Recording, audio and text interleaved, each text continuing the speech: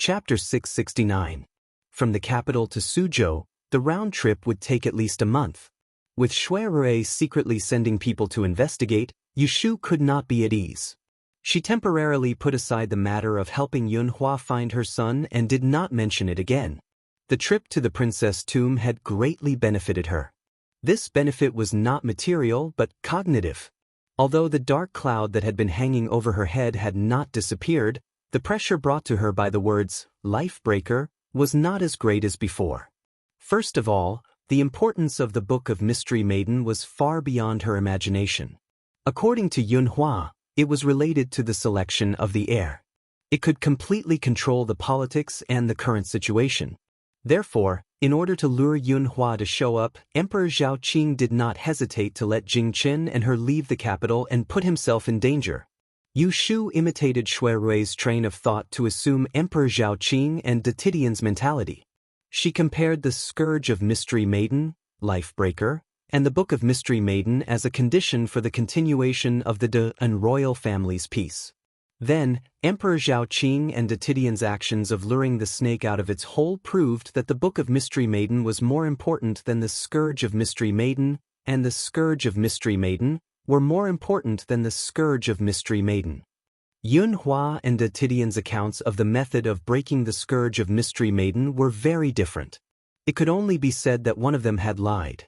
Compared to Datitian, who stood on the opposite side, Yushu was more inclined to Yunhua, who was using her. In fact, she seriously suspected that the Book of Mystery Maiden was also a necessary condition for Jing Chen to break the Scourge of Mystery Maiden. Otherwise, why was Emperor Zhaoqing not in a hurry to break the Scourge of Mystery Maiden for Jing Chen when the Scourge of Mystery Maiden and the Scourge of Mystery Maiden coexisted? Instead, he delayed it. Not only were they unwilling to force Jing Chen, but Yunhua had no choice but to marry Princess Liu. They should have realized that in front of the imperial power, any individual's will was **t. In this way, could she understand that without the Book of Mystery Maiden, she could not be used to break the Scourge of Mystery Maiden for Jing Chen? Yushu hoped that was the case. After careful consideration, it was as if half of the burden on her body had been lifted. She would no longer have to live in fear every day, worrying that one day the emperor would issue a marriage decree and tie her and Jing Chen up to the bridal chamber. The only thing she had to be wary of at the moment was the mastermind behind the murder in Taisher Shuyuan. If it was not Yunhua, who else could it be? In the evening, Yushu returned to her house on Baochang Street from the Celestial Commissioner's office. Lin went to the main kitchen to get the food box. When he came back, he saw someone sticking her head out from under the camphor tree outside the courtyard wall, looking around. He slowed down his pace and went behind that person. When he took a closer look, he saw that it was Lady Chui's little maidservant, Xiang Sui. "Sister Keiho? Why are you hiding here?" Xiang Sui was startled by her sudden voice. She turned her head and recognized Lin. With an embarrassed face, she stammered, Madam heard that you have returned to the house, so she asked me to invite you to her place for dinner." Lin was a maidservant who had been carefully trained by the consecrated people's courtyard. She looked down on Xiang Sui's timid appearance, but she smiled sweetly. She freed a hand to grab her and led her inside. "Come in with me. Let's talk inside." Xiang Sui hurriedly agreed. As the head of the household, Yushu lived in the north wing. Day and night, there were maidservants who guarded the gate. Xiang Sui didn't dare to trespass. She didn't even have the face to go up and ask someone to let her know. If she hadn't met Lin, she might have hidden here until the second half of the night. Lin didn't directly bring her to Yushu. Instead, she went into the room to report. After getting permission, she brought her in. At home, Yushu wore a loose jacket with silk shoes and cloth socks. It was very loose. She sat on the couch with her legs bent. In her hands was a scroll of Kunling Bureau rules. When she had nothing to do, she would flip through it. She had to memorize it by heart. When she heard the reason for Xiang Sui's visit, Yushu's first reaction was that Aunt Chui was looking for her for no good reason.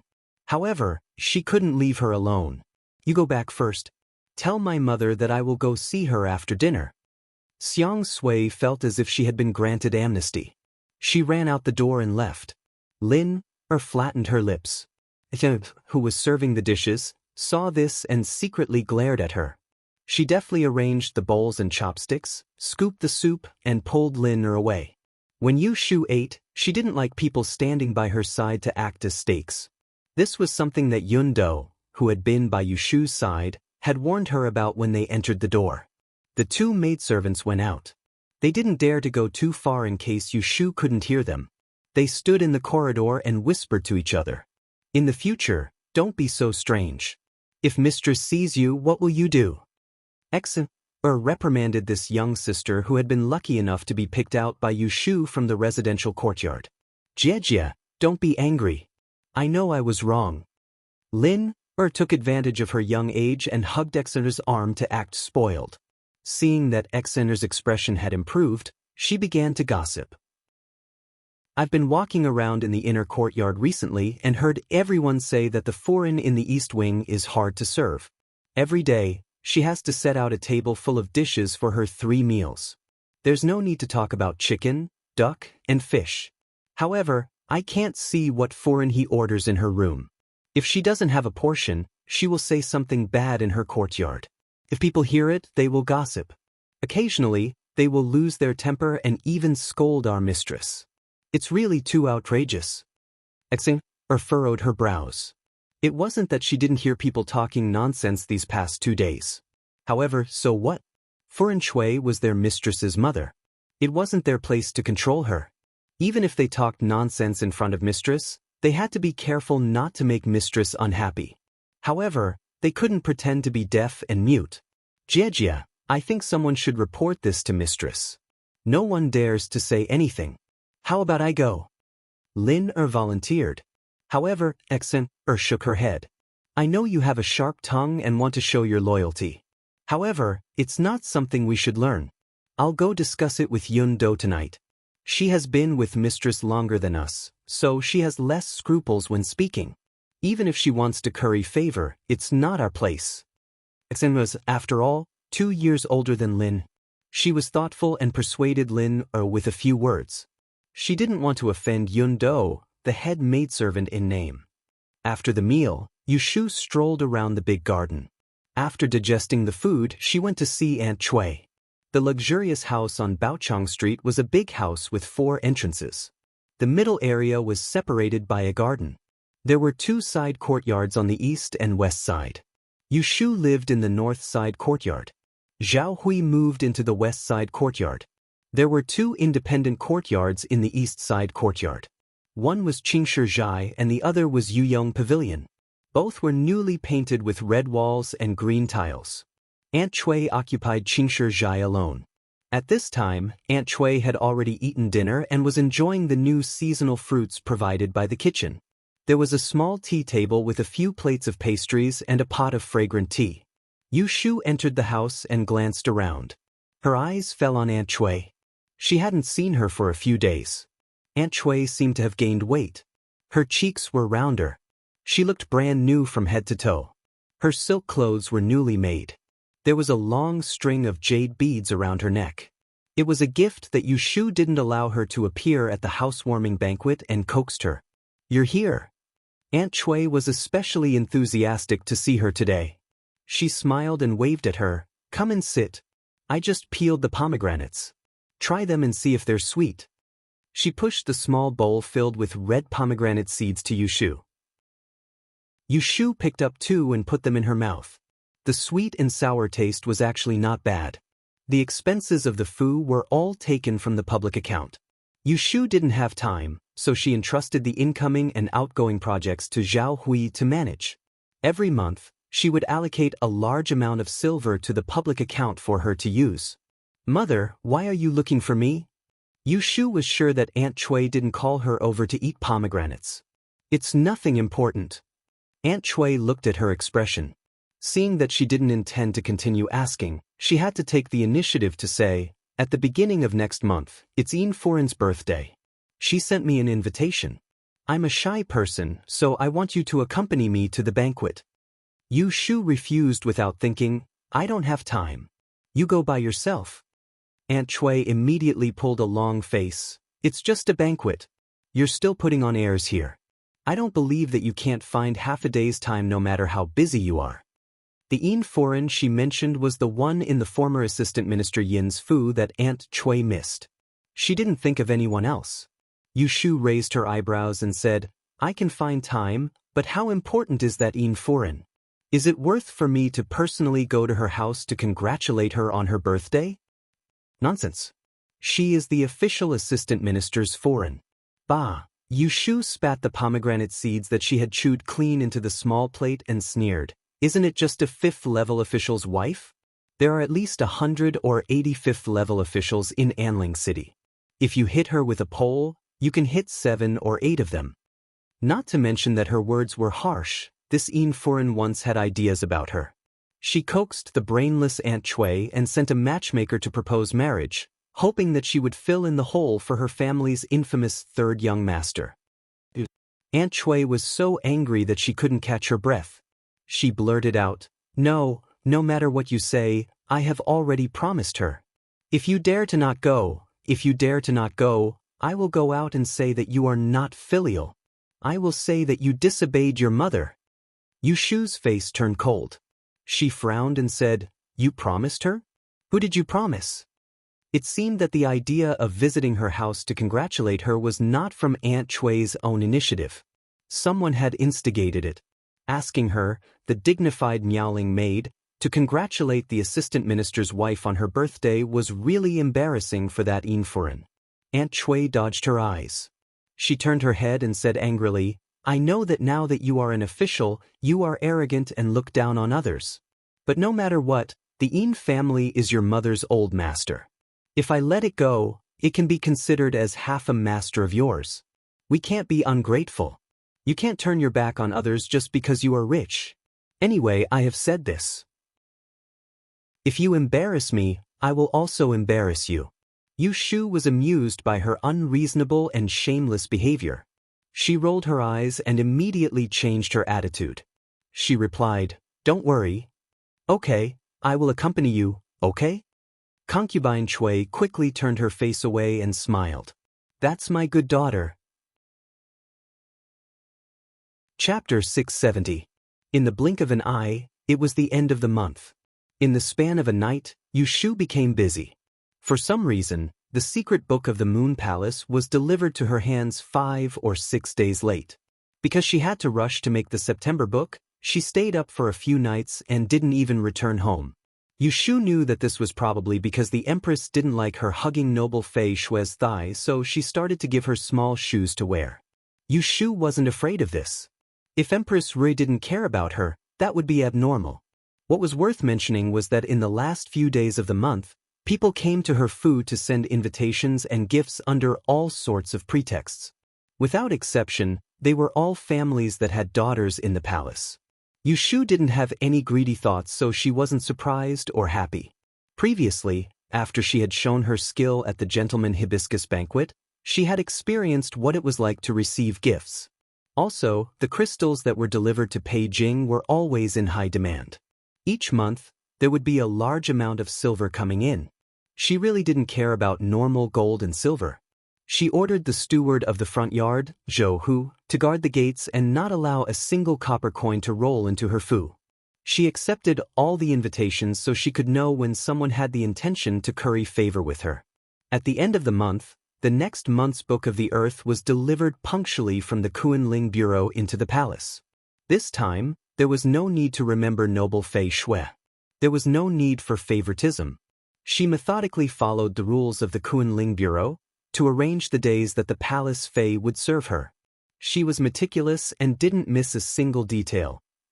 Perching Tree Palace, Empress Rui was surprised when she received the freshly made Book of the Earth. This Yunuyu is very cautious. Fine. She was the female envoy that the emperor had bestowed upon her. She was in the limelight and it wasn't good to move against her. Since she was smart and knew her place, she wasn't in a hurry to deal with her. She would let her stay in that position that attracted others' eyes. She gave the September Book of the Earth to Jing Shanggong, who was waiting in front of her, to read. Empress, is this next month's Book of the Universe? While the Book of Kun was divined by the Kunling Bureau, as the head of the 6 palaces, The empress had the right to question it and could complain to the emperor at any time. As long as there was a problem with the Book of Kuan, she could reject the Kuan Ling Bureau, make a new decision, or punish the person concerned. Do as I say. The second day of the 9th month was the birthday of the wife of the assistant minister's residence. Aunt Chui woke up early in the morning and ran to the north courtyard. She watched as Yu Shu ate her breakfast and urged her, "It's still early. You should go wash up quickly, change into some decent clothes, and dress up well." Yu Shu was too lazy to pay attention to her. It just so happened that she was off today and didn't have to go to the Celestial Commissioner's morning roll call. She had already arranged her time. In the morning, she would look through the books on Yi Shui that she had recently collected. In the afternoon, she would go to the Yin residence with Aunt Chui. In the afternoon, she would go to Baichuan Academy to see Yu Xiaoxiu. "I just washed up yesterday.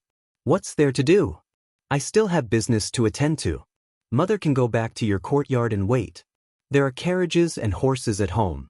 Don't worry about not being able to make it in time. It won't be too late to leave at noon." After sending Aunt Chui away, Yu Shu ignored her protests and turned to go to the study. Aunt Chui chased after her with quick steps. Just as she reached the corridor, she was stopped by Xen and Lin, who coaxed her away. Aunt Chui waited anxiously for the sun to rise. Before Yu Shu could send someone to call her, she ran over again. Just then, Yu Shu came out of the moon gate, dressed neatly. After all, Yu Shu was an official and couldn't be mentioned in the same breath as before. When she went out, she couldn't dress too casually. It was fine at home, but when she went out, she had to wear a deep dress with a silk belt around her waist and a skirt with rings. Her hair was combed into a bun and she had pearl hairpins and earrings. Her current clothes were the standard for female Celestial Commissioner officials. Most of her regular clothes were green and blue. The color was fair but not seductive. In this way, she appeared dignified and immature. This was not the delicate appearance that Aunt Chui wanted to see. She immediately said with dissatisfaction, "No, no. Go back and change quickly. Mother remembers that you used to like those bright pink colors the most, right?" Yu Shu didn't argue with her. She nodded and said, "Okay, I'll go change now. Please wait for me for another hour." After saying this, she was about to go back. When Aunt Chui heard this, she quickly grabbed her. If she waited for another hour, it would be too late. "You little girl, can't you listen to me for once?" Aunt Chui gritted her teeth. "If you don't want to change, then don't change."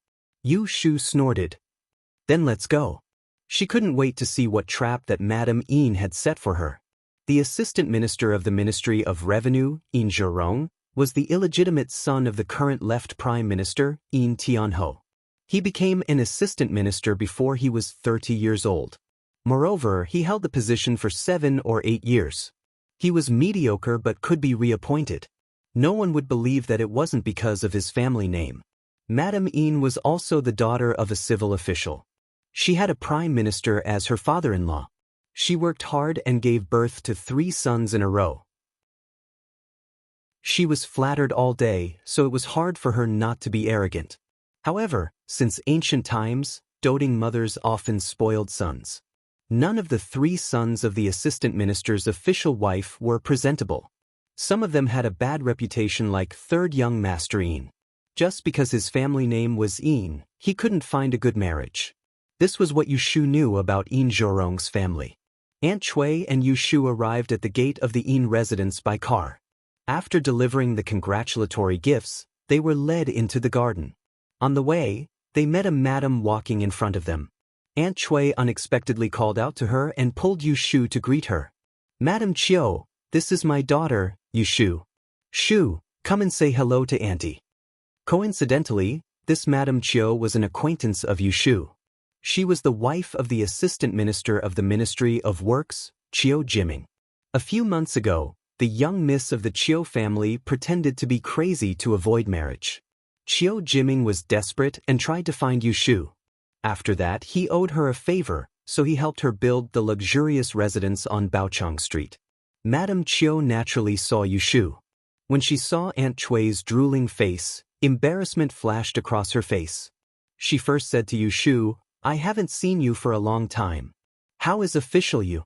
In terms of rank, Yu Shu and her husband were both fifth-ranked officials.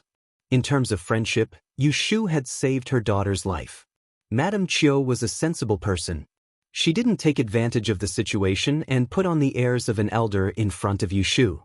Yu Shu nodded at her with a faint smile. I'm fine. Thank you for your concern. Seeing that they actually knew each other, Aunt Cui rolled her eyes and was about to interrupt. Madame Chiu didn't give her a chance. She smiled at her apologetically and said, My daughter came with me. After a while, she disappeared. I'll go look for her. Madame Yu, please take a seat first. After saying that, she looked back at Yu Shu with a meaningful look and hurriedly led her servants away. Yu Shu naturally wouldn't miss her last glance. Suspicious, she turned her head and asked Aunt Cui, Mother stays at home all day. When did you know Madame Chiu? Aunt Cui was still regretting that she missed the opportunity to get close to an official's wife. Suddenly being questioned by Yu Shu, her face stiffened. She turned her head and said angrily, When have you ever cared about me? Yu Shu didn't say anything and just stared at her. Aunt Cui felt uncomfortable being stared at by her. She took her arm and muttered, Walk faster. We're late. On the other side, Madame Yin was sitting in the garden hall to entertain guests. An old maid came to her side and whispered, so she changed clothes and went to the back room, leaving her eldest daughter-in-law to accompany the guests. Did the mother and daughter of the Yu family come? They just entered the door. Madame Yin pursed her lips and smiled. Her eyes were full of ridicule. She whispered to the old maid, Go to the front yard and keep watch. Don't let your third master slip away again. The old maid said obediently, I just came from the front yard. Third master is drinking with young master Yuanrong and can't leave. Chapter 671. One update, Yu Shu sat on a table near the window. The gallery outside the window was filled with a group of music and bamboo artists. The lively tunes could not drown out the chatter and laughter in her ears. There was a room full of women, so it was needless to think about the scene. Aunt Cui, who was originally sitting next to her, went to the host's table with a glass of wine in her hand. The golden partridge buyao in her hair danced in her eyes. She could not stay idle at all. There was no lack of curious gazes and whispers behind her back. From time to time, words like female official and female fortune teller came into her ears. Yu Shu looked coldly at Aunt Cui, who complimented Madame Yin together with those inferior women. Since she did not feel ashamed, she did not restrain her. There was a saying that mud could not support a wall. Yu Shu had long given up on Aunt Cui to have much tolerance. As the star of today, Madame Yin was surrounded by many people. After a few glasses of wine, her face was slightly red. She smiled and asked someone to fill her empty glass again. She stood up slowly with the help of a maid's arm and looked around. When she found Yu Shu at the nearby tables, the smile in her eyes became colder. I'm really happy today. You guys always say nice words to coax me, saying that I don't look old at all and that you can't tell my age. But I really know that I'm old, she smiled and sighed. She reached out with her long hand and grabbed a woman wearing gold and jade beside her. She patted the back of her hand intimately and said to the crowd, Look, this girl Cui was my predecessor when I first married into the mansion. She was still a delicate little girl at that time. In the blink of an eye, she already has a son and a daughter and has her own family. How can I not be old? The one she pulled was concubine Cui, the simple-minded one. As soon as she said this, the room became much quieter than before. Everyone's attention was focused on the woman she was holding. Those who knew about Aunt Cui's background mostly revealed mischievous expressions. There were also some guests who didn't know what was going on. When they slightly turned their heads to ask around, they revealed a look of surprise. Everyone knew the name of Messenger Miaoling. A while ago, there was a rumor that this young female official had a dishonorable family background and seemed to have something to do with the Yin family. It was said that Madame Yin had taken a fancy to this daughter-in-law, but did not expect that Miaoling would become so successful that she looked down on her dissolute third young master. As a result, the cooked duck could only fly away. This kind of rumor was just a passing thought, but looking at Lady Yin's attitude today, was it really not over yet? Madam Een, forgive my poor eyesight, but who is this person beside you? Someone asked politely. Look, I forgot to introduce her. You wouldn't know her even if I told you about her. But if I tell you about her daughter, I'm sure all 10 of you know her. Madam Een deliberately kept them guessing. Even after being rebuked by the servants, she was not anxious. Instead, she gently pushed concubine Chui's shoulder and said gently, You said it yourself, it's your good fortune to raise such a smart and capable daughter. Aunt Chui drank a few cups of wine in the middle and became bold. It was rare that she did not have stage fright. Under everyone's gaze, she said in a somewhat proud and loud voice, She doesn't deserve Madam's praise. She is just lucky to pass the Esher exam and become the female official of the Celestial Commissioner. There was a sudden noise at the table. Some people were surprised and some were suspicious. Madam, may I ask if your daughter is the messenger Miaoling who was appointed by the Emperor? Yes. Aunt Chui straightened her back and interpreted the expression on everyone's face as envy. She became more and more complacent and forgot Yushu's instructions before leaving. In her excitement, she only wanted to show off. She glanced around and saw Yushu sitting in the corner.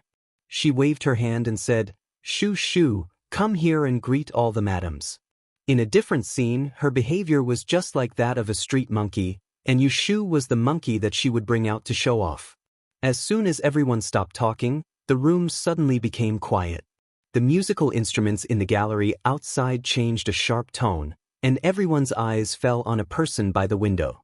Yushu sat very straight. She didn't hold chopsticks or a cup in her hand. She looked serious and obviously didn't fit in with the atmosphere here. She sat alone among the women. Her appearance and clothes were not outstanding, but she gave people a feeling of being a crane in a flock of chickens. No one would mistake her for someone else.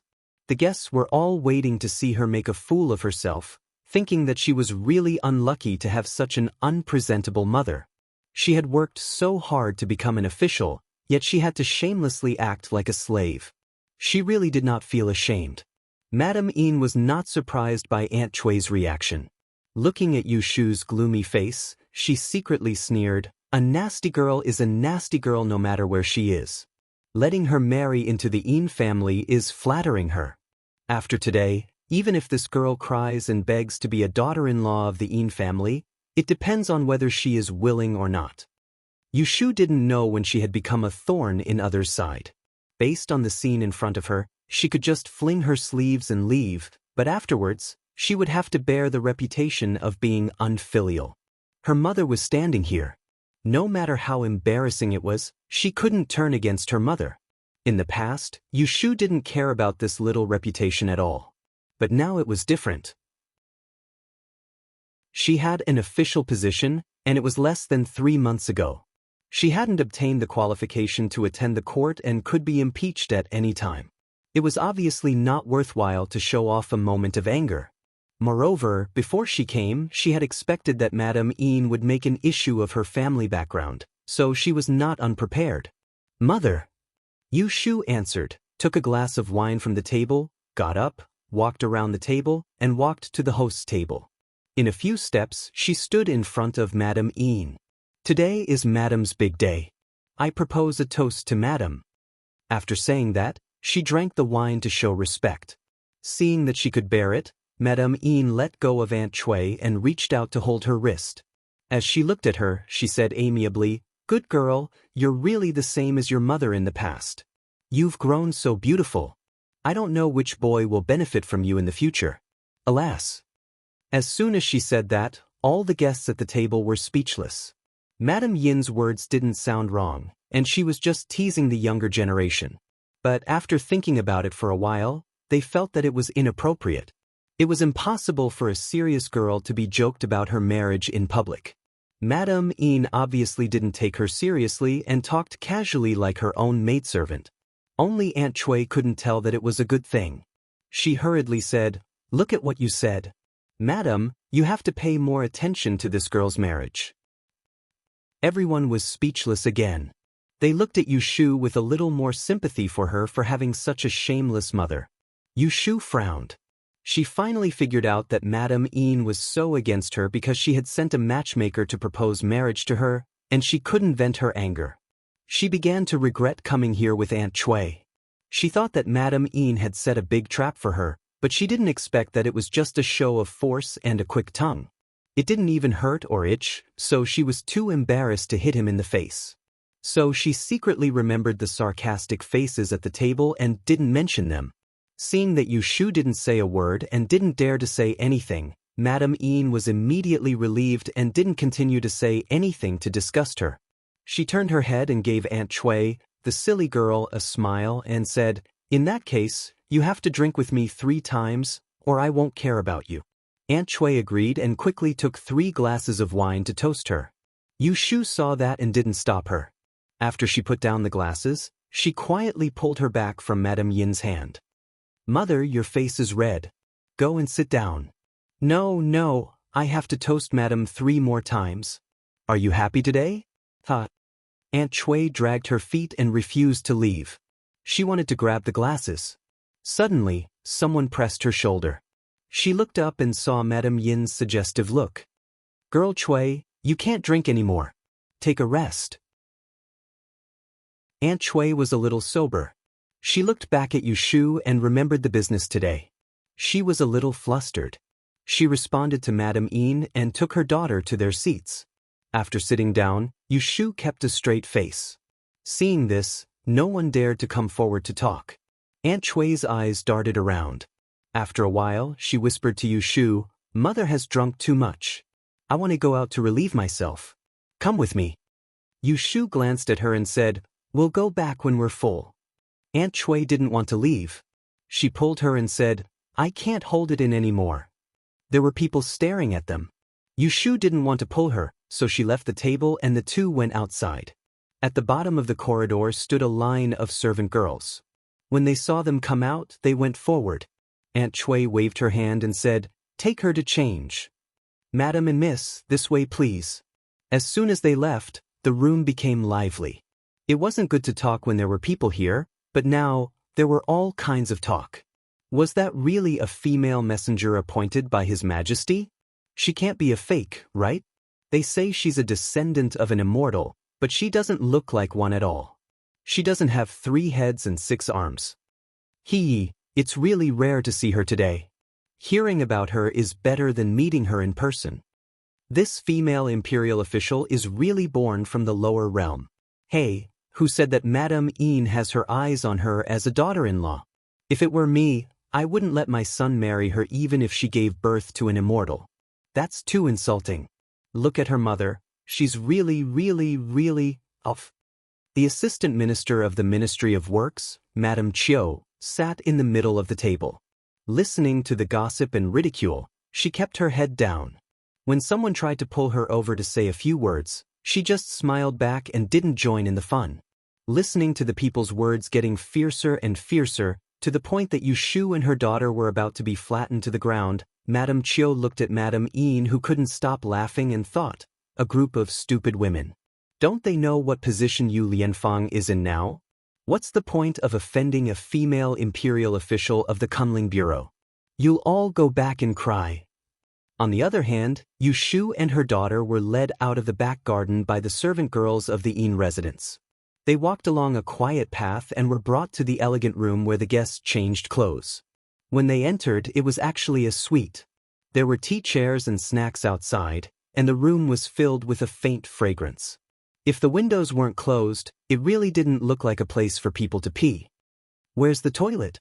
Aunt Chui couldn't find the place and asked the servant girl. She really wanted to pee. The servant girl pursed her lips and smiled. She lowered her head and said, "Madam, please follow me." Aunt Chui followed her for 2 steps and suddenly stopped. She turned to look at Yushu and opened her mouth hesitantly. Yushu turned back and saw her expression. She raised her eyebrows and asked, "What's wrong?" Aunt Chui smiled guiltily and said, "I'm going to pee. You have to wait for me. Don't go too far." Yushu acted as if she didn't see anything wrong with her. She waved her hand and said, "Go quickly. I'll wait for you here. I won't go anywhere." When the servant girl led Aunt Chui to the back of the room, Aunt Chui turned around and her expression darkened. She sat down on the chair and muttered to herself. Chapter 672. Guildmaster. Congratulations to Myriad for having a new guildmaster, KDS's Scattering Flowers. Although Lady Yin only invited women for her birthday, she had 3 sons after all. Some of the female guests who came to congratulate her brought their children with them. The young ladies stayed by her side, while the young masters were all in the front yard, entertained by the young masters of the Yin family. Yin Yuanbo sat at the table in boredom. As the 3rd young master of the assistant minister Fu, he was being neglected at this moment. The reason for this was the other 3rd young master who was being surrounded by people trying to persuade him to drink. Yin Yuanbo was also ranked 3rd in the family, but compared to his famous cousin, Yin Yuanbo was not worth mentioning. One was the legitimate son of a concubine, while the other was the legitimate grandson of the first wife. They both liked to visit brothels, but Yin Yuanrong was incompetent and elegant. They were both called 3rd young master. When Yin Yuanbo was mentioned, everyone would shake their heads and raise their fingers. When Yin Yuanrong was mentioned, everyone would raise their fingers and praise him. Because of this, Yin Yuanbo was teased by many people. Even the prostitutes in the brothel joked that if it was another 3rd master Yin, they would rather not accept the prostitutes. Therefore, Yin Yuanbo had long hated Yin Yuanrong. Although he called him 3rd brother affectionately, he always felt indignant in his heart. Humph, what's so great about him? He's just reincarnated better than me. Drink. It's good to drink too much. I'll make a fool of myself today. Yin Yuanrong was also wronged. He shouldn't have come today. Not to mention that the birthday girl, Madame Yin, was his aunt in terms of seniority. He didn't even take Yin Zhurong, his uncle, seriously. It was true that Madame Yin sent the wedding invitation to the old residents, but according to usual practice, it was enough when the gift was delivered. Even his mother wasn't willing to lower herself to join in on the fun, let alone someone as proud as him. He could only blame himself for not having any official work today. He went out to have fun and happened to meet his cousins in this residence, so he was forcibly dragged over to drink. In fact, not long after he sat down, he wanted to slip away. It was really boring to drink with a group of teenagers and listen to their flattery. It would be better to hug a beautiful girl and listen to music. On the other side, Yin Yuanbo was racking his brains to think of a way to prank him. A servant suddenly appeared behind him and whispered in his ear, "Young master, Madam is looking for you." Yin Yuanbo got up impatiently and walked outside. Yin Yuanrong saw him and took the opportunity to stop him. "3rd brother, wait for me. Let's go together." Yin Yuanbo stopped and turned back with a dry smile. "3rd brother, I need to go." Yin Yuanrong did not care about what he was going to do. He pushed aside the group of children who were fawning over him and strode forward. He grabbed Yin Yuanbo's shoulder and pushed him out with a smile. "Let's go together." They wanted to go to the toilet. The others were too embarrassed to follow them and could only watch them leave. After leaving the central room and passing through the winding corridor, Yin Yuanrong let go of Yin Yuanbo and said, "I suddenly remembered that I have something to do, so I'll be leaving first. When you get back, remember to tell your eldest brother and 2nd brother for me." Seeing that he was about to leave, Yin Yuanbo hurriedly stopped him. It wasn't easy to catch him, so how could he let him go just like that? An idea suddenly came to his mind. He shamelessly said to Yin Yuanrong, "San Go, don't be in such a hurry to leave, I have something good to show you." "What is it?" Yin Yuanbo didn't have anything good to show him. He just wanted to keep him here. "That thing is interesting. You'll like it. Come with me." The servant couldn't help but remind him, "Young master, madam." "Madam? What madam?" Yin Yuanbo glared at him and turned to Yin Yuanrong. "My mother is afraid that us brothers will not take good care of you and neglect 3rd brother." Yin Yuanrong said casually, "We're brothers. No need to be so polite. What is it? Take me to see?" Okay, Yin Yuanbo agreed. Seeing that the servant didn't move, he kicked the servant's butt and scolded, "What are you standing there for? Lead the way." The servant had been ordered to take Yin Yuanbo to the rear courtyard, but no one had told him what to do if there were other people with young master. In Yuanhua kicked him so hard that he couldn't think straight and foolishly led the two to the rear courtyard. Yu Shu waited for the time it took to drink a cup of tea for Aunt Cui. Seeing that she didn't come out, she didn't rush her. She just waited and waited. Slowly she felt stuffy. She wiped her forehead and sweat came out. It was autumn. One had to wear at least 2 layers of unlined clothing when going out. No matter how hot the sun was outside, one wouldn't sweat. Yu Shu took out a handkerchief to wipe her sweat as she stood up and went around to the back of the room to look for Aunt Cui. Unsurprisingly, there was no one inside. There was a back door connecting the inner room to the corridor. Aunt Cui and the maidservant who led the way must have quietly left from here. She pulled the doorknob and found that the door was locked from the outside. Just then, she heard a not-too-loud "Kacha" sound in front of her. She turned around and quickly walked back to the front, only to find that the front door was also locked from the outside.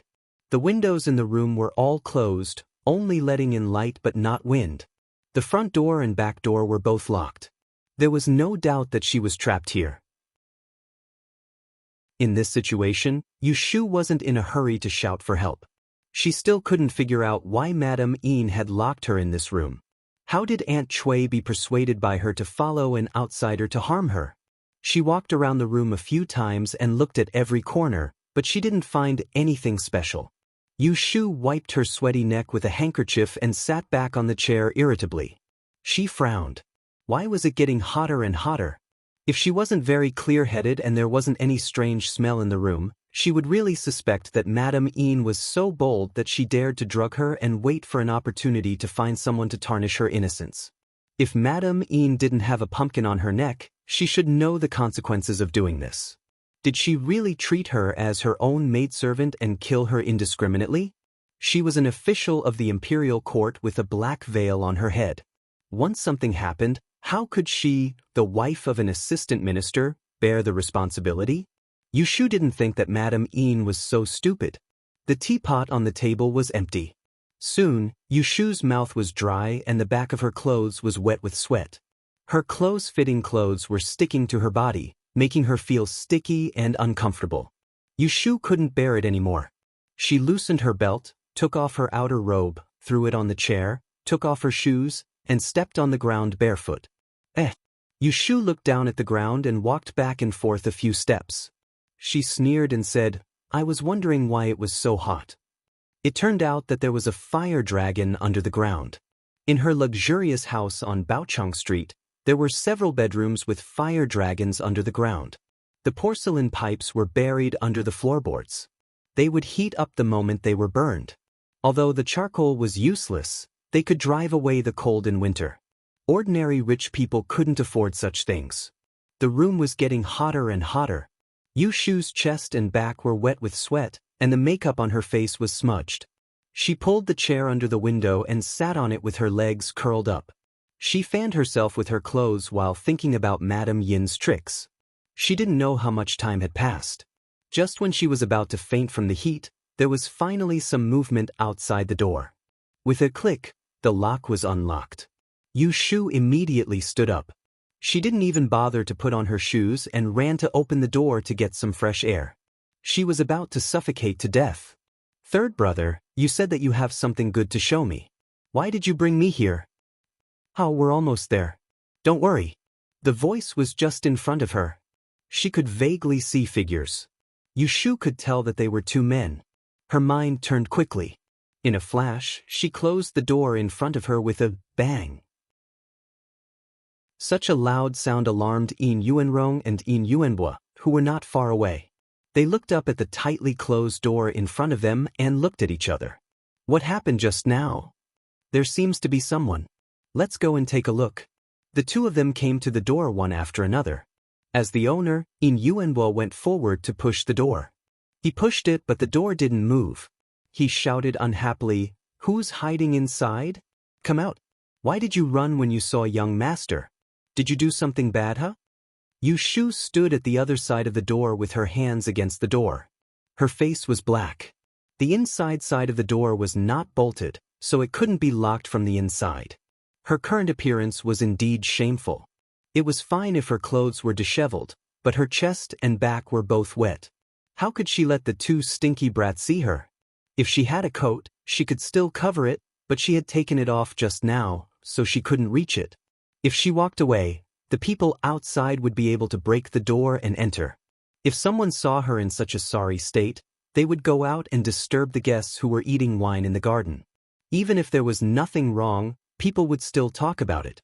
She wasn't afraid of rumors, but she didn't like it when people casually made up stories. Damn it. Yushu heard that at least one of the people standing outside was the young master of the Yin family. Maybe it was the third young master who was so notorious that even dogs despised him. She instantly understood Mrs. Yin's plan. That woman was not willing to give up being her mother-in-law.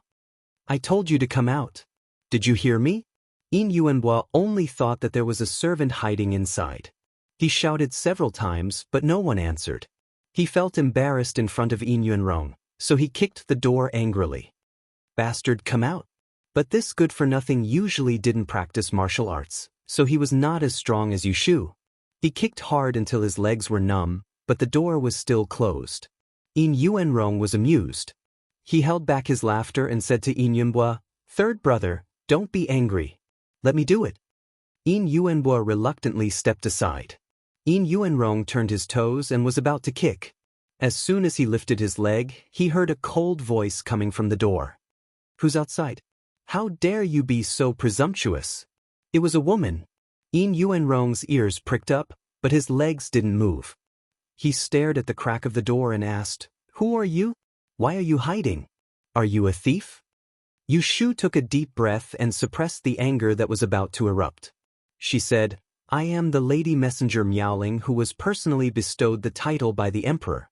I am now a guest in your residence and am changing here. As men, how can you intrude into the backyard? This is ridiculous." Yin Yuanrong's eyes lit up when he heard the woman's angry and cold tone. He was not shocked by Yushu at all. Instead, he laughed at her. "What messenger Miaoling? You're hiding. I think you're a fake. Open the door and let me know who you are." After saying that, he pressed his hands on the door and pushed it forward. Yin Yuanrong was able to become the left deputy commander of the Yulin Royal Guards at the age of 20. In terms of martial arts, he was much stronger than Yin Yuanhua, who was always at a disadvantage in fights. The resistance of Yushu on the other side of the door was almost nothing to him. He exerted a little force and the door bounced open. Yushu staggered 2 steps back and fell to the ground. She crossed her arms in front of her chest and bent her legs. She raised her head and met Yin Yuanrong's piercing eyes with her angry almond-shaped eyes. She gritted her teeth and said, "Don't look at indecent things. If you look again, I'll poke your dog eyes blind." Yin Yuanrong was a little disappointed. He thought that the person behind the door was a stunning beauty. He didn't go to the Hibiscus Gentleman's Banquet on the 6th of June. Later, he heard people talking about this female fortune-teller. They all praised her and always thought she was a special beauty. But as soon as Yushu spoke, he narrowed his eyes and the disappointment in his heart was instantly replaced by excitement. Chapter 673. After the feast, some guests took their leave. A few of them left in 2s and 3s. Madame Yin couldn't sit still anymore. It had been almost an hour since the mother and daughter left. There should have been some movement. She didn't want any accidents to happen.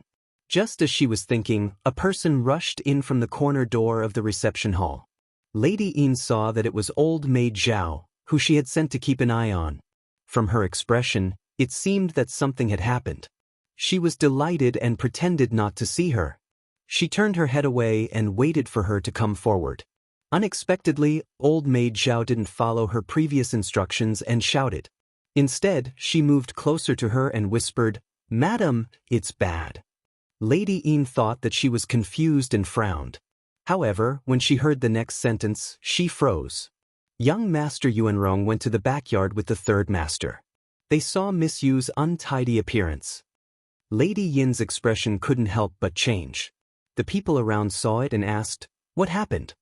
Lady Yin held her breath and swallowed it. She stood up and smiled at them. "It's nothing. There were a lot of guests today, so the gatekeeper didn't check carefully. A little thief sneaked in and was caught just now. I'll go see what happened." You guys sit first. Don't leave in a hurry. Wait for me to send you off when I come back.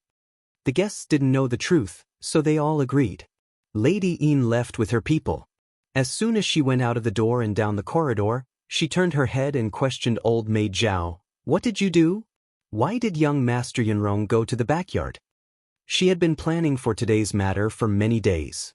After all, Yushu was an official, so it wasn't easy to control her. Fortunately, her mother, Xiaozui, was a silly girl. After she introduced a few madams to her, she really thought that she was sincerely looking for a son-in-law from a noble family. According to her original plan, Xiaozui coaxed the girl into that room and trapped her. Then she would burn Hualong and force her to take off her clothes.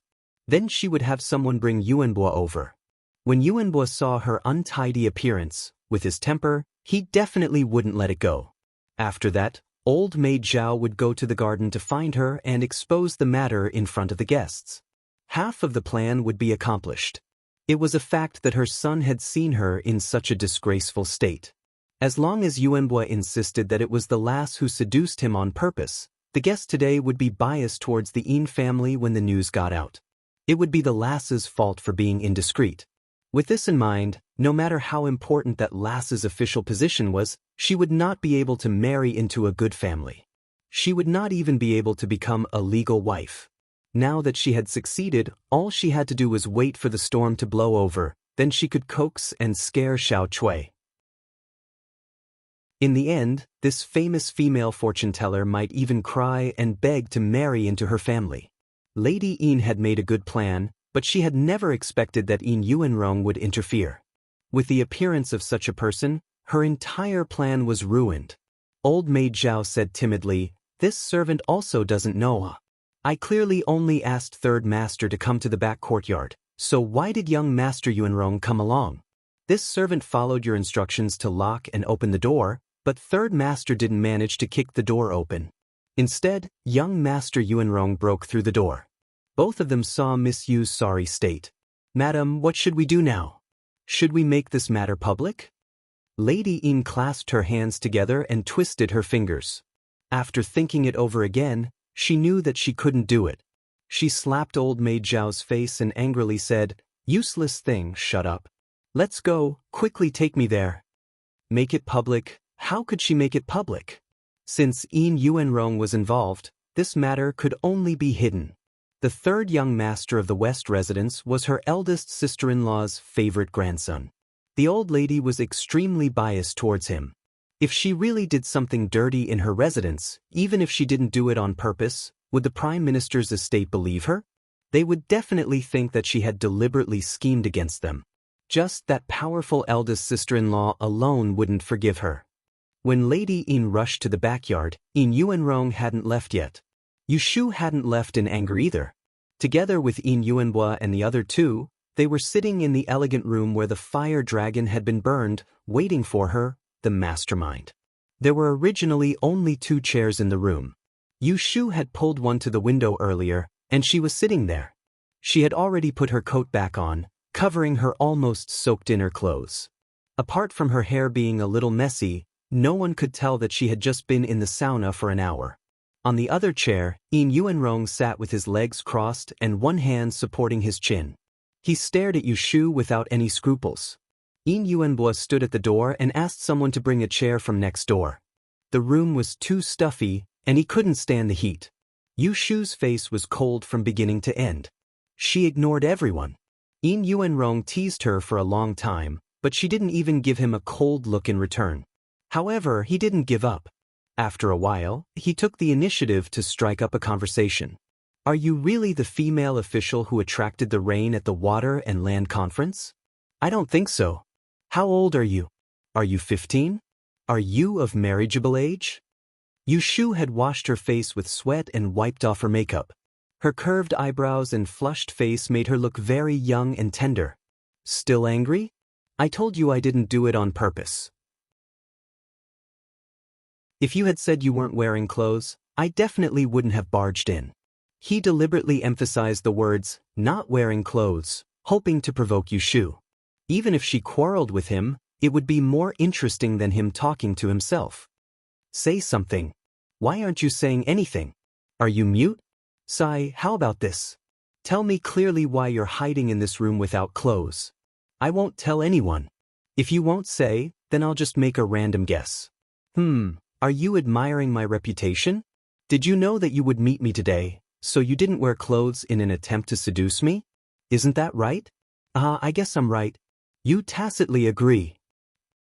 Yushu didn't say anything, but in her heart, she silently slapped the mouth of this shameless man 100 times.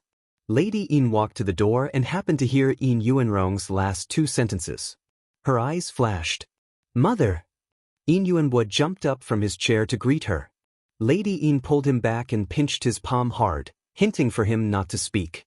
She stopped outside the door and muttered, Why did you call Mother over in such a hurry? Didn't I tell you to stay in the front courtyard to entertain the guests? As she spoke, she stepped into the room and looked around first. She looked at Yin Yuanrong and then looked at Yushu. She forced out a surprised expression. Miss Yu, I didn't see you two return to the banquet in such a long time. I thought you two had left long ago. Why did you come here? Yushu looked at her coldly, pretending to be ignorant. She didn't move from her chair and slowly said, Shouldn't Madam know best why I'm here? Lady Yin pretended to be confused. What do you mean? What do I know? Miss Yu, where's your mother? Why don't I see her? Yushu closed her eyes, took a deep breath and said, Lady Yin, I just want to ask you. Does your family want to become enemies with me today? It wasn't that she didn't do a divination before she left, but she didn't expect that a good divination would make her suffer a loss. She was careless. If she had known earlier, she wouldn't have saved that bit of Tihu incense and wouldn't have made a fool of herself today. Right now, she was in someone else's territory, so she would be the one at a disadvantage if she caused trouble. She should leave first and then argue later. Hearing this, Lady Yin's face instantly turned serious and she said unhappily, I asked you what happened, but you refused to tell me. Why are you questioning me like this? I treat you as a guest, so don't go too far. Yushu nodded as if she had heard her answer. She pressed on the armrest and stood up.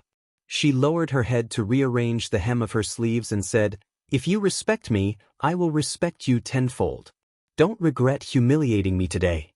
After saying this, she flicked her sleeves and strode past the mother and son. She didn't look back. When had Lady Yin ever been spoken to so harshly like this? She turned around and stared at Yushu's back as she walked away. She wanted to poke 2 holes in her back. She was extremely annoyed.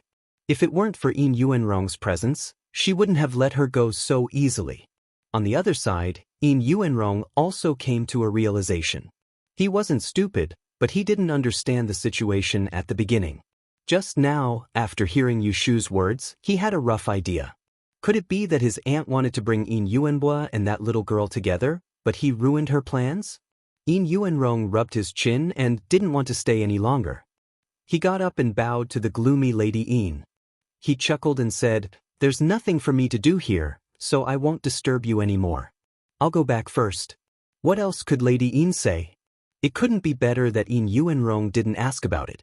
Her voice softened and she said apologetically, I invited you to my mansion for a wedding feast, but you met with such trash. I don't have the face to keep you here. You should go. Yuanbo, see your cousin off. Yin Yuanbo followed Yin Yuanrong reluctantly and left. Chapter 674. Aunt Cui was found in a pavilion in the corner of the garden. She was drunk, but she still remembered Madame Yin's instructions. After tricking Yushu into that room, she didn't immediately return to the banquet. Instead, she wandered here alone and fell asleep on the stone table. Old maid Zhao brought the sleepy Aunt Cui to Madame Yin.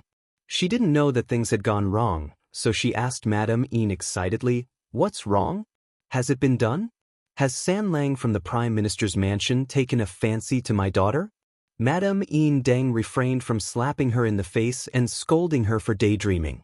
She turned her head and signaled old maid Zhao to guard outside the door in case anyone heard them. Why do you think concubine Cui would listen to her and trick her own daughter? Wasn't it because concubine Cui used Yin Yuanrong's name to deceive her? Previously, concubine Cui had repeatedly praised concubine Cui, making her think that Yushu was now worthy of the nobility, but that her family background was holding her back. As a result, concubine Cui plotted today, forcing Yin Yuanrong to come and propose marriage. Madame Yin Deng didn't expect that things would be so coincidental.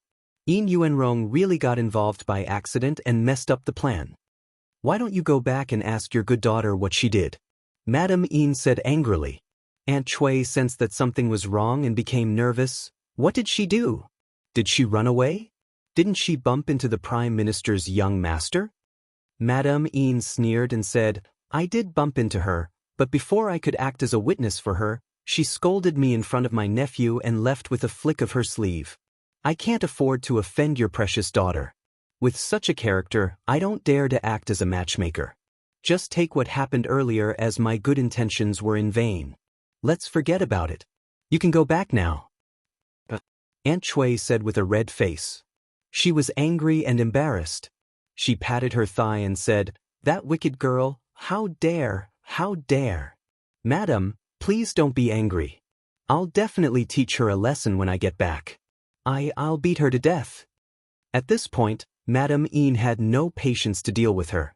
She could only push the blame onto Yushu to smooth things over. She asked the mother and daughter to go back to the nest to fight among themselves. Since it was Aunt Cui who was involved, Madame Yin could not put the blame on her. No matter how angry that girl was, Madame Yin could not expose what happened today. Lady Yin dismissed Aunt Cui fearlessly and turned to talk to her youngest son. She had to carefully remind him not to say a word about Yin Yuanrong running into Yushu today. She didn't care about Yushu's reputation, but she was afraid that the sister-in-law of the West Mansion would make trouble for her. Aunt Cui returned home dejectedly. Suppressing her anger, she rushed to the north wing but was stopped by two maidservants who were guarding the door. Madam, please wait for a moment. Allow this servant to go in and inform her. Get away from me. I'm her mother. Do I need you to inform her if I want to see her? Aunt Cui pushed them away. It was the first time that the two little maidservants encountered such a thing. They were a little helpless and didn't dare to stop her. Then she broke in. It was funny that Aunt Cui had lived in this mansion for many days, but it was the first time that she took the initiative to come to Yushu's place. There were 2 suites in the north wing and more than 10 rooms. She didn't know which room was the one guarded by the maidservants. It was rare for her to be smart. She rushed to the one guarded by the maidservants. Get out of the way. Akiko Abe was standing outside the door. Since she recovered, she was called by Yushu to serve her. Yushu was not afraid of her strange things because she was very obedient. She liked her more than the 2 sisters who were bought from the supply house at a high price. Akiko Abe stood in the middle of the door and stopped Aunt Cui. Akiko Abe bowed and said in a low voice, Master is taking a bath in the inner room. Madam, go next door and drink some tea to calm down. Wait for Master to come out. Aunt Cui didn't listen to her. She reached out and pulled her. I'm her mother. Why haven't I seen her? Akiko Abe hugged her arm and knelt down in front of her. Then she whispered, Madam, please calm down. This servant deserves to die. No matter what mother she was, her master told her to guard the door. She had to guard it. She wouldn't let anyone go in. Aunt Cui was firmly held by her. No matter how hard she tried, she couldn't break free. In a fit of anger, she slapped Akiko Abe's face. You little bitch, get out of my way. After being slapped, Akiko Abe's face was burning. But she didn't say anything and didn't let go. The noise in this room alarmed the busy servants in the courtyard. Some were washing clothes, some were cleaning, and some were taking a nap. They all ran out to see what was going on. When they saw concubine Cui's posture, they all knelt down and tried to persuade her to calm down. However, they were not as stubborn as Abe Kizo, who dared to pull their master. With such a noise, Yushu, who was in the room, heard it. She closed her eyes and sat in the bathtub. Then she rubbed the sticky discomfort on her body. After washing, she wrung her hair dry and wrapped it with a towel. Then she put on a dry and soft silk dress. She stepped on the wooden clogs and walked outside. There was a teapot and a pair of round peach blossom porcelain cups. The temperature of the water was just right. She poured a cup and sat cross-legged on the couch. Then she slowly drank it. After that, she let out a long sigh of relief. Then she aimed at the door. She raised her hand and threw the empty cup at the door. Bang! The outside of the room was quiet for a moment. Yu Shu stared at the door with a blank expression and said, "Akiko, let her come in." Then the door was opened. Aunt Chui almost fell in. Her mouth was cursing, "You are a group of slaves. You should be killed 1,000 times. You don't take me seriously. Each and every one of you should die." Bang! Yu Shu also threw the other cup. Aunt Chui was stunned. "Go back to what you should do." The servants outside the room scattered like birds and beasts. In the blink of an eye, only Akiko Abe was left. "Akiko, close the door and come to me." Akiko Abe obediently closed the door and quickly moved to the couch. Then she silently knelt at her feet and bowed her head. Yu Shu lifted her chin and looked at her swollen face. This child was born with a fairer skin than ordinary people. The fingerprints on her face were particularly obvious. Fortunately, there were no scratches. Otherwise, Yu Shu would be distressed. She couldn't find a servant like her in the entire Dan dynasty. Aunt Chui saw that Yu Shu ignored her and cared about a servant. She couldn't help but feel depressed in her heart. Could it be that she, as a mother, was not as important as a servant? Yu Shu touched Akiko's head and made her kneel on the couch. Then she looked up and talked to Aunt Chui. "Why did you come back?" At this moment, Aunt Chui was dizzy with anger. Her courage flew out and she screamed, "I came back to settle accounts with you, you damn girl. I worked hard to arrange a good marriage for you, but it was all ruined by you. You even dare to scold the madam. What else do you not dare to do?" She did something wrong, but she righteously blamed Yu Shu.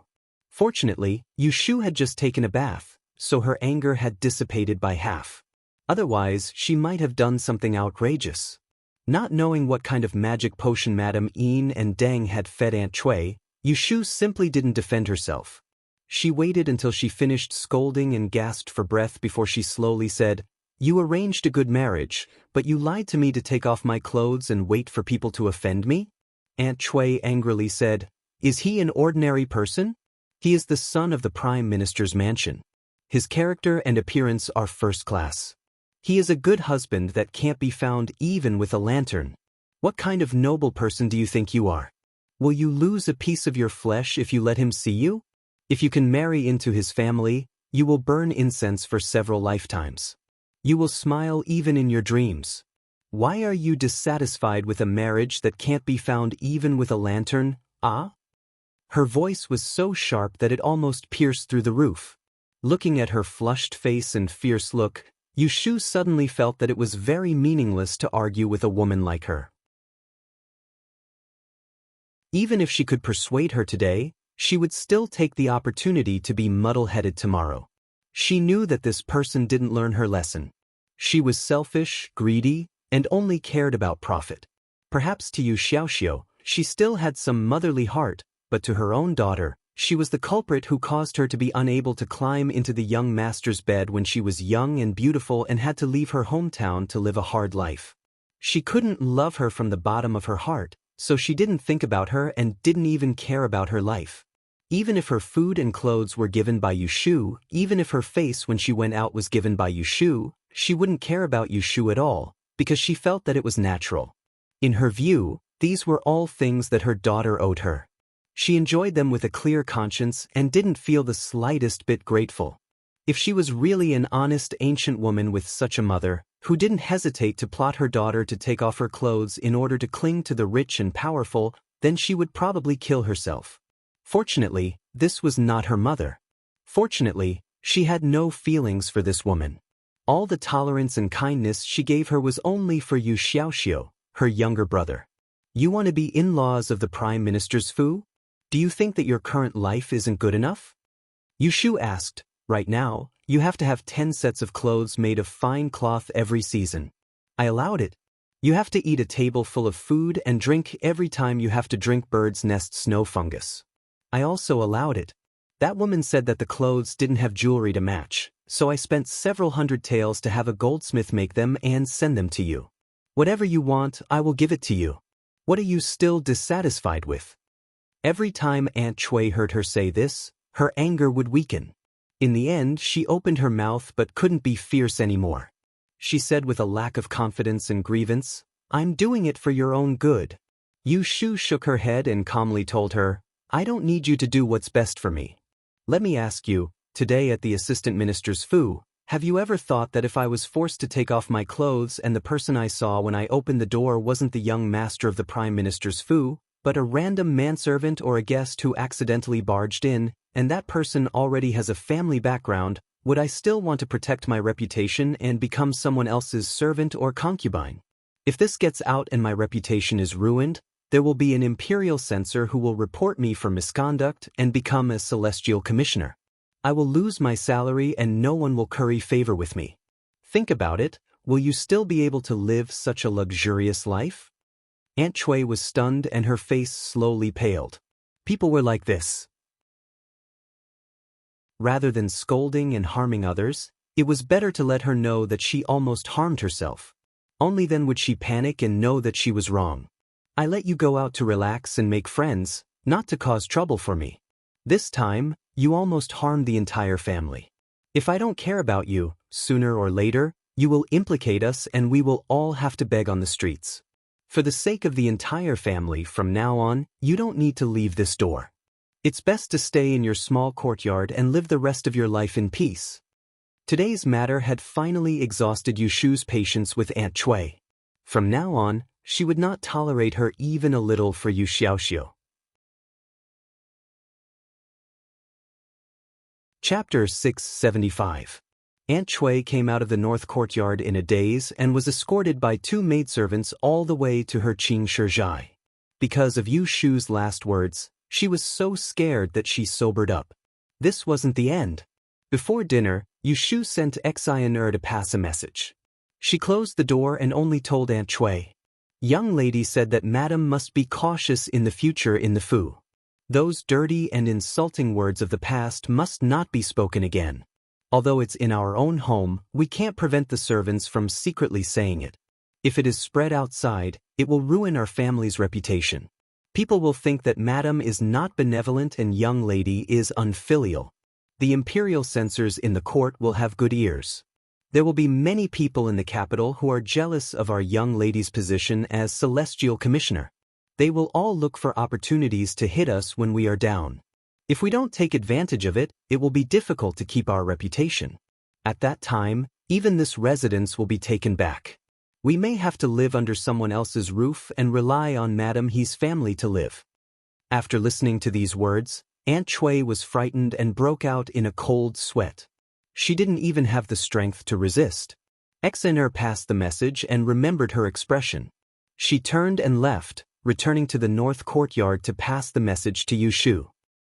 After Madam heard it, her face turned pale. It seemed that she was very scared. She didn't say anything. This servant didn't stay there for long and came back. Yu Shu snorted. Concubine Chui's reaction was as she expected. Before, Concubine Chui often called her unfilial and used this to threaten her. These days, Concubine Chui had been acting like a tyrant in the fu, but Yu Shu had turned a blind eye and endured it. Aunt Chui only thought that she had grasped her weakness. She didn't know that Yu Shu didn't flare up because she was tolerating her. If she really wanted to shut her mouth, she had many ways. Xiner left and closed the door. She saw Liner standing not far away waiting for her. "Jie, you went to Qing Yuzhai?" "Yes, I went there." Then did you really follow Master's instructions and teach Madam a lesson?" When Yu Shu was instructing Xiner, she didn't try to hide it, so Lin heard every word. "What lesson?" "What our master said is right." Xiner frowned and corrected her. Seeing her sticking out her tongue, she couldn't help but pat her head and whisper, "You too. When did you go to Yundo's place to learn how to talk? You don't even make a sound." A few days ago, the 2 sisters had heard that Aunt Chui was behaving inappropriately and wanted to report it to Yu Shu. However, it was not good to bypass Yundo, the most senior servant in the North Xiang, so they decided to first tell her about the matter and let her decide how to report it to the master. Lin was confused. "I didn't say that." Didn't big sister say it? Exeter was startled. It wasn't her, nor was it Lin. Then when did mistress know that Aunt Chui's actions weren't dignified? Was it Yun Do who said it? Or was master already aware of it and kept quiet? Thinking of the latter possibility, Exeter's face burned. She grabbed Lin's hand and couldn't say a complete sentence for a long time. Jie, what's wrong? Don't scare me. Exeter smiled bitterly and shook her head. She didn't know how to tell her. She didn't know if the two of them had seen how smart they were before. It was really a case of being too smart for one's own good. Speaking of which, these past few days, mistress didn't like having the two of them serve closely. Instead, it was Kuei Zi who followed closely. Did mistress think that they were slippery and didn't like them? The more Exiner thought about it, the more she felt that it was the case. It was too late for regrets. It would have been better to listen to Lin, and go to mistress to curry favor. Compared to offending Yundo and making mistress hate them, that would be worse. Exeter thought about it and pulled Lin back to the room to tell her not to mention it. It was said that Assistant Minister Chiu Foran of the Ministry of Works went to Madame Yin and Deng's wedding banquet and returned home. In the evening, she received a message from Yushu, asking her to make a list of the madams who went to the Yin mansion with her today. Yushu didn't say the reason, but Madame Chiu guessed that Madame Yin had offended her.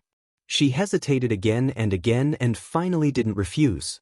One reason was for friendship, and the other was to protect herself. So after dinner, on the table in Yushu's study, there was a list of the guests of the Yin mansion, including relatives and friends. She copied it down and burned the list. Tonight, many families sneezed in their backyard. They didn't know which immortal they had offended and were going to be unlucky. The next day, Yushu came to the Kunling bureau. The first thing she did was to ask Wen Shaoan to take out all the official marriage documents that had been issued last month. Then she found several thick pedigrees of surnames in the library and asked Wen Shaoan to look through the list she had copied last night.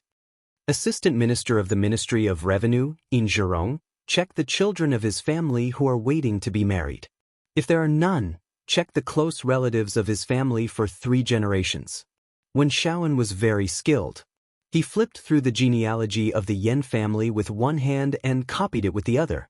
In a few minutes, he clearly remembered how many children of Assistant Minister Yin's family were waiting to be married and how many were waiting to be married. Zhua Lang of the Ministry of Revenue, the Yen family. Yushu read them one by one. In the whole morning, Wen Shaoan had made a list of nearly 100 people. After reading it, Yushu nodded with satisfaction. She waved her hand and ordered him, follow this list and find the relevant ones from the official marriage documents I approved. Remember the rest. If you see them in the future, separate them and give them to me separately. Wen Shaoan did not ask any nonsense. He immersed himself in sorting. Not long after, he brought more than a dozen documents to her table. These were all approved by her last month. They were all stamped with a big seal. They would be sent to each mansion in the middle of the month. Yushu checked them and confirmed that there were no mistakes. Then, she tore them one by one in front of Wen Shaoan and threw them into the spittoon. She called Lu Hong, who was outside the door, to come in. Find a corner and burn them. Lu Hong left with the spittoons. Yushu turned around and saw Wen Shaoan looking at her. She thought for a moment and explained to him, "These people offended me." Wen Shaoan turned around and went to work. Yushu felt strange. She stopped him and asked, "Aren't you going to persuade me?" Wen Shaoan said blankly, "Persuade what?" "Persuade me not to take revenge in public, or something like that." Wen Shaoan glanced at her with a hint of mockery. Although this guy was respectful to Yushu, he was never timid in front of her. He still had the same bad temper that she didn't like. "Whoever offended Lord deserves it. It has nothing to do with me. Since Lord has done it, you must be able to handle it. There is no need for me to say anything." Yushu asked for a rebuff. She touched the bridge of her nose and let him go. After a while, Lu Hong came back with a clean spittoon. "Lord, it has been burned clean." "Well, put it away." After finishing this matter, Yushu felt comfortable all over. Yesterday, she was bullied in Yin's mansion and her liver was irritated. When she woke up this morning, There was a blister on the corner of her mouth. If she was not feeling well, others would not feel well either. These official marriage documents were usually issued once every 3 months. They didn't need to be examined by the right commander. Yushu had the right to decide when to issue them and whether or not they were married. She, the female imperial official, had the final say. Which Yamen didn't have a few layers of secret channels. In the past, most of the female imperial officials made their fortune through this way. It was an old rule for many years to withhold the documents. If a family couldn't wait for the official to issue the documents, they would pay for it. If they met an ignorant family, they would even delay it for a year or so. Yushu had just entered the officialdom, so she had not been infected by the custom of taking people's money to eliminate disasters. When the previous batch of official marriage documents, she said that she would rather destroy 10 temples than destroy one marriage. She approved all the documents that could be approved at once. She had good intentions and didn't want to embarrass anyone. This time, it was Madame Yin and Deng who angered her. She burned the official marriage documents and waited for it to happen in the middle of the month. Anyone with eyes would know who she had offended, including the families close to Assistant Minister Yin's mansion. Although it was said that she was venting her anger, she actually wanted to slap Madame Yin and Deng in the face. If she dared to instigate concubine Cui to deceive her, she would make all her relatives and friends avoid their family from now on. Whoever was close to Madame Yin and Madame Deng would not be able to marry smoothly. In the evening, Yushu went to Wangji Tower. She was in a bad mood and wanted to find Shui to drink to relieve her boredom. She didn't meet Shui, but she ran into Jiang Mia. Jiang Mia had lived in Wangji Tower for a few days. The shopkeeper, Lin Fu, knew her identity and didn't dare to neglect her. He invited an old friend to the backyard and had tea in a private room downstairs. Hualan. Yushu called her by her little name. The two of them had gambled wildly at the Cui family's gambling house and became friends. Yushu liked her straightforward personality. She didn't look unfamiliar after not seeing her for a long time.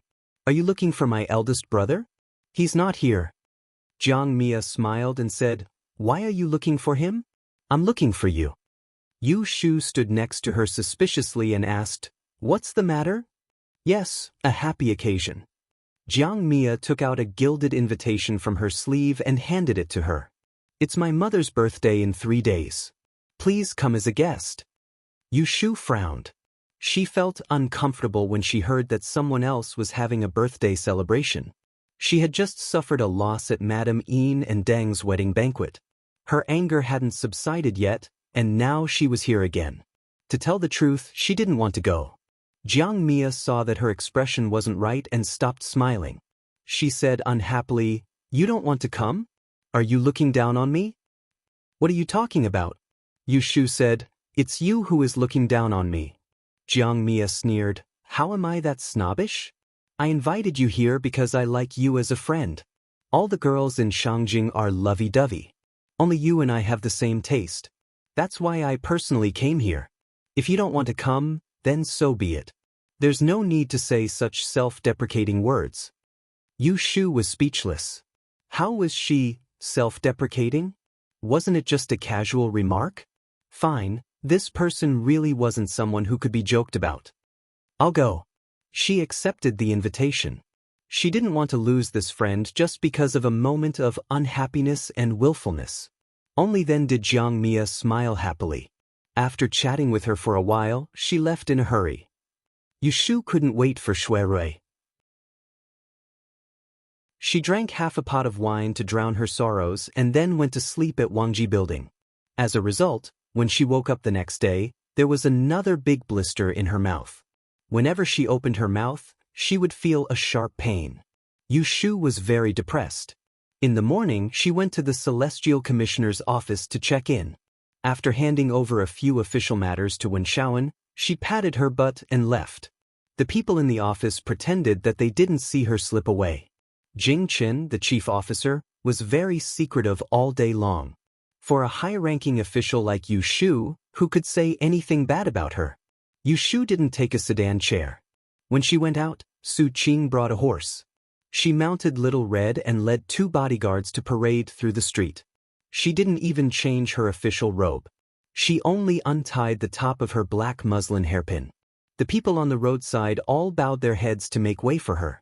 They didn't recognize the patch on her shoulder, but they knew that she was a female master. When they came to Qianyuan Street, it was crowded and lively. The shops along the street were bustling with business everywhere. Peddlers and servants were peddling to and fro. When Yu Shu saw something interesting, she asked Lu Hong to buy it.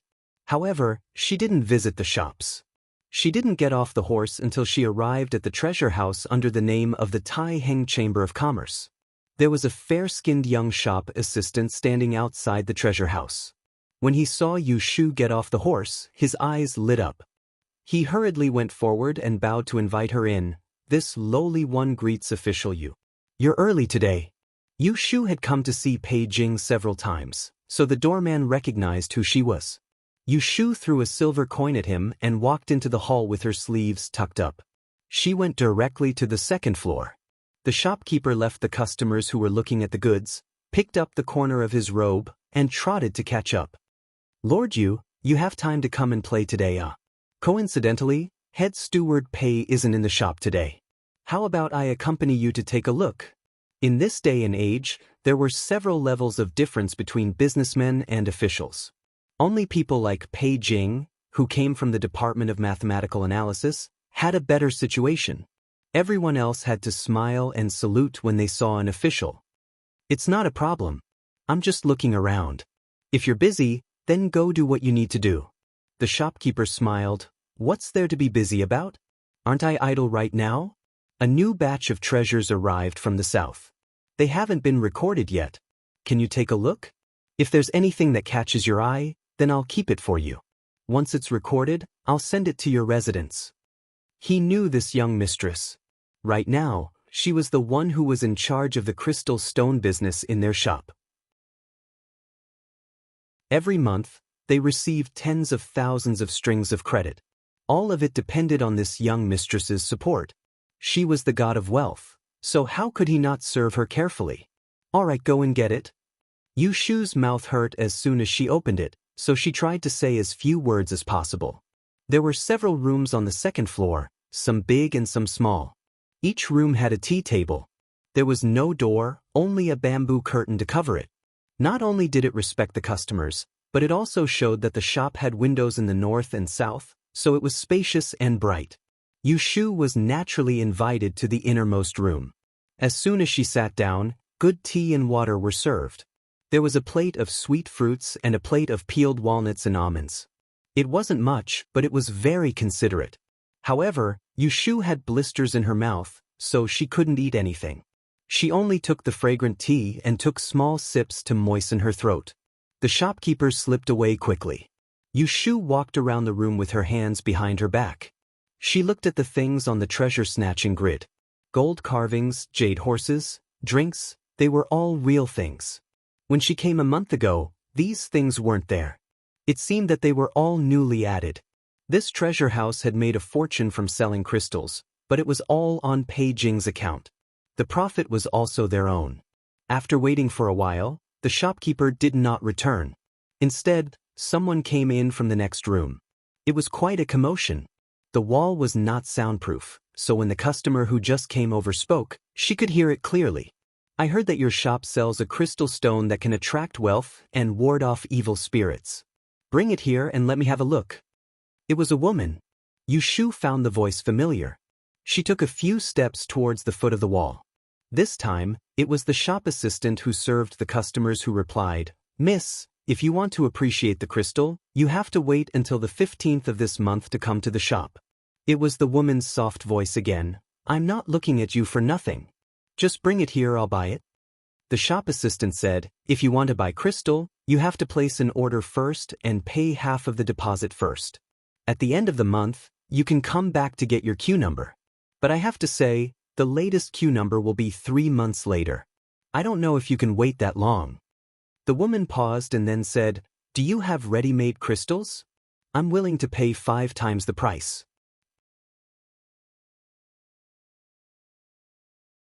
Chapter 676.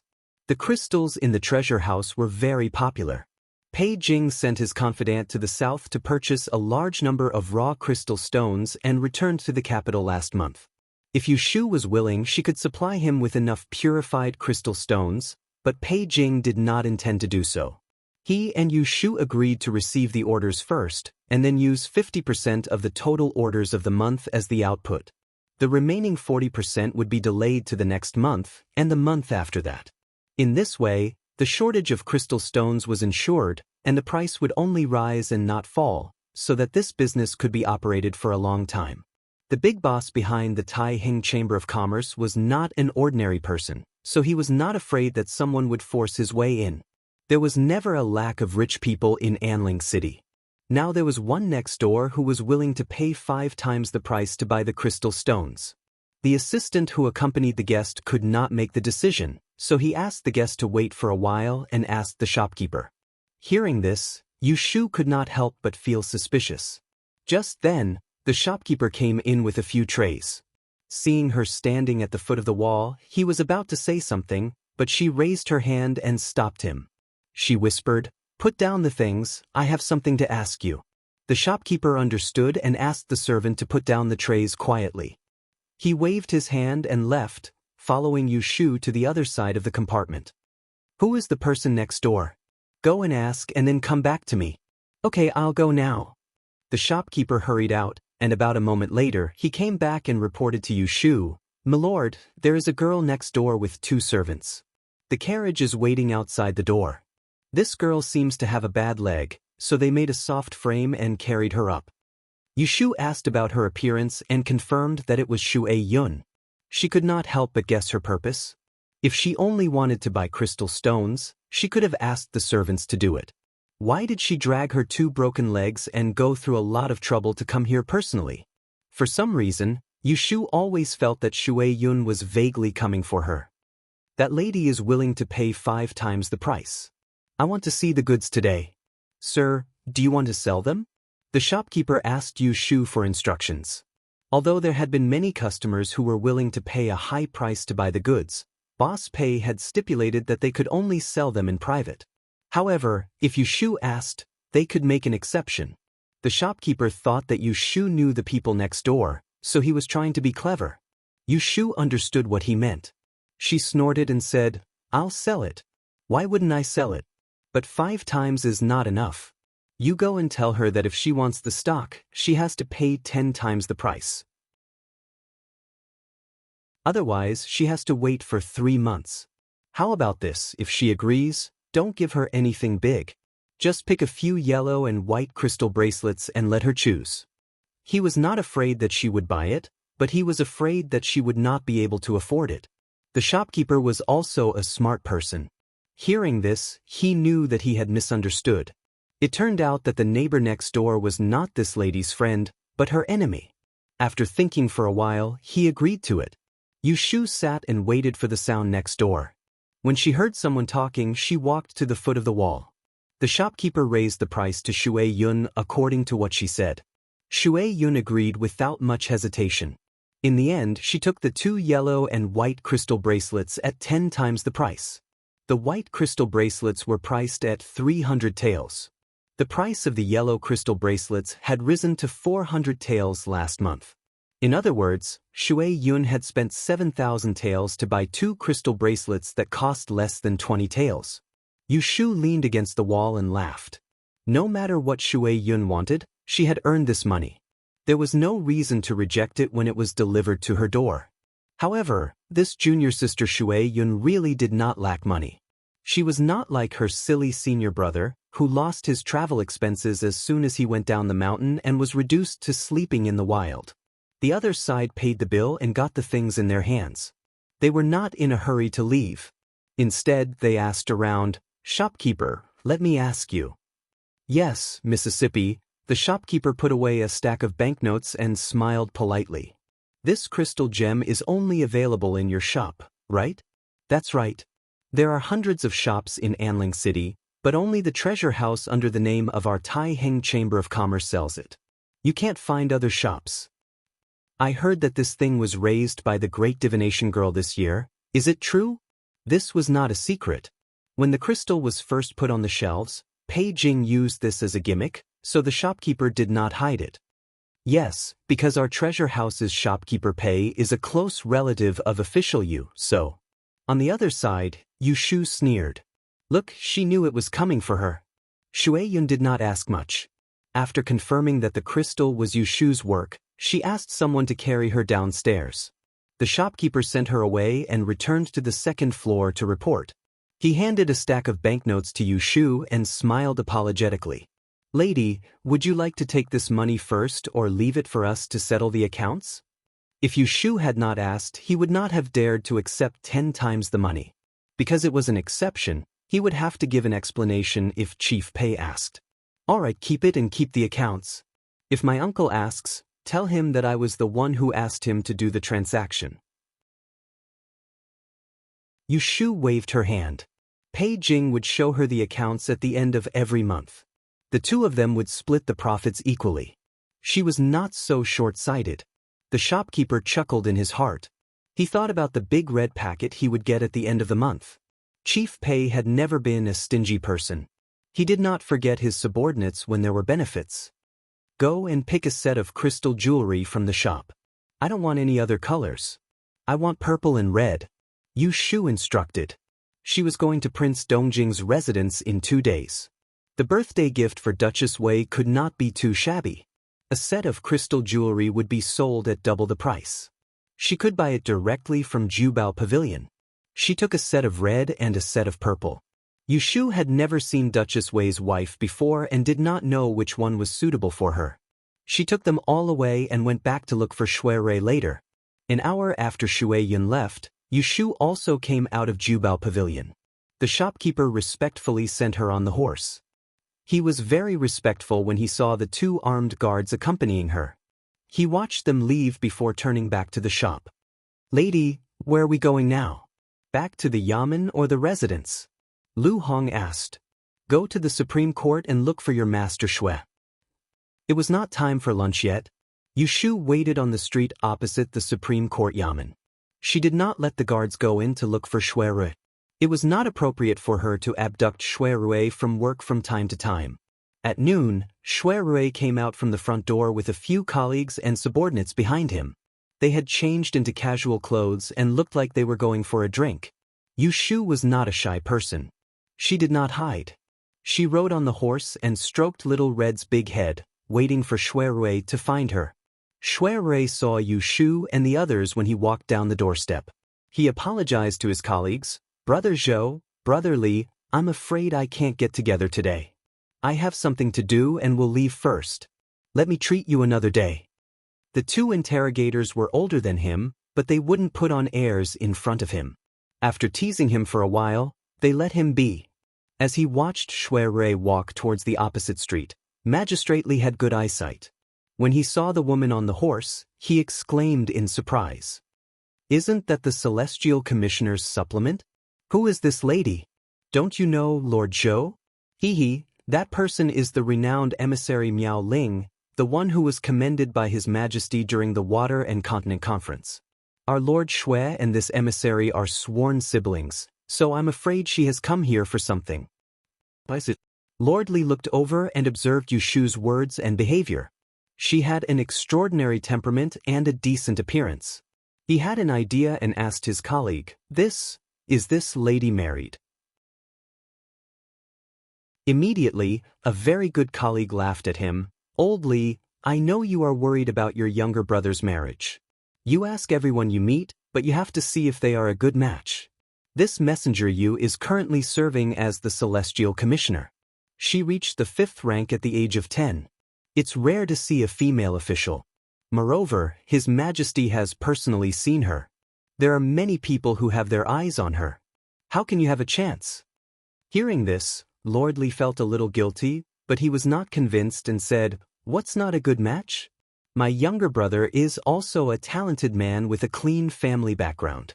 3 generations of my family have been officials. It's just that my mother passed away early, which delayed my younger brother's marriage. In this year's imperial examination, he also ranked on 2 lists. Next month, he will be assigned to the Ministry of Appointments. He has a bright future. Many matchmakers came to my house, but my wife refused. The others didn't argue with him, so they teasingly said, since that's the case, why don't you wait for Lord Shui to come back and ask him? Lord Li thought it was feasible, so he immediately decided to find an opportunity to ask in the next 2 days. He also wanted to find out more about Miss Yu's character. On the other side, Shui was talking to Yu Shu. Suddenly, his eyelids twitched, so he said to her. Yu Shu giggled and said, when we get back, I'll calculate for you. Don't let it be a romantic disaster again.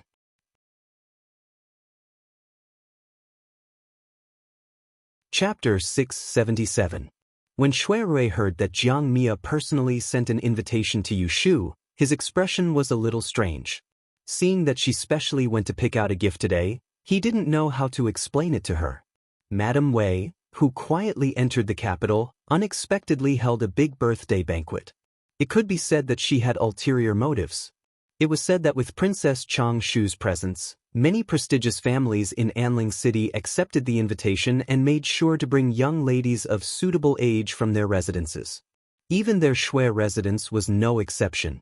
The day before yesterday, his grandfather even called him over and told him to bring Jinshuan. Shui would never let his precious sister marry to Ningdong City, which was far away from Tianhan, even if he had a good relationship with Prince of Dongjing. Shui Lingnan obviously had the same intention. Shui Jinshuan's family background was good, but with her appearance and temperament, Madame Wei would not like her. So it was a good thing to bring her along. But Shui hoped that he was overthinking and that Jiang Mia invited her on a whim and not with ulterior motives. Big brother, you have met Madame Wei before? Help me decide which set of red crystals or purple crystals is suitable to give away. Yu Shu opened 2 square brocade boxes. On the soft velvet cloth laid out were a full set of crystal jewelry of 2 colors. There were hairpins, nails, earrings, bracelets, pendants, and rings. There were a total of 6 pieces. The luster of the jewelry and the craftsmanship of the carving were all rare and very presentable. Shui put his mind at ease and smiled at her. Madame Wei is from the prestigious Wang family of Shandong. Her birth mother was the late emperor's sister, Princess Yao Guang. She married the previous prince of Dongjing and lived far away in Ningdong for 30 years. She does not care about trifles and is magnanimous and dignified. The red set is too sharp, so choose this set of purple. Yu Shu nodded. If not for Shui telling her, she would not have known that Jiang Mia's mother was the cousin of the current emperor. I will listen to you. Yu Shu put away the purple set and took the red set outside. She instructed Su Qing to send it back to the treasure house so that she wouldn't forget it later. After saying a few more words, the corner of her mouth twitches in pain. Yu Shu hurriedly takes a cup of tea and drinks it. Shui sees her secretly gritting her teeth on the way back. He only thinks that she is suffering from the wind while sitting on the horse. Now he feels something is wrong and asks, "What happened to your mouth?" Yu Shu got angry at the mention of this. She gulped down a few mouthfuls of tea and said, "I've been suffering from internal heat for the past 2 days. My mouth has blisters and it hurts whenever I speak." When Shui heard this, he reached out to pinch her chin and said, "Let me see." Yu Shu tried to dodge but failed. She could only open her mouth to let him see. Just inside the corner of her mouth, Shui saw it at a glance. 2 sesame-sized fire bubbles, white from the heat, and close to each other. No wonder she bared her teeth. "You have internal heat. Have you taken your medicine?" Yu Shu said guiltily, "No." He frowned and got up to go outside. He called Gui Qi and gave some instructions. After a while, she saw the cook Xiuqing wiping her hands and coming to the door. She didn't even take off her apron. "Miss, what's wrong?" Xiuqing invited Yu Shu to the couch and sat down to feel her pulse. She looked at her mouth ulcers and turned to Shui and said, "Don't worry, young master. It's okay. I'll go ahead to write a prescription and ask Gui Qi to get the medicine." Shui nodded and said, "Change to a few light dishes for lunch. Remove the fish and shrimp soup and stew some soup to relieve internal heat. Serve it after the meal." Xiuqing agreed one by one, then hurriedly left. She was the head chef of this Wangji restaurant. Without her, the kitchen would be in chaos for even a moment. Shui Rui didn't hide it from her. Yushu already knew that the people working in Wangji restaurant were all capable people. The cook knew how to treat illnesses and get medicine. The people who swept the floor and sprinkled water were all martial arts masters. Once, when she woke up early, she saw the usually naive Ah Ping holding a broom. He stepped on the wall and flew to the roof of the third floor to sweep the fallen leaves. She was so shocked that she held back her urine. She really didn't know where Shui Rui recruited these weirdos. She never asked him, but hid this curiosity in her heart. After closing the door, Shui Rui came back and sat beside her. He stared at her for a while and suddenly sighed. He reached out and pulled her into his arms. He said in a low voice, "What can't you discuss with me? Why do you have to be anxious alone? You're too competitive." She was not a broad-minded person. For her to be so angry without any reason, she must have encountered something troubling her. It was also his fault. These days, he couldn't let go of the knot in his heart. He intentionally or unintentionally avoided seeing her. Yushu hadn't been close to him for a long time, so she was a little shy. But when she heard his gentle voice, she couldn't bear to push him away. She put her hands on his knees and leaned against his shoulder. "I can solve it myself. Why should I trouble you?" She didn't say it, but don't think that she didn't care about him. The official business of the Supreme Court was much busier than that of the Celestial Commissioner. She only needed to sit and work every day. Once he encountered a case, he had to run around. He had to listen to trials in court and torture in prison. Wasn't it more tiring than her? Moreover, she didn't dare to tell him about the embarrassing thing that happened at Assistant Minister Yin's residence. In the end, Shui Rui didn't ask her. He hugged her shoulder and temporarily solved his yearning for a few days. When he heard the knock on the door, he let go. Yushu quickly sat up and tidied her hair. Only then did she call for someone to come in and serve the dishes. She was deceiving herself. She didn't know that the people of Wangji Tower had already guessed the relationship between the two of them. They were just willing to be blind. In the blink of an eye, it was the day of Madame Wei's birthday. Yushu didn't have a rest today. In the morning, she went to Kunling Bureau as usual and approved a few documents before leaving. Because she wanted to return to the residence to change, she didn't make an appointment with Shui Rui. A little before noon, Yushu's sedan chair arrived at Huading Street. The road ahead was blocked.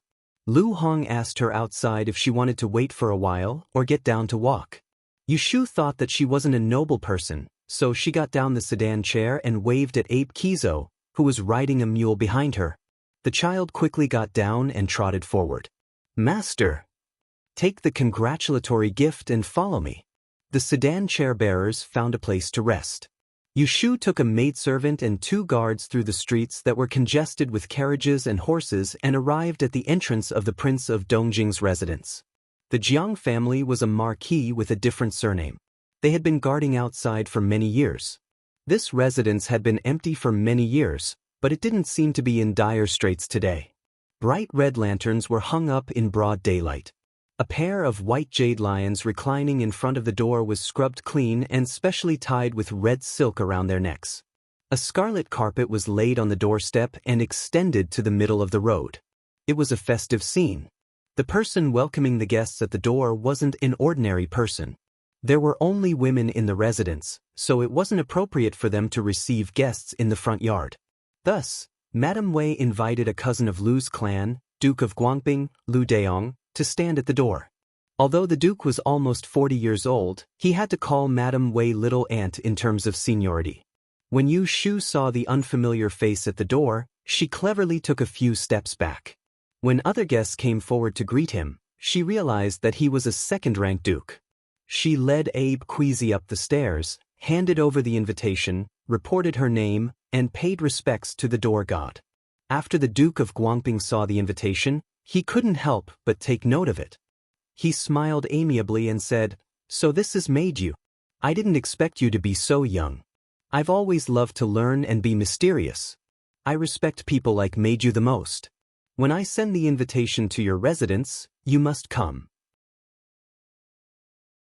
Yushu thought that he was just being polite, so she replied humbly. After entering the door, She was led to the backyard by a maidservant because she was a female guest. Along the way, she met a few familiar faces and exchanged pleasantries. There was a man-made lake in the east of the garden of the Prince of Dongjing's mansion. There were pavilions on the lake, and the banquet was placed in the middle of the pavilions. There were no less than 100 tables, and there were really a lot of people. Yu Shu was invited to a table in the middle. Before she sat down, she looked around for traces of Shui Rui. Yesterday, Shui Rui asked her to help the aunt of the Shui family bring Shui Jin to the banquet. Today, Shui Rui stayed in the front yard and asked Yu Shu to take care of his younger sister. Yu Shu was duty-bound. Shui Rui's younger sister was also her younger sister. She was looking at others, but someone behind her saw her first. Xen Lu and Siduqinglan were sitting together, separated by 2 carved railings. Xen Lu pointed to the east and said, "Lunlun, look, isn't that the Lotus House?" Siduqinglan turned her head, and the smile on her face faded a little. She said, "It seems to be her." Xen Lu pulled her and said, let's go find her." Siduqinglan sat still and persuaded her, "The banquet is about to start, don't run around." Xen Lu was reluctant. Her mother was sitting on the side, talking to Mrs. Qin and couldn't care about her. Qin Yuero was also there. If she didn't take this chance to find the Lotus House, she wouldn't be able to escape when the banquet started. "Forget it, if you don't want to go, I'll go." "Wait, look." Siduqinglan pulled her and pointed to Yu Shu. They saw a tall girl wearing a fiery red beard and a fiery red crown stride towards Yu Shu and affectionately put her arm around her shoulder. The two talked and laughed as they went to the main table together. They all knew who the fiery girl was. She was Prince of Dongjing Jiang Huaying's younger sister, the pearl of Madame Wei, Princess Chunwei, Jiang Mia. "Sit down," Siduqinglan sneered and said to Xen Lu, "How can she see us?" Xen Lu pouted and sat down. She turned her head and stared at Siduqinglan. "What do you mean by that?" Siduqinglan shook her head and didn't say anything. Xen Lu was stubborn and said in a low voice, "Don't think I don't know. You're blaming her for not going to your birthday celebration. I told you long ago that she's in the government office. She must be so busy that she forgot. You didn't go and ask her, so you're blaming her first." Siduqinglan's face stiffened. She wanted to refute but couldn't say anything. She could only smile bitterly and look up at Yu Shu's back. She couldn't tell if she was sad or envious. It was her birthday in late July.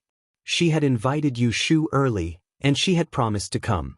Who knew that on that day, Yu Shu wouldn't come even after waiting for a long time? After that, her cousins in the family laughed at her behind her back. How could she feel good? "Alright, don't think too much. We'll find a chance to ask her later." Xen Lu thought that she understood Yu Shu and didn't want Siduqinglan to misunderstand her. While the two were talking, Yu Shu had already been led by Jiang Mia to greet Madame Wei and introduced her. "Mother, this is the Miss Yu I mentioned to you before. She's the first friend I made in the capital. You can call her Lotus Fong." She didn't mention Yu Shu's official position or her title. She just casually brought her to Madame Wei.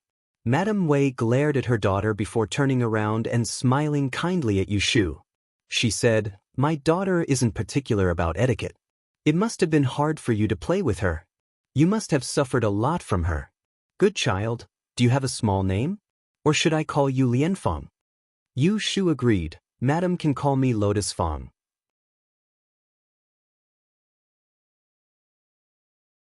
Chapter 678.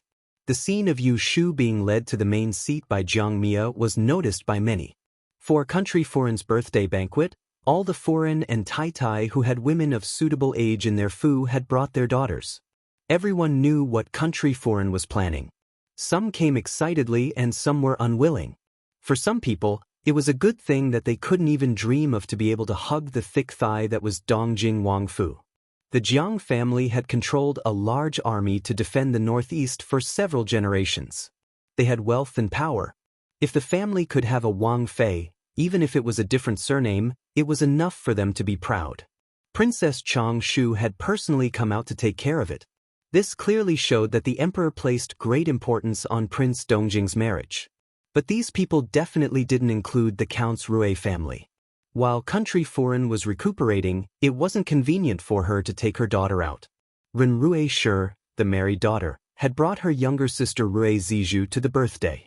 Other families might have brought their daughters to let country foreign look at them, but Ren Rui Shi knew very well that they were just here to go through the motions.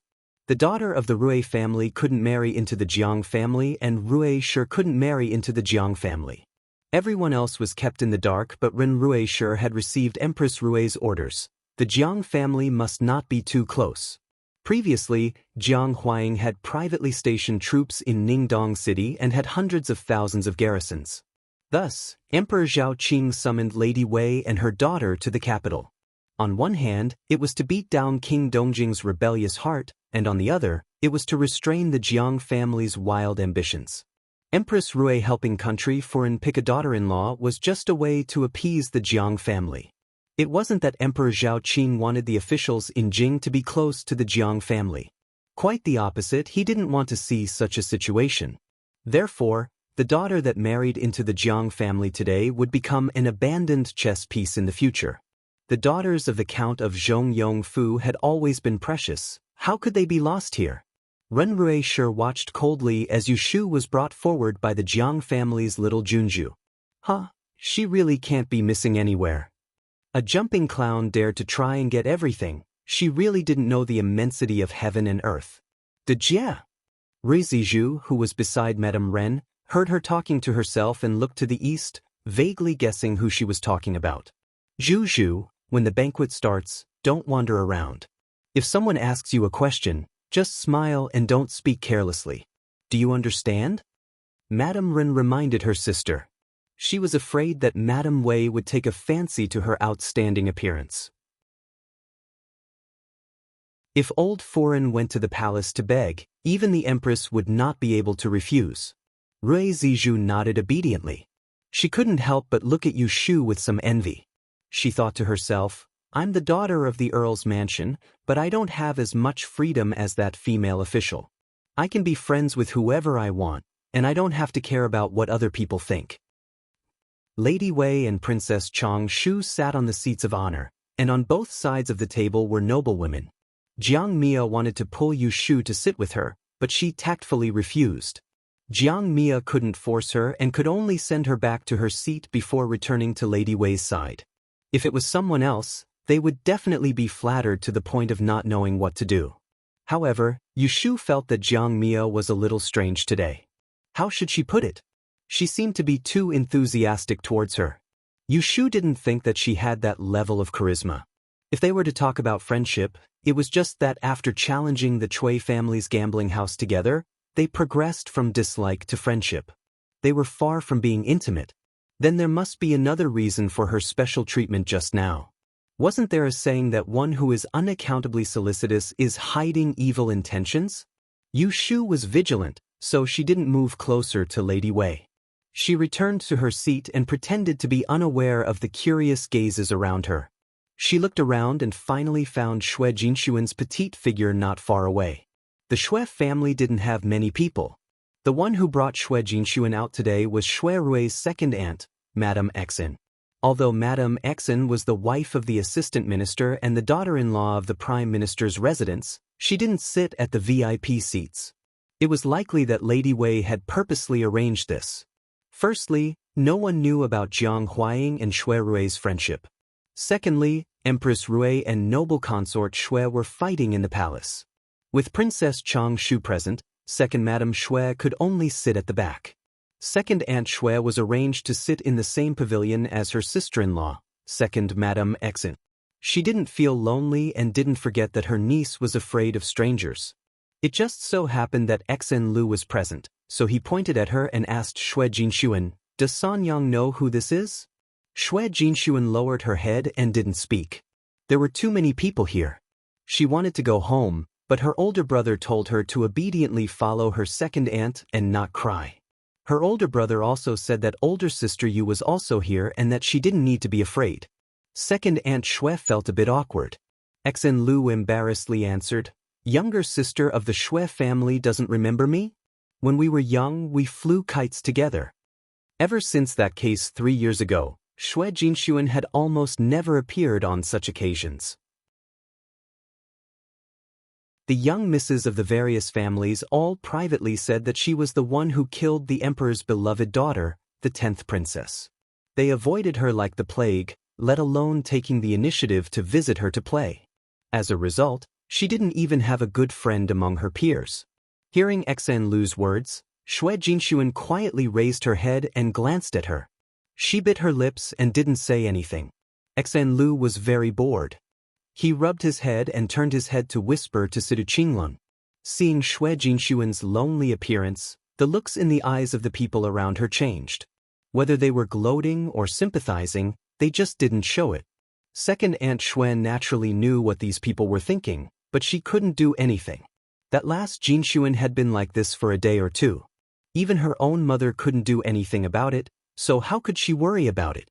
Xue Jinxuan sensitively noticed that everyone was looking at her. She was so nervous that her palms were sweating. She lowered her head even more.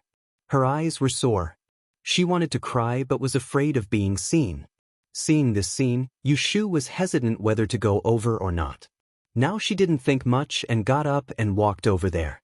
Mrs. Xue, Aunt Xian, please excuse me. It was the first time for second Aunt Xue to see Yushu, but second Mrs. Xen was familiar with her. Seeing Yushu greeting her, she hurriedly got up with a smile and said, I just saw you go over there, so I didn't call you. Who's at your table? Why don't you sit here and don't leave? Yushu was arrogant but also looked down on people. Although second Aunt Xian's status was not as high as that of Madame Yin and Deng, she was the mother of her best friend, Xen Lu, so she bowed to second Aunt Xue as a junior. Second Aunt Xue was Xue Rui's aunt and also an elder. That's good. I'll ask someone to get some cups and chopsticks. Yushu sat down and waved for a maid to come over. There were many people at the banquet, so it was no big deal to change seats. When Xue Jinxuan heard Yushu's words, she was delighted. She looked up at her and saw Yushu secretly winking at her. The little bit of tears just now suddenly disappeared. Her brother didn't lie to her. Sister, you really came. Is this the female envoy who was given a title by the emperor? Second Aunt Xue looked at Yushu. Second Aunt Xen pursed her lips and said with a smile, That's her. Don't be an outsider. In fact, she also has to call you second aunt. Second Aunt Xue didn't react, but Yushu took the initiative to say, Mrs. Xue, you may not know this, but I and the eldest brother of the Xue family are close friends. She had to mention her relationship with Xue Rui to cover up. Second Aunt Xue nodded in a trance. Oh, I seem to have heard of this. Seeing Yushu sitting down, Xen Lu couldn't help but interrupt. Lotus Room, I haven't seen you for many days. What are you busy with recently? Yushu smiled at her and Sidu Qinglun, not noticing the latter's unnatural look. I've been at the Celestial Commissioner's office during the day. I haven't been to the study for a while, so you can't see me. She stayed in the Taisher study for less than 3 months before she quit school and took office. She was not as leisurely as they were students, so she had no time to play with Xen Lu. Xen Lu poked Sidu Qinglun under the table, motioning her to speak. Sidu Qinglun didn't want to ask why Yushu didn't come to celebrate her birthday in public. At this time, the bell rang in the distance, and the banquet began. After 3 rounds of wine, according to the Jiang family's custom, the seafood delicacies were removed and replaced with fruit tea. The guests talked and smiled, and left the table to change seats. Enjoying the wine, they were much more comfortable than when they first came.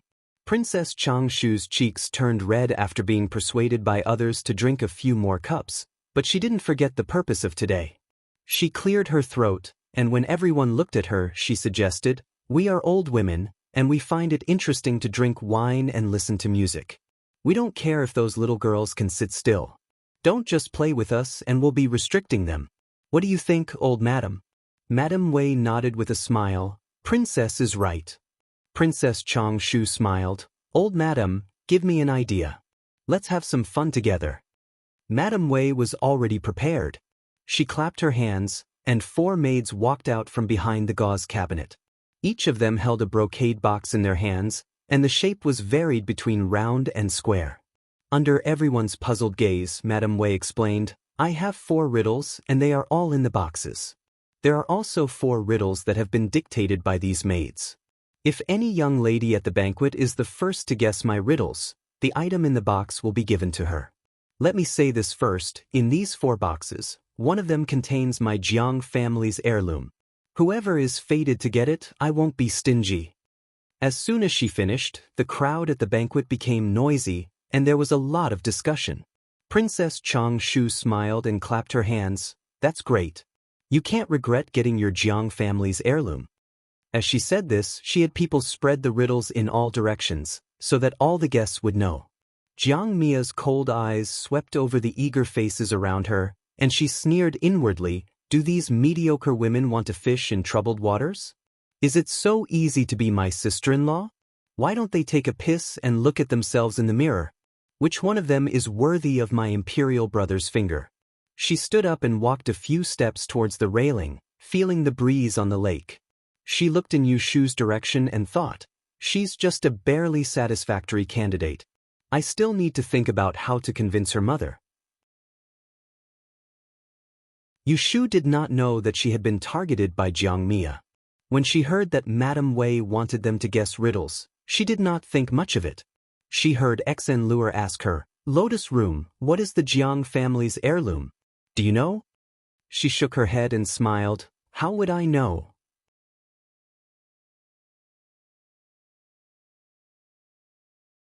Chapter 679. Each of the 4 riddles given by Madame Wei was to guess one thing. They were, looking south and lonely stars are low. Pacifying ensure, allocating official grain.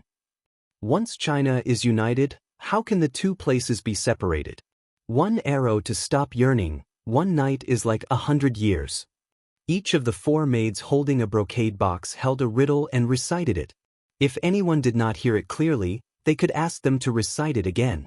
Although there was no paper, the riddle was not complicated.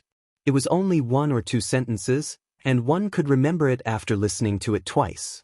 Yushu was not interested in other people's family heirlooms, and she did not like to figure out these riddles. So she drank and listened to other people's discussion. Compared to some nervous and excited girls, she was much more relaxed. In reality, these 4 riddles weren't that difficult. As long as one wasn't too stupid, one could guess at least one of them. However, everyone knew that Madame Wei was choosing her daughter-in-law in the name of guessing riddles. If one wanted to win her favor, they had to guess the so-called family heirloom. The difficult part was that no one knew what the Jiang family's heirloom was. It could be a jade pendant, or it could be a scroll of calligraphy or painting. They had to solve all 4 riddles, then make a choice and choose one of them. At this time, there were 2 factions at the banquet. One faction wanted to curry favor with Prince Dongjing's mansion and racked their brains to guess the riddles. The other faction had no intention of marrying off their daughter and waited to see the result. There were very few people like Yushu who didn't understand the situation but was smart enough not to get involved. Xen Lu murmured to himself while holding his head. Suddenly, he exclaimed and turned to Yushu and said, I guessed one. Madame Xen froze for a moment and scolded her, sit down and don't shout.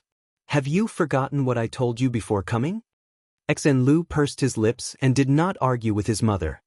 He winked at Yushu, Lotus Room, have you guessed it?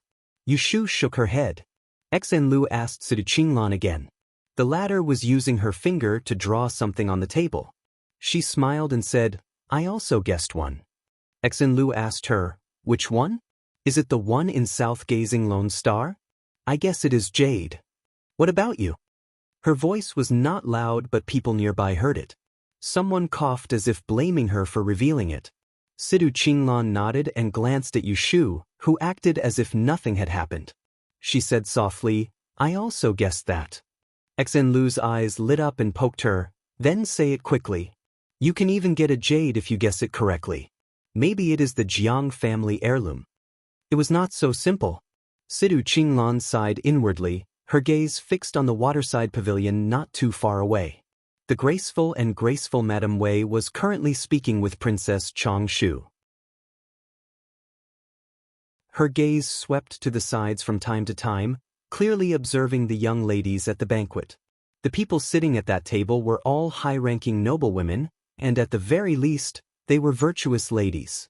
These noblewomen either came from a prestigious family or married a good husband. Only then could they sit at the VIP table in a dignified manner, looking down on everyone else. Her parents had passed away early and she had been living under someone else's roof for as long as she could remember.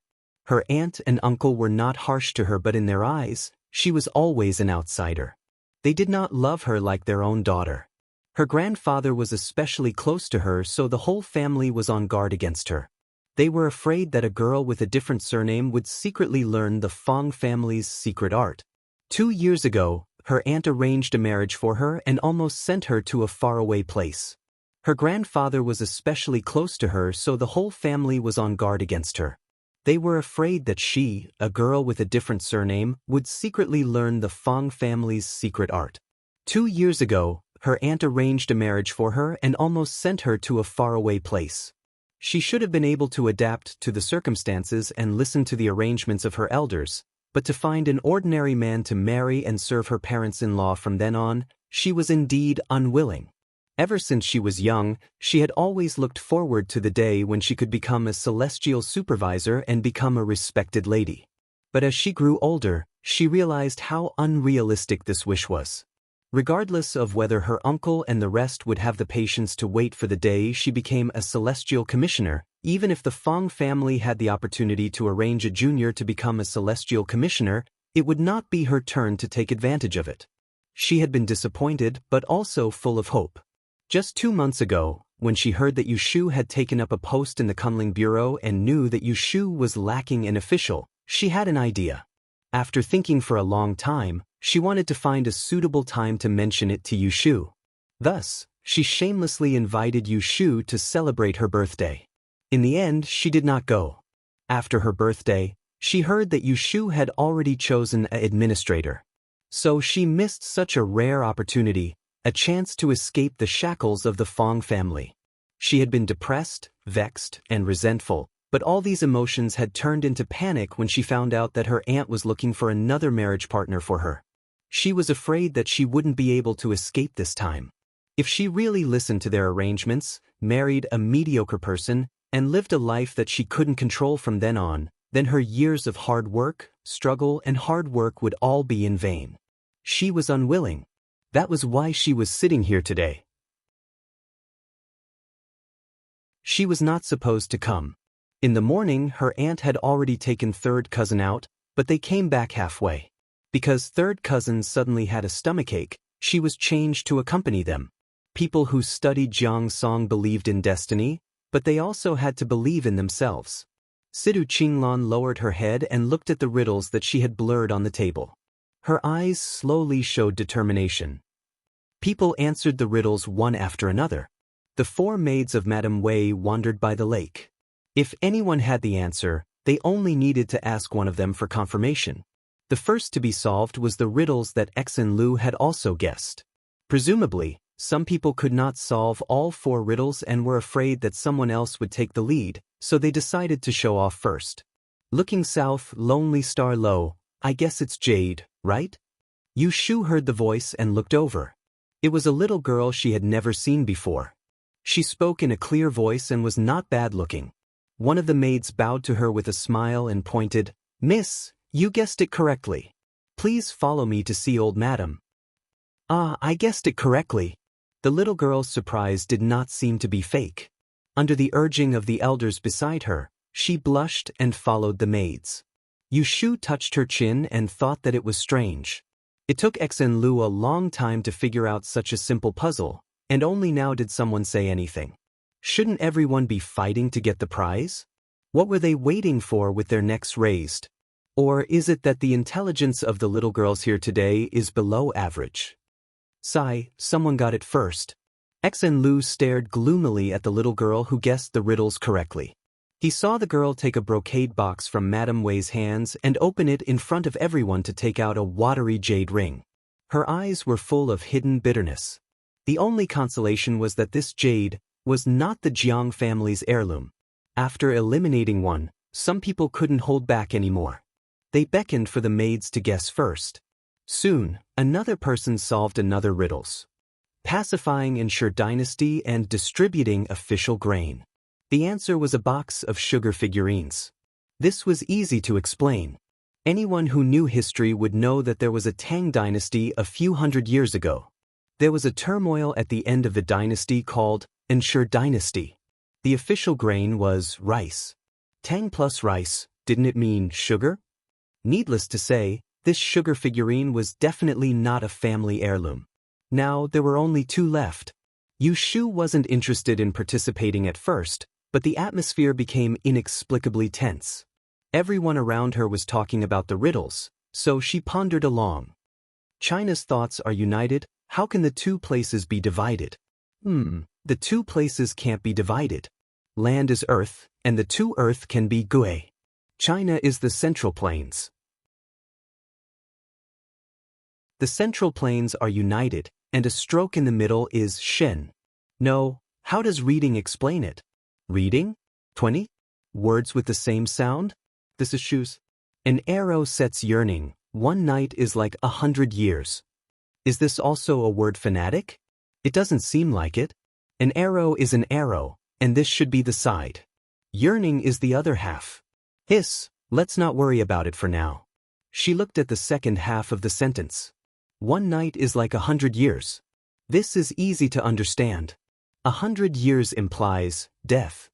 If 1 night is like death, it's missing a dagger. She looked back at the first half of the sentence. Got it. Yearning is red bean. An arrow and a bean are the words short dagger. Yu Shu quickly guessed the answer. She secretly praised herself for being smart and not getting old. Then she thought, which one is the Jiang family's heirloom, the shoes and the dagger? It seems to be a short dagger. After all, no one will take a pair of shoes as a treasure for several generations. Besides, the Jiang family is a general, so it makes sense that they use weapons as heirlooms. She guessed and just came to a conclusion. Then she heard 2 voices, one near and one far. I have the solution. Yu Shu turned her head and saw Su Qinglan standing up next to Xen Lu. Then she turned her head and looked at the second seat not far away. There was a familiar-looking girl. Is it Chueyun? Yu Shu raised her eyebrows. The first thing she remembered when she recognized the face was that this girl still owed her 5 slaps. Then she remembered that Zhang Xuan, who owed her a slap, had been murdered. She was in a bad mood. But then she saw Cui Xen sitting next to Cui Yun. Then she remembered that the Cui family owed her tens of thousands of taels of gambling money. Cui Yun saw that Sidu Qinglan was going to compete with her and the 2 servant girls were far away from her. She became anxious and raised her voice. Sister Sidu, I said it first. Sidu Qinglan smiled and asked her in reply, which one do you think it is? Cui Yun rolled her eyes. She ignored Cui Xen, who was secretly pulling her clothes, and said loudly, I guess an arrow to set the yearning, a night like 100 years is a short dagger. Sidu Qinglan was not angry at her cunning. She looked at the host's seat and was not surprised that they were looking at her. She bowed to Madame Wei and said loudly, then I guess the Jiang family's heirloom is a pair of shoes. After a moment of silence, a snicker broke the silence. Then there was a series of laughter. It was not malicious, but it was not kind either. Obviously, everyone was laughing at Situ Qinglan's assertion. As a member of the Lord of Dongjing's lineage, he was extremely wealthy. How could his family heirloom be a pair of shoes?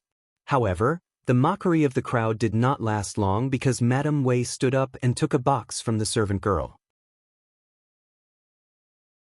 She looked at the slender and elegant woman in the distance with an unfathomable expression and said in a voice that drowned out the crowd.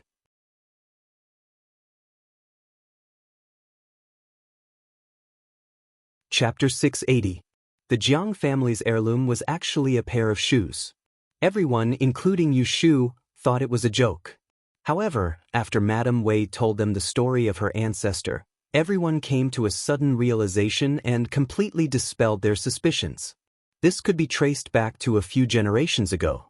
Prince of Dongjing's grandfather's grandfather was posthumously titled Marquis of Peace, Jiang Taigong. Prince of Dongjing's branch started from this ancestor. It was said that Jiang Taigong was born as a concubine's son. His father ran an escort agency and his mother was not kind. When he was young, he lived a hard life. His neighbor, Squire Zhou, had a daughter who was close to Jiang Taigong. She often secretly sent food and clothes to him. After a few years, Jiang Taigong had grown into a handsome and calm young man. Miss Zhou was also born with a delicate and beautiful appearance. Jiang Taigong intended to marry Miss Zhou, but he was opposed by both parents. The Jiang family imprisoned Jiang Taigong and broke one of his legs. When Miss Zhou heard the news, she sneaked out and bribed the servants of the Jiang family to rescue Jiang Taigong, who was on the verge of death. Jiang Taigong had once been unable to recover from his setback. It was Miss Zhou who enlightened him and persuaded him to leave his hometown and find another way out. After Jiang Taigong suffered the setback, his leg injury healed and he decided to go north to join the army.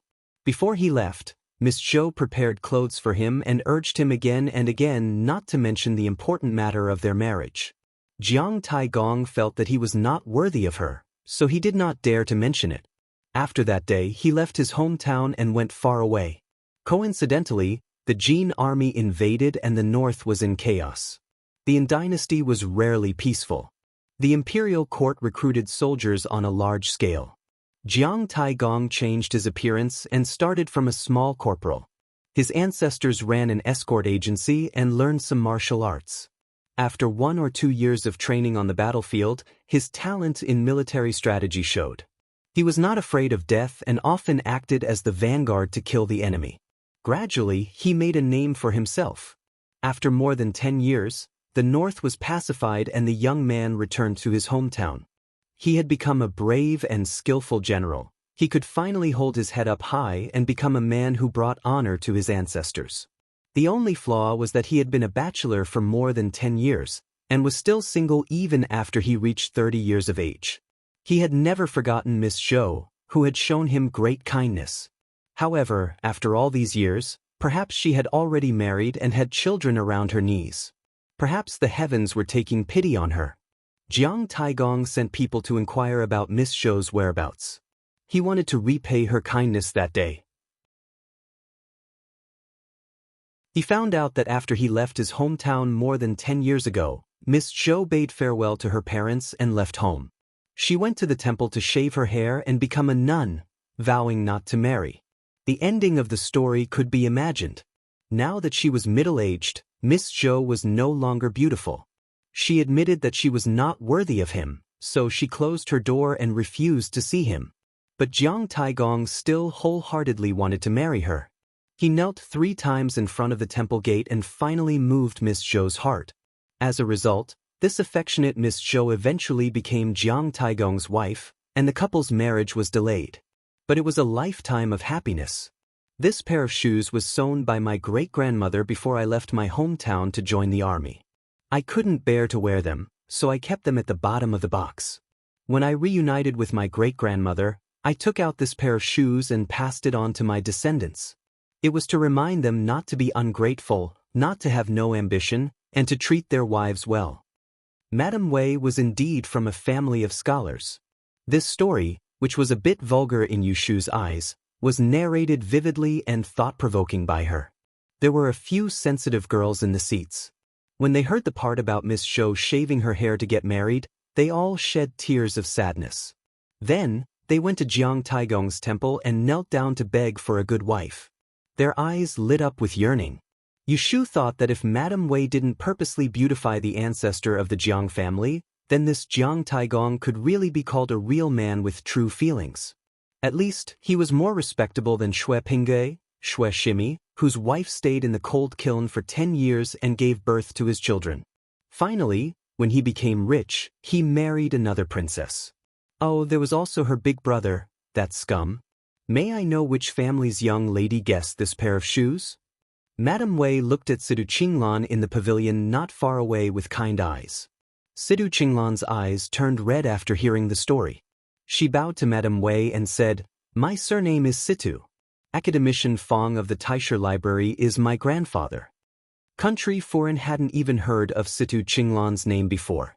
The matchmakers that Empress Rui had arranged for her were all young ladies of noble families. There wouldn't be such an orphan girl living under someone else's roof. However, she still knew about the Fong family. Madame Wei knew this, but she didn't look down on her.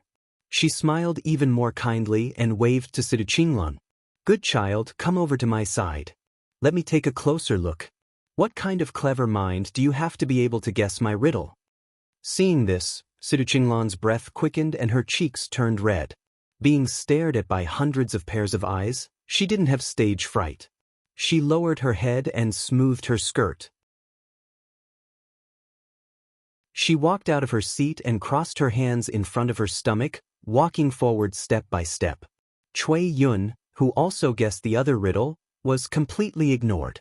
Cui Yun's face darkened. Cui Exen pulled her back to her seat before she lost her composure. Looking at Cui Yun's angry face, Cui Exen pinched her wrist and whispered, "Forget it. You're not that lucky." She had told Cui Yun the last two riddles.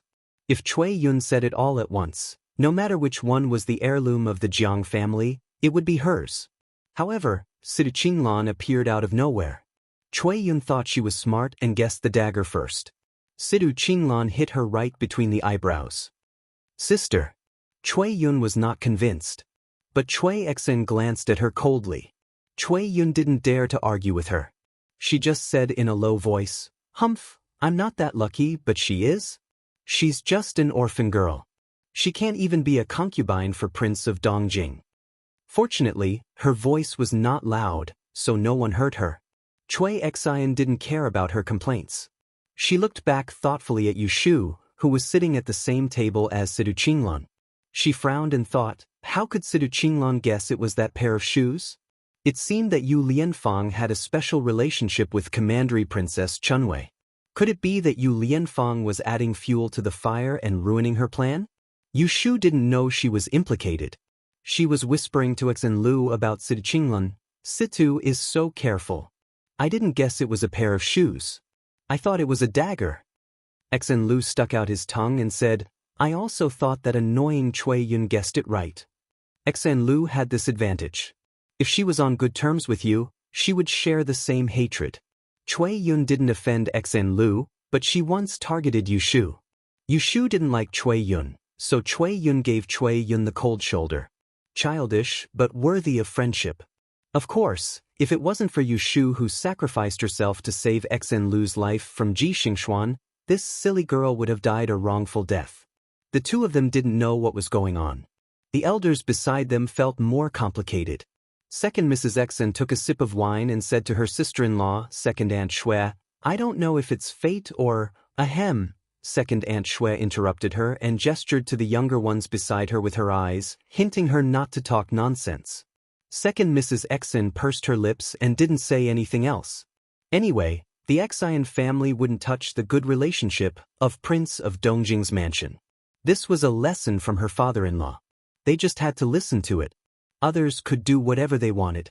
Second Aunt Xue was relieved. She gently patted Xue Jinshuan's head. Fortunately, nothing happened today. After a while, Sidu Qinglan returned to her seat, but she didn't take back the pair of heirloom shoes. Instead, she took a jade pendant that Madame Wei wore. What happened was that Madame Wei didn't deny it. Princess Chang Shu persuaded her, saying that such a meaningful heirloom shouldn't be given to an outsider and should be passed on to her son and daughter-in-law in the future. Madame Wei didn't know that Princess Chang Shu was forcing her to take a stand. Either you give this pair of shoes and recognize her as your daughter-in-law today. We will have completed the task given to us by the Empress and solved your family's biggest problem. Or you take the shoes back. Don't give them to others without a clear reason. You're occupying the manger and not taking a shit. You won't admit it later and we will have to worry about your family's business. Madame Wei was such a cautious person. How could she hastily arrange a marriage for her precious son just based on a puzzle? She thought this girl was smart. But to be the daughter-in-law of the Jiang family, she couldn't just be smart. She still had to find out what kind of person she was. Madame Wei played Tai Chi with Princess Chang Shu and pretended to be in a difficult position. She looked at Sidu Qinglan who was waiting obediently at the side. Fortunately, Sidu Qinglan was not blind. She said, "Madam, please listen to me. Even if you were to give me this heirloom, I would not dare to accept it. When I get home, I would have to offer it to you. Thank you, madam, for your kindness. But this heirloom is too heavy for me to accept. Madame Wei smiled and asked the maid to put away the shoes. She took off an old jade bracelet on her wrist and held Sidu Qinglan's little glove. She said gently, "What a good girl. What a good girl. I love smart and decent girls like you. Since it's not convenient for you to accept these shoes, I can't let you suffer a loss. Since everyone else has a prize, I'll give you this mutton-fat jade bracelet. I've worn it for many years. It's a good thing. Don't refuse it." Sidu Qinglan didn't want to be disrespectful, so she accepted it. That was what happened. Xen Lu listened to Sidu Qinglan's explanation and snickered. She moved closer to Yu Shu and said, "I think Lan Lan is taking advantage of you. What's the use of an old pair of shoes? It's better to take a bracelet." Exactly. Yu Shu thought so too. Sidu Qinglan heard them whispering and knew they were talking about her. She secretly rubbed the exquisite jade bracelet on her wrist and smiled faintly. She didn't care. She knew that things wouldn't be so easy, and she couldn't be too hasty. Today was a good start, and Madame Wei already had her in her eyes. Her chances of success were much higher, and she would have to rely on her own hard work next. She looked around and stopped at Yu Shu. She purposely snorted to get her attention. Then she interrupted, "What are you two talking about me secretly?" Xen Lu covered her mouth and shook her head. "I don't believe you." Situ Qinglan glared at her. She turned to Yu Shu and asked curiously, "By the way, Lianfang, I see that you and Commandery Princess Chunwei are very close. Have you known each other for a long time?" Yu Shu didn't know where to start. She just answered vaguely.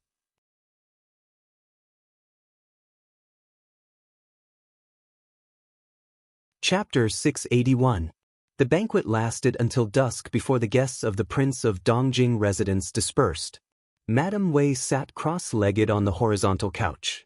She had changed out of her thick auspicious dress and was only wearing a soft cotton robe. Two maids stood in front of her and behind her to remove her jewelry, comb her hair, and serve her to bathe and change her clothes. Jiang Ye stood in front of her and said with a stern face, "Why didn't you tell me about the riddles? Why did you bring the old ancestors' shoes with you? I didn't know about it at all."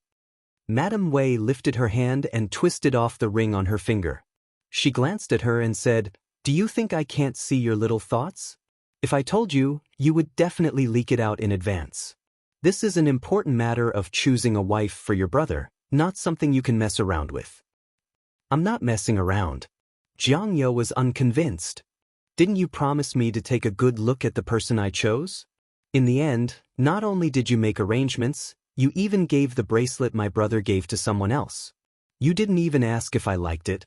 Seeing her daughter throwing a tantrum, Madame Wei smiled and said, "It's just a bracelet, it's not like I'm going to marry her. As for that Lotus lady you mentioned, I've also seen her. To be honest, she's not as outstanding as you described.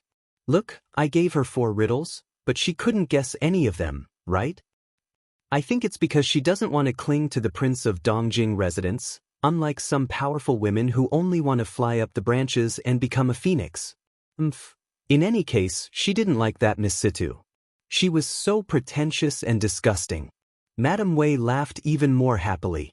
Her shoulders trembled slightly. "Mother, what are you laughing at? Am I wrong? I just don't like those despicable people who come for our Jiang family's power." Jiang Ye couldn't help but squeeze to Madame Wei's side and hugged her arm coquettishly. Madame Wei shook her head and slowly stopped laughing. She wiped the corner of her eyes and asked, "Then what kind of woman do you want to find for your brother? A woman who hates wealth and doesn't eat the food of the world? Hualan, you are the daughter of our Jiang family. How can you be so short-sighted? Alright, I won't say any more. Don't get involved in this matter anymore. I have my own plans. I will find a good lady that your brother will definitely like." After a pause, she poked Jiang Mia's nose and teased, "She's also a good sister-in-law who doesn't dare to bully you." When Jiang Qia saw that she couldn't persuade her mother, she felt vexed. However, she didn't continue to pester her mother endlessly. It was just that whether her mother would listen to Madame Wei's words was another matter. Shui sent second Aunt Shui and Shui Jinshuan back to their respective residences. He changed into a light outfit and rode out again. Yu Shu and he had agreed to meet at the market on the east side of the city. The Shui estate and the Yu estate, one was at the foot of the imperial city, while the other was on Baochang Street, which was a little farther away. Therefore, the two of them went home to change their clothes. By the time they met again, it was already night time. There was no curfew in the northern part of the city in September. There were only a few small shops, restaurants, dance halls, and music halls that were closed on North and South Main Street. It was the busiest time of the day. When the lanterns were first lit, Yu Shu and Shui Rui led their horses and walked among the endless stream of people. Occasionally, people would turn their heads to look at them, but they didn't recognize them. Madame Wei gave 4 riddles. The answer to each riddle is the same item. Whoever can guess it will get the gift. Among them, there's also a Jiang family heirloom. Can you guess what it is? Yu Shu thought that it was not easy to guess and gave him a few more hints. There's a piece of jade, a dagger, a pair of shoes, and a box of sweets. Unexpectedly, Shui Rui answered without thinking, it's probably a pair of shoes. Yu Shu was surprised and looked at him suspiciously. Did you hear this from your second aunt? Shui Rui shook his head. He didn't stop to rest when he escorted his daughter back to the residence. He was afraid that she would wait for too long and wouldn't have the time to ask about these details. I already knew that the Jiang family's heirloom is a pair of shoes. He smiled and didn't tell Yu Shu that Jiang Huaying had spilled the beans when he was drunk when Jiang Huaying had a drinking competition with him. Yu Shu thought of his unspeakable relationship with that prince of Dongjing, so she didn't ask further. On the other hand, Shui Rui asked her with some concern, which of the 4 riddles did you guess? He thought that she better not guess the pair of shoes. Otherwise, it would be fun. I didn't guess any of them. Yu Shu shrugged. Shui Rui secretly sighed in relief. Then, he was in the mood to tease her. What kind of riddles are so hard to guess? You can't even guess them? He remembered that she was very good at riddles. On the opening day of Wang Ji Lu, it was the Lantern Festival. There were customers looking for trouble in front of them, and in the end, it was Yu Shu who came up with a question that baffled them. Yu Shu said for no reason, it's not that I can't guess it. I just don't want to be the one who stands out. She muttered, I feel that today's birthday banquet isn't that simple. It seemed that there were a little too many young ladies. The last part of the riddles was a little abrupt. They even brought out the family heirloom. She didn't believe that there wasn't something fishy going on. Say, do you think that Madame Wei is planning to find a daughter-in-law for the Jiang family? Yu Shu didn't guess out of thin air.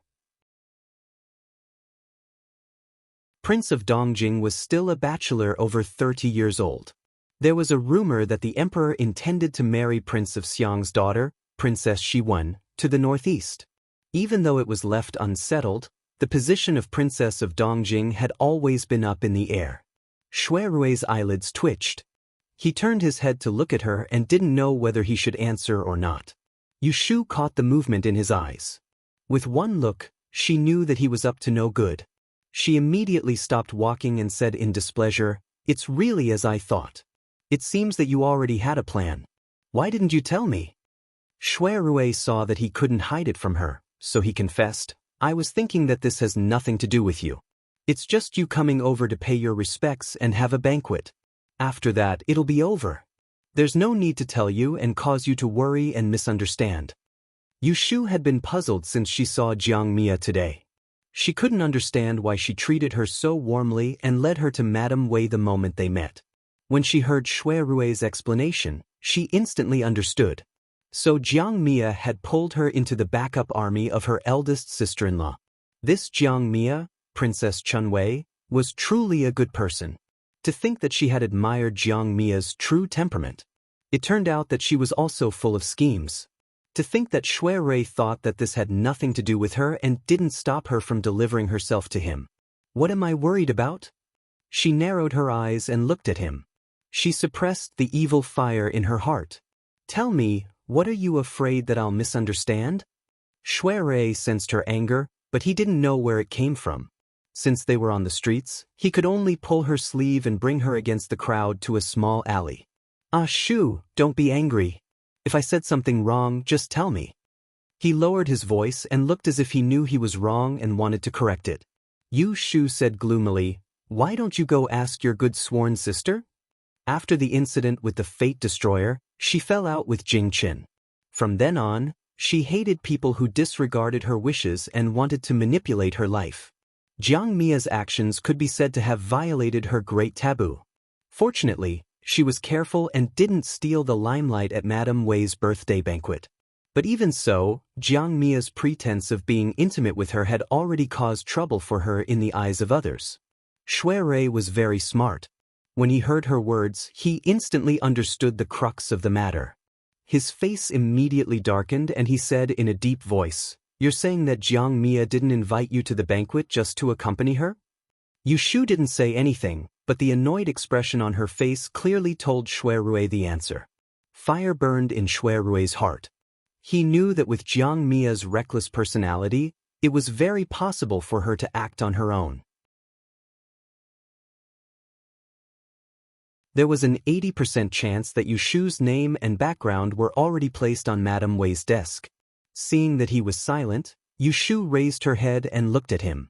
She saw sparks faintly pulsating in his dark eyes. It was obvious that he was angry. Her heart palpitated and she felt that it was unreasonable to vent her anger on him just now. Based on how much he treasured her, if he found out that Jiang Mia was up to something, he probably wouldn't even let her attend the birthday banquet today. Her heart softened and she moved her fingers that were tightly clenched by him. "All right, don't be unhappy. I didn't do anything wrong. Looking at Madame Wei's appearance, it doesn't seem like she would like a girl like me. I didn't answer any of the 4 riddles, so I don't think I can enter her eyes. You see, I don't have a family background and I'm not beautiful. There are many smart, beautiful and well-born young ladies at the banquet. How can I be ranked?" She was angry because of Jiang Mia's silent scheming. She didn't really think that Madame Wei would like her. Moreover, even if Madame Wei and Jiang Mia had a brain cramp and liked her, they still needed to have the ability to take her down. The emperor would let her, a person who had lost her life, become the daughter-in-law of the Jiang family that he was afraid of. What a joke! Shui Rui's rage unknowingly subsided when he heard her admit defeat, and he placed his hand on her shoulder.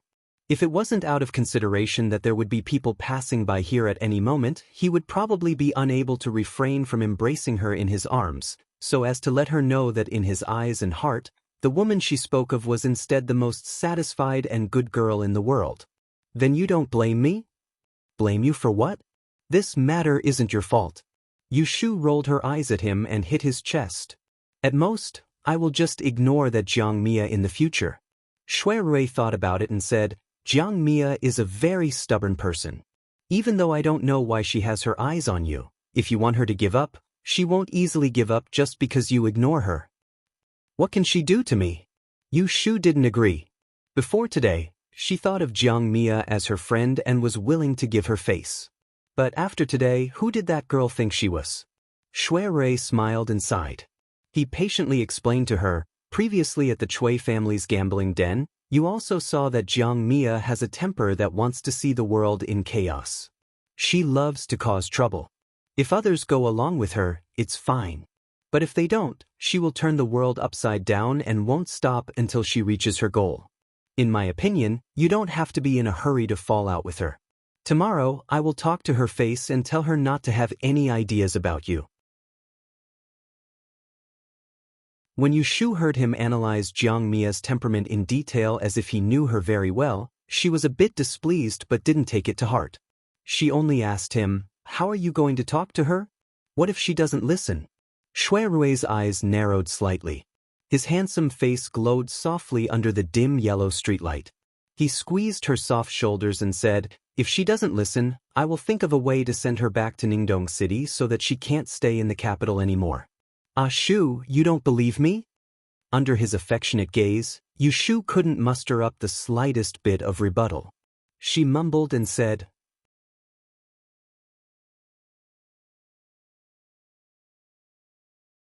Chapter 682. On the second day after Madame Wei's birthday, before Jiang Mia went out in the morning, she received a message from Shui Rui, asking her to meet him at Wangji Tower. Jiang Mia was puzzled. She had been in the capital for a long time, but this was the first time Shui Rui took the initiative to invite her.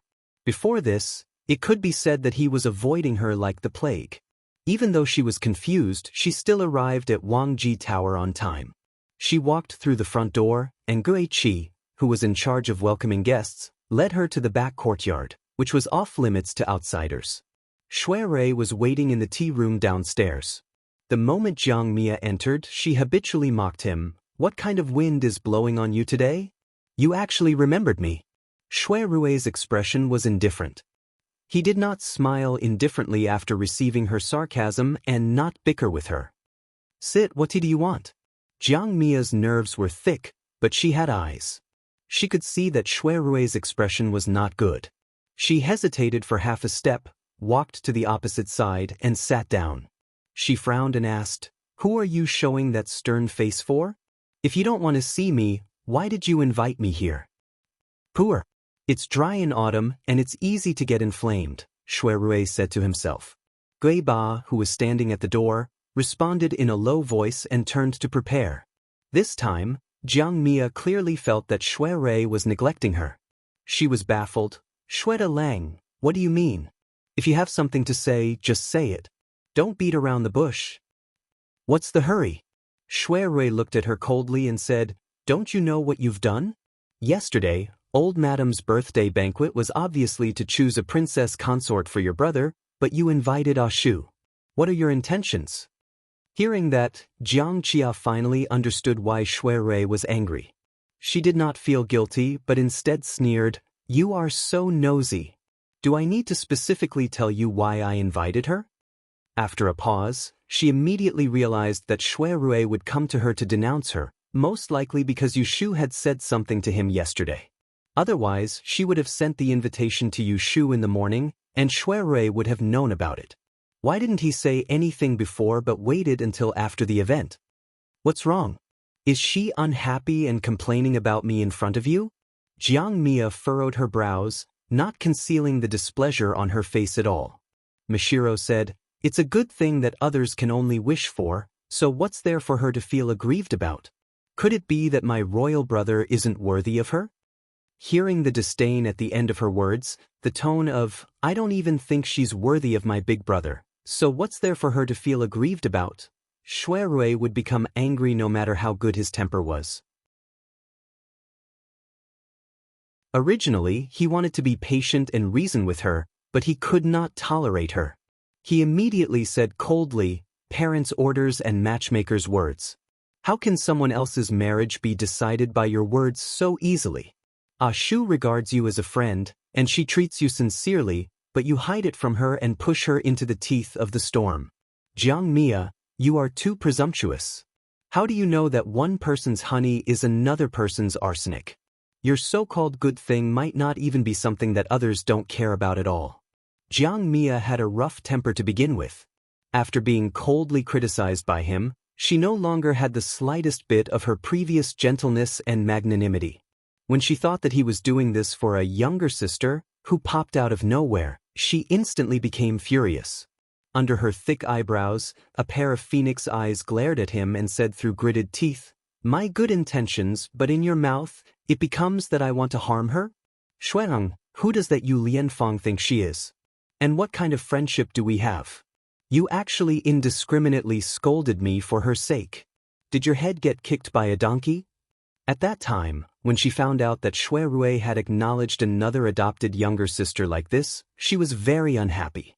She didn't like that little girl from the beginning, but because they had played together for a while, she realized that it was rare that Shui Rui wasn't a snobbish person and was rather capable, so she put down her prejudice and befriended Shui Rui. Who would have thought that Shui Rui was actually a two-faced person? She chatted and laughed with Shui Rui in front of Shui Rui, yet she stabbed Shui Rui in the back. She was really infuriated. She shouted so loudly that Gui Ba, who had brought the tea to the door, saw that the situation in the room was not right, so he shrank back and retreated. Shui Rui was slightly surprised. He had intentionally wanted to provoke Jiang Qia so that she would give up on the idea of looking for Yu Shu to make up the numbers. He did not expect that she would have such a huge reaction. It was as if someone had stepped on her tail. He deliberated over his words just now. There was nothing wrong with it. Could it be that his tone was too heavy? No, his goal was to make her hate Yushu, not to make her bear a grudge against him. To prevent himself from making a fool of himself, he softened his tone and said, I am not scolding you, I am telling you the truth. Your Wang Xiong and I are brothers, so I can barely be considered as half an elder brother to you. Logically speaking, you should call me second brother. Shu isn't anyone else. She's my sister that I've officially acknowledged. How can I watch you lie to your own family? I'm telling you clearly that she already has someone she likes. She won't be happy to be your sister-in-law. You'd better give up on this absurd idea. Don't ruin your marriage. You won't be able to be friends, but you'll become enemies. Shui Rui's tone was a little gentler, but his words were unyielding. Even if he knew that Yushu could not be the daughter-in-law of the Jiang family, he still wanted to nip this little thing in the bud. Shu was his woman. He would not give her to any man. Not Jing Chen, not even Prince of Dongjing. Good. Jiang Yo was so angry that she laughed. She clenched her fists and resisted the urge to quarrel with him. She nodded stiffly and said, I am blind to have taken a fancy to her. Don't worry, I will not have any ideas about her from now on. This kind of trash, is not worthy of my Wang Xiong. She described Yushu in an unbearable manner. Shui Rui's eyes became gloomy. He tapped his fingers on the armrest of the chair and said in a low voice, In that case, I thank you very much. I still have something to do, so you can go back. Gui Ba, send the princess out from the front door. Jiang Ye's eyes widened. He is driving me out? Shui Rui did not look at her expression as if she had seen a ghost. He got up and walked out. Jiang Ye did not even have a sip of water since she entered the door.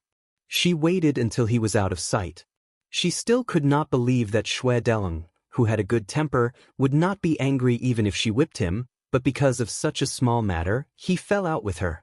How could she know that it would be strange if Shui Rui was able to endure her actions of forcefully trying to poach someone from his side? The Celestial Commissioner Office had 3 departments and 2 bureaus, each with their own authority. Therefore, the files and documents were classified separately and not stored in a unified way. They often exchanged information and borrowed books from each other.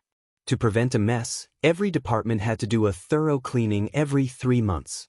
At the same time, they would check the stacks to prevent mistakes and omissions in the files of the headquarters. After Madame Wei's birthday, Yushu received a notice from her superiors. They wanted her to check the stacks of the Celestial Commissioner Office before the 10th month. She thought that it was better to do it sooner than later, so she gathered a group of subordinates and assigned them tasks on the same day. Early the next morning, she asked Lu Hong to take her seal and went to the Taiching department to borrow a few strong servants to move the books. Under her leadership, the people of the Celestial Commissioner Office started working in full swing. She was so busy for 3 to 5 days that she temporarily forgot about Jiang Mia's matter. One afternoon, when Yushu came out of the Directorate of Astronomy with a face full of dirt, someone called out to her. Lotus Room. Yushu looked up and saw Xen Lu jumping down from a carriage opposite and waving at her. She walked over with Lu Hong and Su Qing, only to find that Xen Lu did not come alone. Sidu Qinglan also got off the carriage with her. Seeing her looking over, she smiled and said, Fortunately we came in time, or you would have left. Yushu wondered why these 2 people came to the Yamen to find her on a whim. She asked, Don't you have classes today? Xen Lu interrupted, I have nothing to do in the afternoon, so I came to play with you. Lotus Room, let's go for a drink later. Situ Qinglan was more considerate than Yushu. She could see that Yushu was tired, so she said softly, If you are tired, we can do it another day. Yushu shook her head with a smile. She was happy that they remembered her as their little friend. She patted Xen Lu, who was pouting, and said, Come back with me to change. I'll treat you guys tonight. What do you guys want to eat? The library had accumulated a lot of dust for 3 months. These days, she did not slack off. She had been taking the lead in tidying up the library. After a day, she was sweaty and dusty. Even if she was a little sore, she did not mind walking with them. The three girls did not go to the Wangji Tower. Instead, they found a gaily painted boat rented by a merchant by the Jade Lion Lake. They booked a private room on the second floor to eat freshwater seafood and enjoy the night view. The crabs in September were very fat. The yellow was full of oil. They were simply steamed with ginger and white vinegar. There was no need to add any seasonings. When they were peeled, it was so fragrant that people swallowed their tongues. Yushu loved to eat crabs in her previous life. She was good at peeling the shells. She took the crab legs and picked out the crab roe. She ate 2 or 3 crabs quickly. Xen Lu was so anxious that she could not even open the crab shell. She kept pestering Yushu to help her. Yushu always indulged Xen Lu. She scolded her for being stupid, but she washed her hands and quickly helped her to peel the crab. She was not in a hurry to eat. Sidu Qinglan looked at them and was very envious. She could not learn Xen Lu's skill of being coquettish and clingy. Although she wanted to be close to Yushu, she could only do it from another side. Since you stopped coming to the Taisher library, several academicians have asked about you. They are concerned that you have not finished your studies and you have no time to study. I thought about it. Fei Fei and I are almost the same as the academicians you have studied. We combined the important parts of the courses we have learned in the past 2 months and made a copy for you. You can read it when you are not busy. You can more or less benefit from it. Hearing this, Yushu naturally thanked the two of them for their kindness. She put down the half-peeled crab, wiped her hands clean, picked up the pot, and poured them a cup of chrysanthemum wine with a mild flavor. Sidu Qinglan drank it happily. Xen Lu rubbed her greasy fingers and stuck out her tongue at Yushu. Don't thank me. Just thank her. I am not so considerate. Yushu smiled at Sidu Qinglan and also drank up. Sidu Qinglan drank a few cups of wine and plucked up her courage. She stared at Yushu and said, "There is something I don't understand. It has been bothering me for a long time. I don't know how to tell you." Yushu was confused. What is it hard to say? Xen Lu hurriedly swallowed a mouthful of crab roe. It's just, Sidu Qinglan grabbed a piece of date cake and stuffed it into her mouth to stop her from interrupting. In Yushu's puzzled eyes, she said bitterly, "Since you mention it, I will just say it. I invited you to my birthday celebration in July. Why didn't you come?" Yushu was stunned. Then she quickly recalled what had happened in July. Her appointment, the aquatic and land conference, Zhang Shuiyuan's murder, one after another. Sidu Qinglan's birthday was mixed among so many troublesome things. She only had a vague impression that she was the one who gave her the invitation. After remembering it, Yushu looked apologetic. She couldn't find an excuse after thinking for a long time, so she apologized to Sidu Qinglan. "It's my fault. I forgot about it. I'm sorry." Sure enough, Sidu Qinglan had already guessed that Yushu forgot about her. It was not that she was delayed by other things. But she felt better to tell her frankly than to make up an excuse to deceive her. Sidu Qinglan wanted to smile at Yushu and tell her generously that it was okay. But when things came to the point, she found that she couldn't even smile. She didn't want to be hypocritical to her. When the words came to her mouth, they became complaints. "I waited for you for a long time that day." When the dishes were cold and the people were gone, she still didn't give up. She thought that Yushu would be late. Looking at her sad look, Yushu felt very guilty. She had a good relationship with Sidu Qinglan. Although it was not as good as Xen Lu, she was one of the few girls who could get along well with her. Thinking about it, she felt that she had to make up for it no matter what. So she said, "Sidu, don't be angry with me. I apologize to you. I will give you a birthday gift later. Next time, I will be the first one to be there." Xen Lu, who was listening anxiously at the side, finally swallowed the piece of date cake and could help to say, That's right. Don't be angry at Lotus Room. Just tell her what gift you want. Just extort her fiercely. Lotus Room is rich now. It's a piece of cake to take out 1,000 or 800 taels." Yushu turned her head and stared at her. "Don't make trouble. I don't have money. What 1,000 or 800 taels? Do you think silver is a stone?" Then she turned to Sidu Qinglan and smiled apologetically. "Don't listen to her. The gift must be valuable or good." Stingy Lanlan. I think you should continue to be angry with her. Xen Lu turned his head and began to drag Yu Shu down. Yu Shu looked constipated. Sidu Qinglan burst out laughing. She wasn't faking it. She really wanted to laugh. Although she had some complaints about Yu Shu previously, she couldn't bring herself to complain when she saw Yu Shu begging for mercy. Based on Yu Shu's current identity and reputation, if she didn't really treat her as a friend, why did she have to lower her head and apologize to her? How could she not understand such a simple truth? Why did she have to worry about nothing because of a moment of anger? A cool breeze blew in from outside the window and woke Sidu Qinglan up. She began to feel ashamed of the idea of using Yu Shu to get close to Jiang Mia. She really shouldn't have. Then I will forgive you this time. If it happens again, I will ignore you no matter what. She picked up the wine pot and filled Yu Shu's cup. She pretended to be angry and said, "1 cup is punishment. Don't do it again. You drink once and I drink once. Then we are even." Yu Shu laughed and agreed. She didn't realize that tonight, because of her confession, she had saved a friendship that was on the verge of destruction. Maybe many years later, when the two met again, only Sidu Qinglan would remember tonight. At that time, she would be extremely grateful for the choice she made tonight.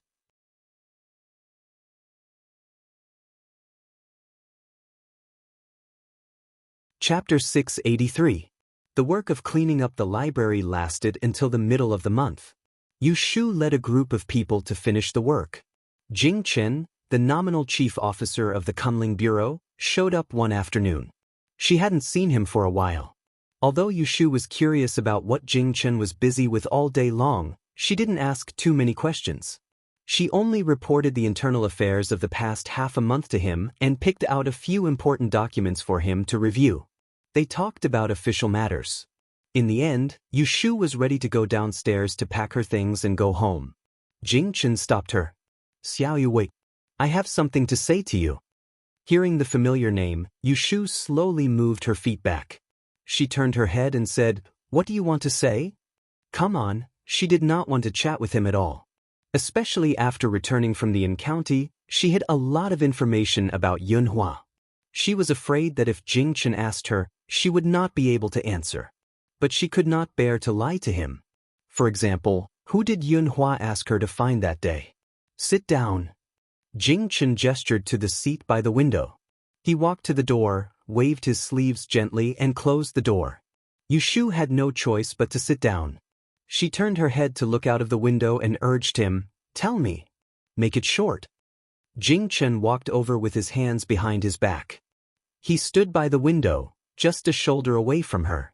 Like her, he looked at the row upon row of pavilions in the distance. He said slowly, "I remember that in the residence on the outskirts of the encounter, you said that my father, Yunhua, asked you to find someone, right?" Yu Shu thought to herself that what she was afraid of had come true. She nodded expressionlessly. "Then he must have told you how to contact that person after you found him." This was not a question, but an affirmative tone. This made Yu Shu frown. She knew that even if she denied it, Jing Chen would not believe her. "So what if he told me? Do you want to go find him now?" Jing Chen shook his head, and a bitter smile appeared on his fair and handsome face. "What's the point of me looking for him? Even if we meet, he can harden his heart and refuse to acknowledge me. What can I get out of him?" Yu Shu asked suspiciously, "Then why are you asking me this?" Jing Chen turned to look at her with worry in his eyes. "I wanted to remind you. If you haven't found that person yet, then do so as soon as possible. Do not delay. You probably don't know this, but His Majesty's dragon body isn't as good as before. My father is a sore point of his. If I don't catch him, I won't be able to retrieve the Book of Mystery Fairy's 6 wrens to break my fate. He could not eat or sleep in peace. Now, he's suspicious of me, suspecting that I've already acknowledged my father, so he's trying to find out his whereabouts from me. I'm dealing with him. It can't be delayed for too long." His Majesty doesn't have much patience left. I'm worried that if he can't get anything out of me, he will turn to you. After all, it was very suspicious of you to stay behind alone on the day we visited the grave. It turned out that these days, Jing Chen was mostly in the palace. Emperor Zhaoqing summoned him to see him every day. Whenever he was free, he would have a long chat with him. He talked about his sect and his mother, Princess Liue. Every time he tried to move him with emotion and reason, he felt that if he couldn't bear his fate as the Scourge of Dawn, he would be ashamed to face his teacher who risked his life to save him and his mother who took the risk to give birth to him. Emperor Zhaoqing never mentioned his father, Yunhua. His intention was obvious. Jing Chen had received more than 10 years of teachings from Mount Longhu's Jingyi school. Righteousness had long been deeply imprinted in his character. However, the emperor's personal persuasion failed to coax him to reveal the whereabouts of Yunhua. It was sad to say that this was not because of the nature of a father and son, but because someone had opened a hole in his deeply rooted Taoist heart and instilled in him a kind of human nature that he had never been missing. This person was Yushu, and the human nature that she made him understand was called selfishness. He had selfishness, so he was unwilling to be manipulated by others, unwilling to be used by others, and even unwilling to accept his fate. You mean, they will come to me and force me to tell them about Yunhua's whereabouts regardless of anything? Yu Shu began to consider this possibility. Since the emperor's side could not be sure whether she knew about the Scourge of Dawn, she thought that they would not rashly target her. She did not see that when the emperor asked her, he did not touch on those sensitive issues. He only beat around the bush. That was why she was able to muddle through.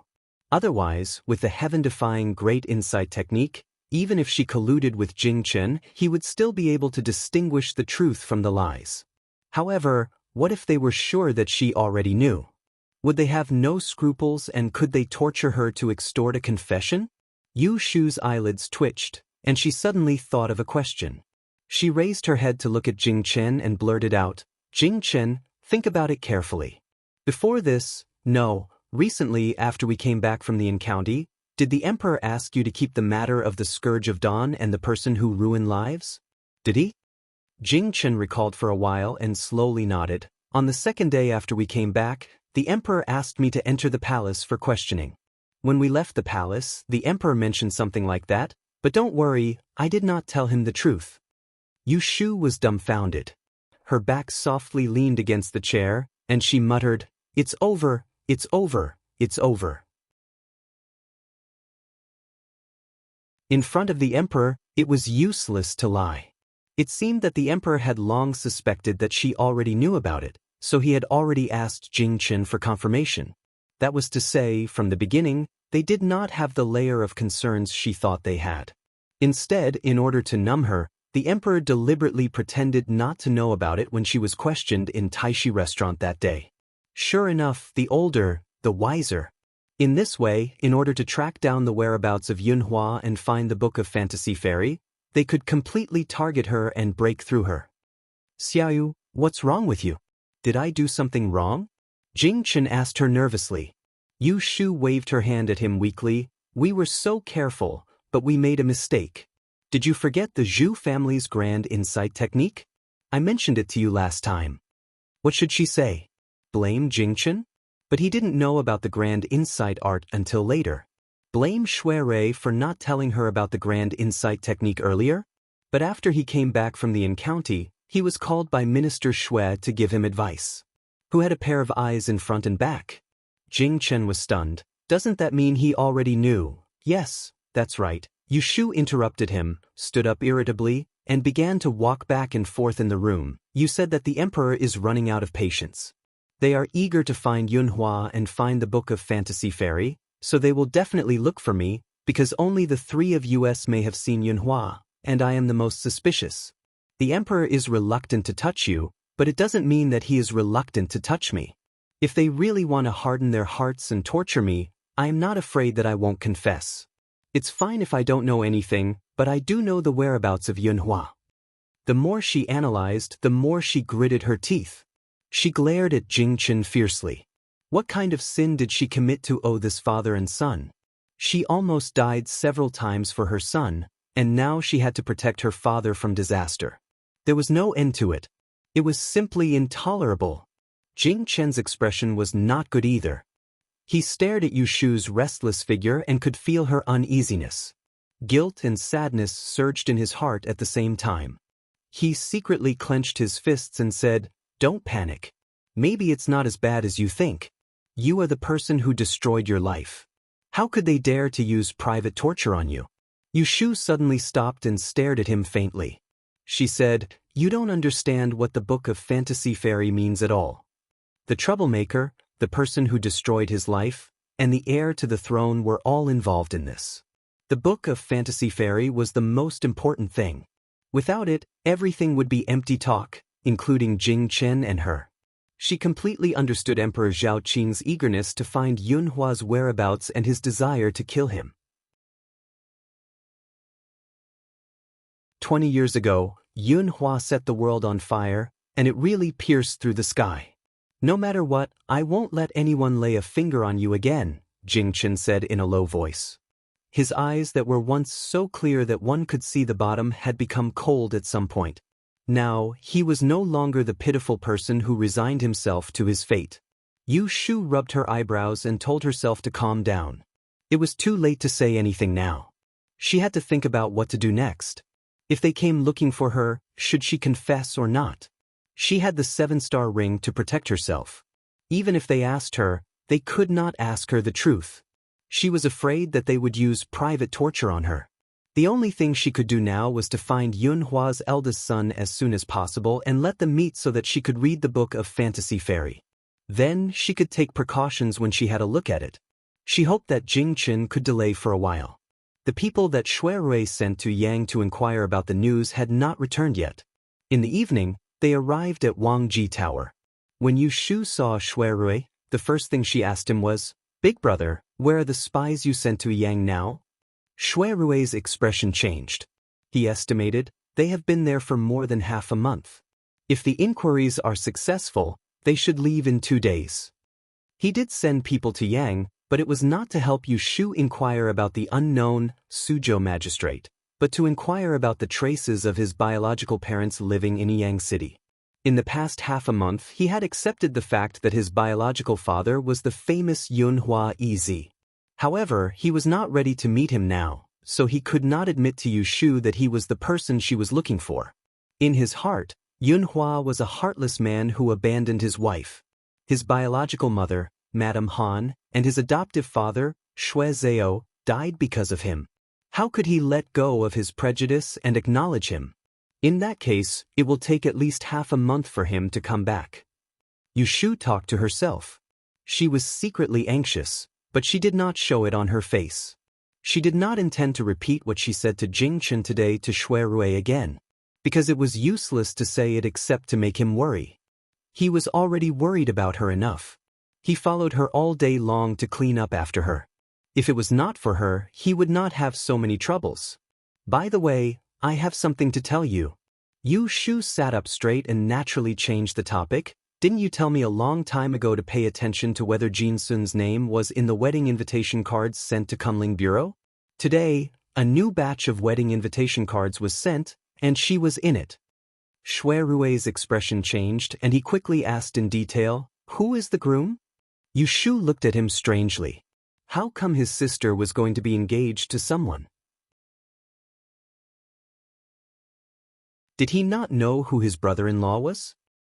Let me think. The groom is Zhou Yeda, the young master of General Zhou's mansion. His name is Zhounya. Shui's face suddenly darkened.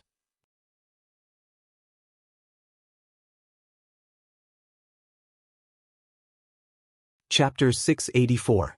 Shui Jin had passed her marriageable age.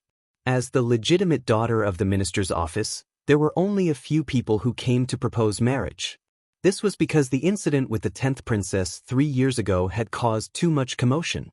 Not many families did not know about it. The 10th princess was the daughter of the empress and was also the most favored daughter of Emperor Zhao Qing. As the culprit who was rumored to have killed the 10th princess, it did require courage to marry the 3rd daughter of the Shui family. However, Zhou Yeda betrothed his youngest son to the daughter of the Shui family not entirely because of his courage. The other half of the reason was because of his own son.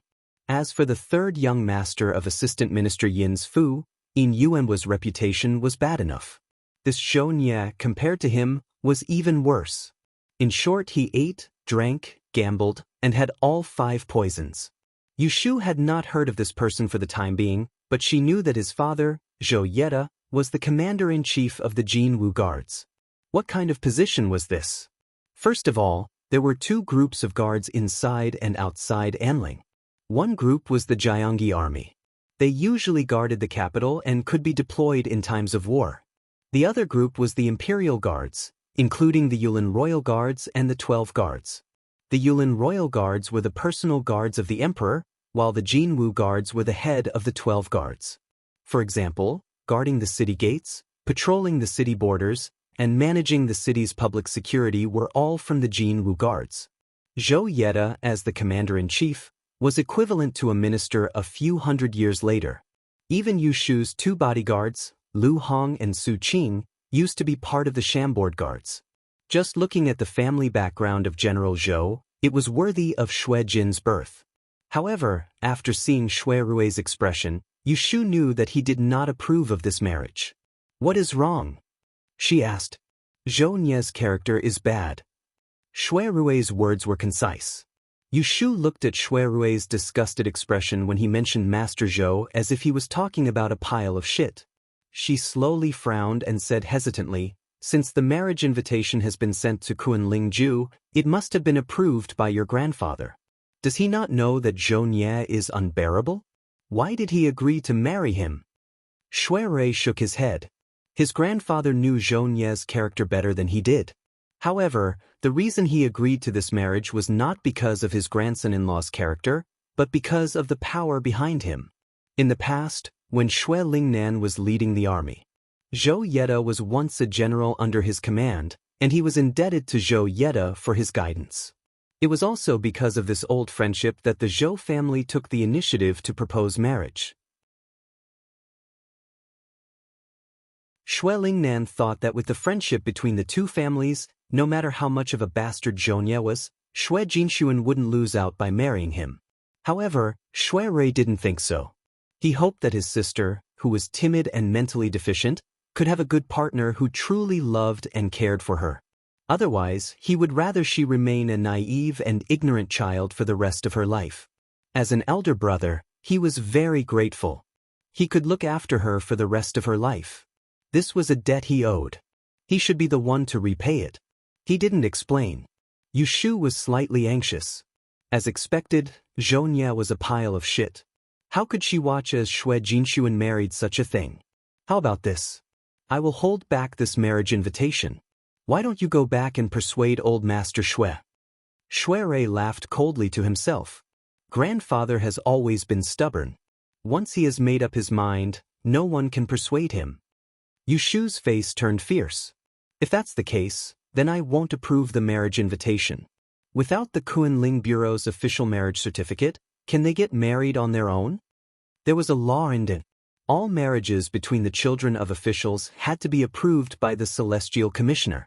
If they were married, then an official marriage certificate would be issued. If there was no such certificate, then the marriage of the man and the woman would be considered an illicit union without a matchmaker.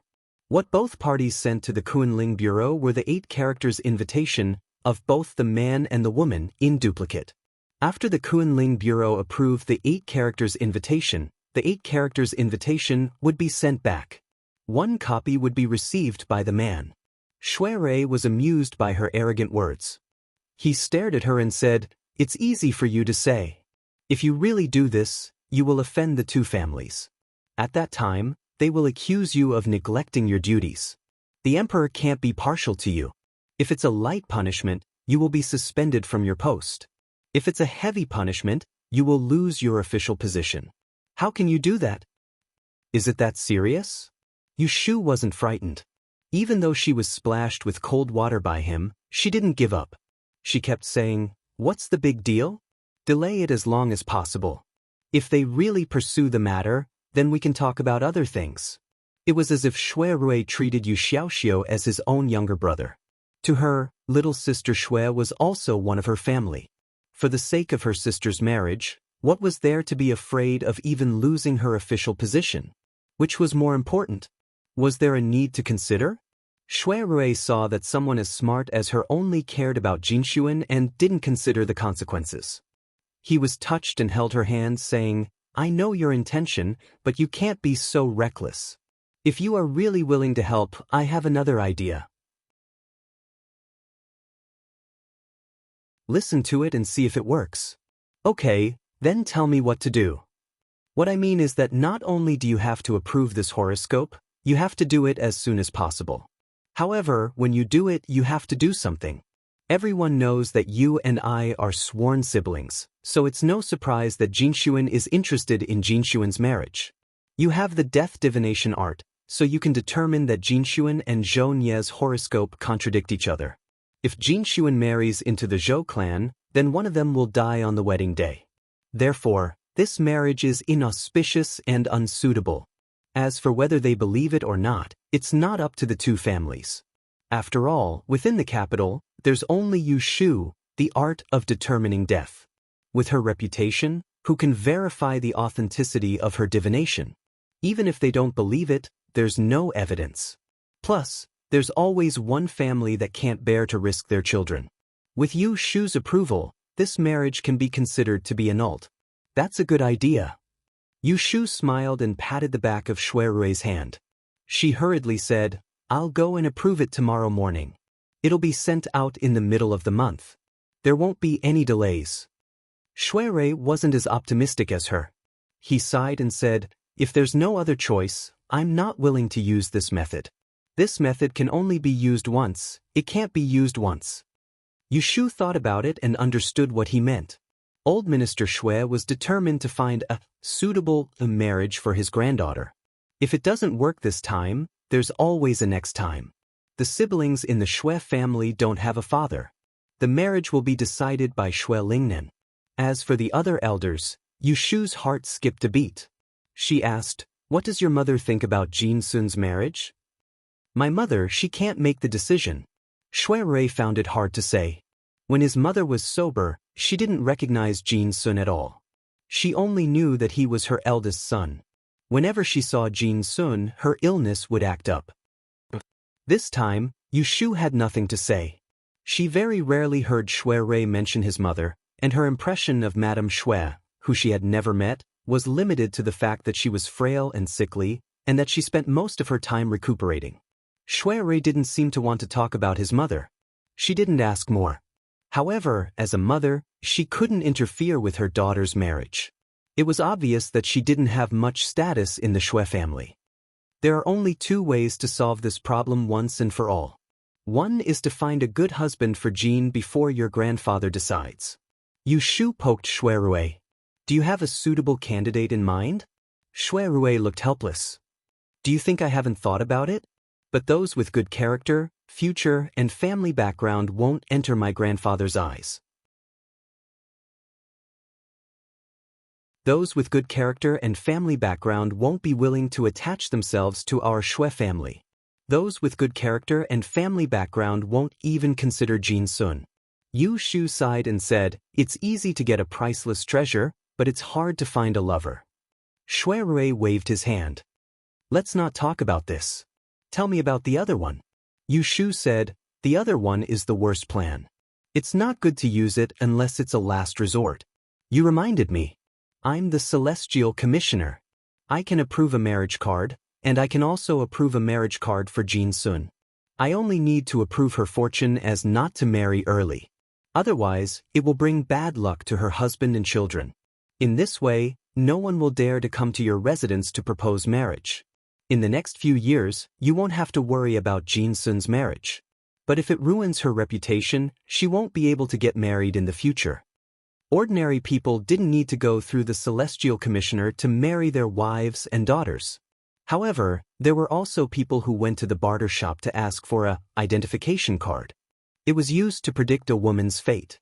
If it was a woman from an official's family, the Celestial Commissioner's approval would be called a fate card. Thinking back, Zhao Hui's first in-laws went to the Yangji family's barter shop to make a fake identification card. They framed Zhao Hui for cursing her husband's fate, so they embezzled her dowry and caused Zhao Hui to live on the streets. Yu Shu now also wanted to make a fake fate card. However, she had the death judgment technique. It was difficult for others to expose her. Shui Rui was silent for a long time. Then, he said in a low voice, "It can be considered a solution. But as you said, it can't be used unless it's a last resort." In the end, Shui Rui decided to first ruin the marriage between the Shui family and the Zhou family with Yushu. As for the future, they would wait until the future. The next day, Yushu came to the Kunling bureau. The first thing she did was to find the marriage card of Shui Jinshuan and Zhou Nye. She carefully worded it, and in the name of the death judgment technique, she made a divination. The signature was not stamped with an official seal, but her small ivory seal. This meant that she had personally approved this marriage. The result was bad, so the Kunling Bureau rejected the marriage. The 15th of September was the day that official marriage documents were issued every month.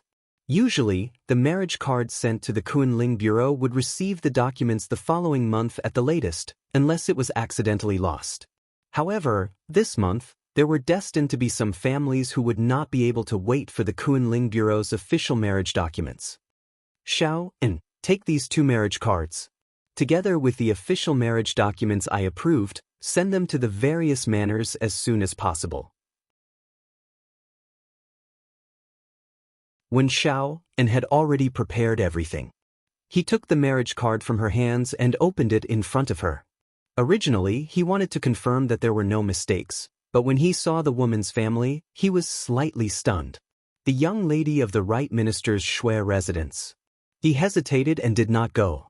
Holding the 2 cards, he said to Yushu, "Darren, will you get into trouble by doing this?" She could forget about the families whose official marriage documents she had burned before. But this was the daughter of the left prime minister, and there was also the General Fu. If they pursued the matter, could she afford to offend them? Yushu stretched and twisted her neck. She said to him, "What trouble can there be? Their destinies are like this, and it is not suitable for marriage. Do you want me to go against my conscience and approve it? You know that the eldest son of the Shui family is my sworn brother. If something happens to his sister after she gets married, how can I face him? Don't worry, have someone send it."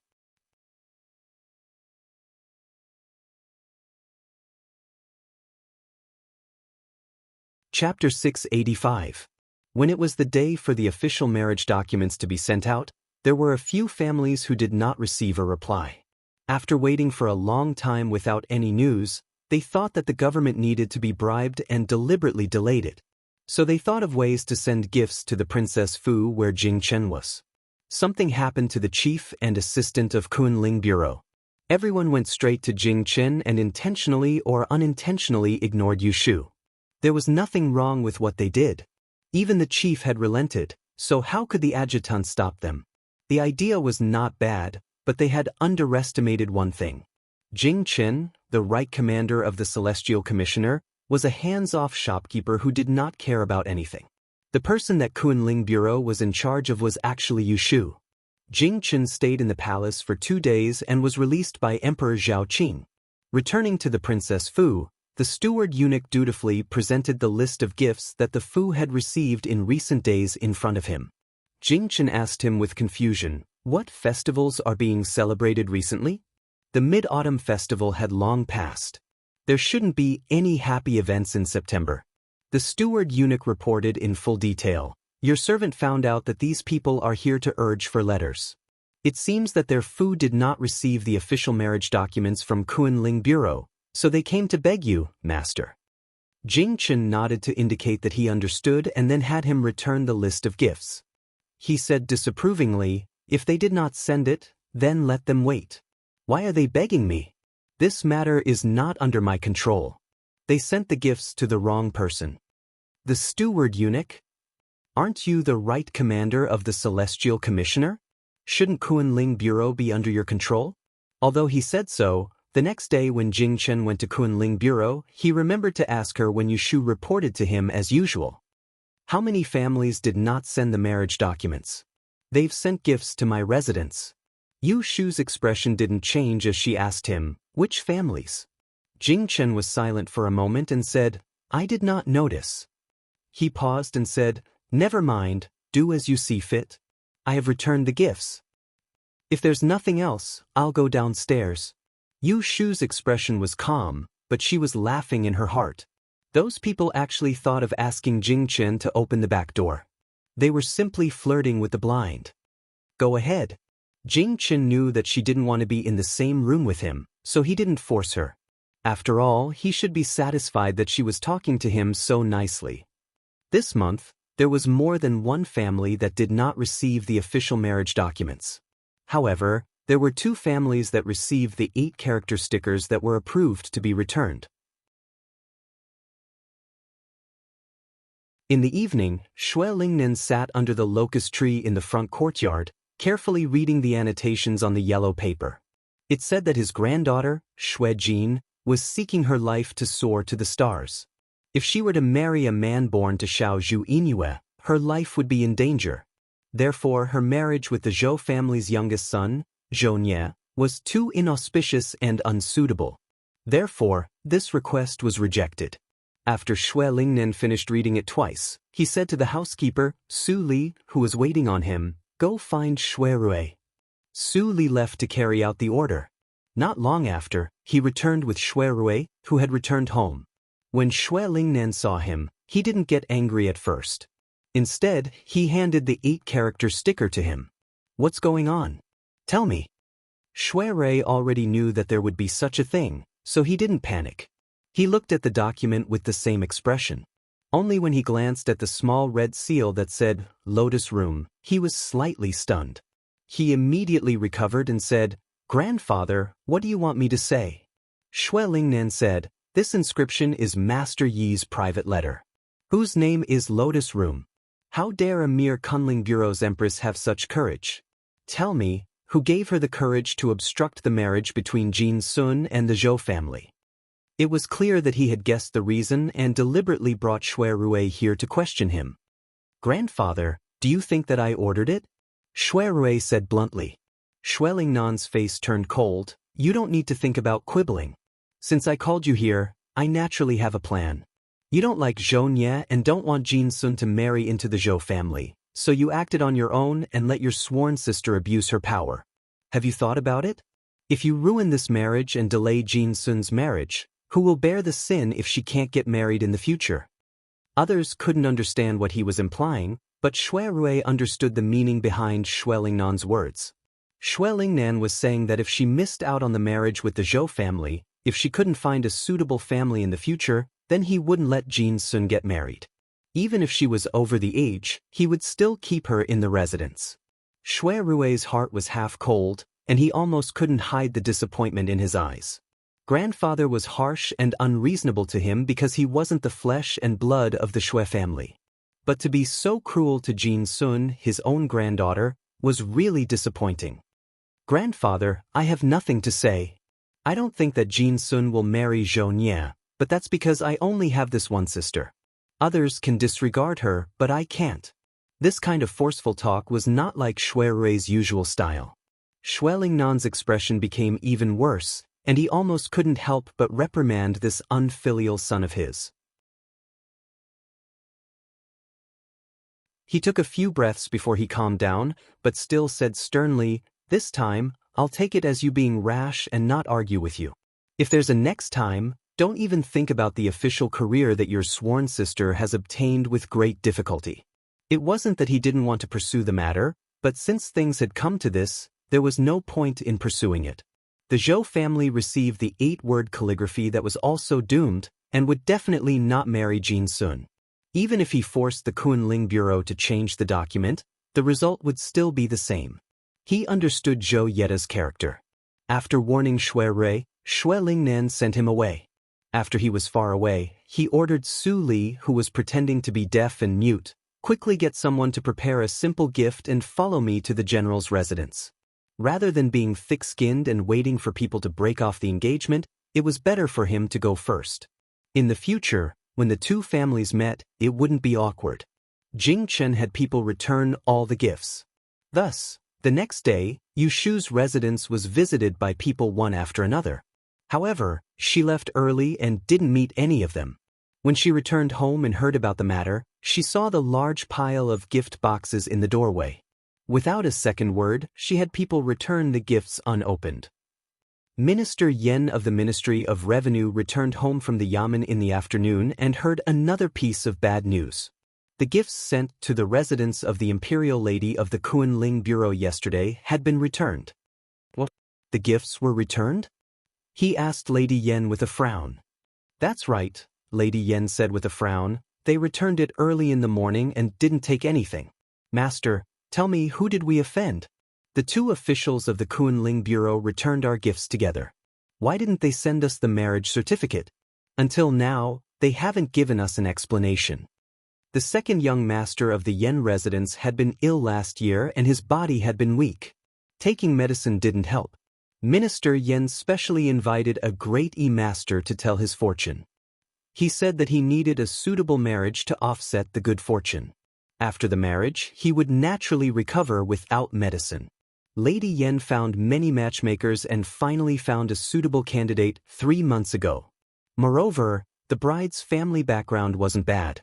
Thus, she was anxious to arrange her second son's marriage. The date had already been decided and it would be the most auspicious to get engaged next month. Now, the only thing missing was the official marriage certificate from the Kunling Bureau. No one had expected this to happen. The husband and wife looked at each other and thought hard. They couldn't understand why the Kunling Bureau was making things difficult for them. How about tomorrow, I go to the assistant minister's residence to ask for a favor? Lady Yen suddenly had an idea and suggested. Minister Yen didn't understand. Why go to his house? They both held positions in the Ministry of Revenue. Assistant Minister Yin was 1 rank higher than Minister Yen. The two families usually interacted frequently, but they weren't close enough to casually talk about their children's marriage. Lady Yen explained, Master, you don't know. There's another story here. The female imperial official of the Kunling Bureau was born to a servant girl of Lady Yin more than 10 years ago. With this relationship, it wouldn't be difficult for us to ask her to speak for us. Minister Yen frowned. He seemed to understand something, but he couldn't grasp the crux of it. He could only let her be.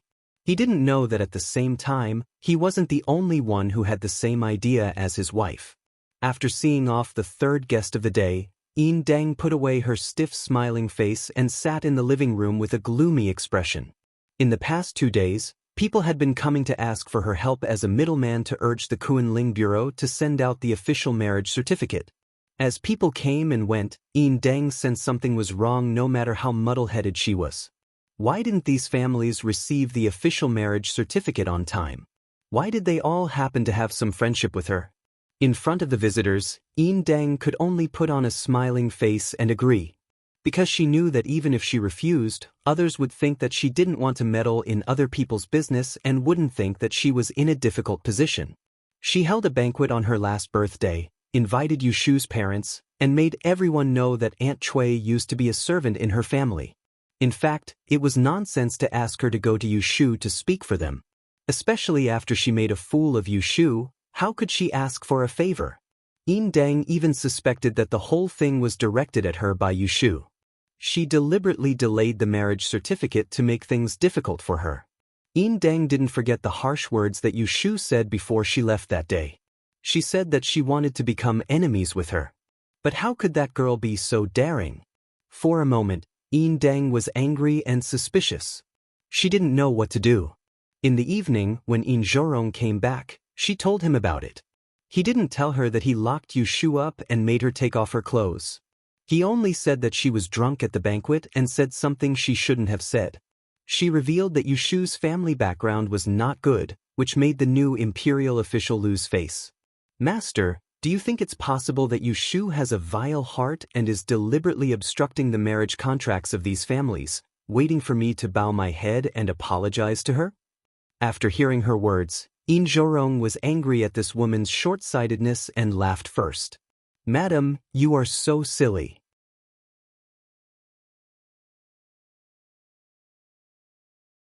Do you really think that she is a lowly person born by your maid? Not to mention that her mother used to be a maid of our family, she is now a proper official. The Celestial Commissioner is a 5th rank official, which is the same rank as me. What's more, She has a title bestowed by the emperor. She doesn't even need to bow to ordinary third-rank officials.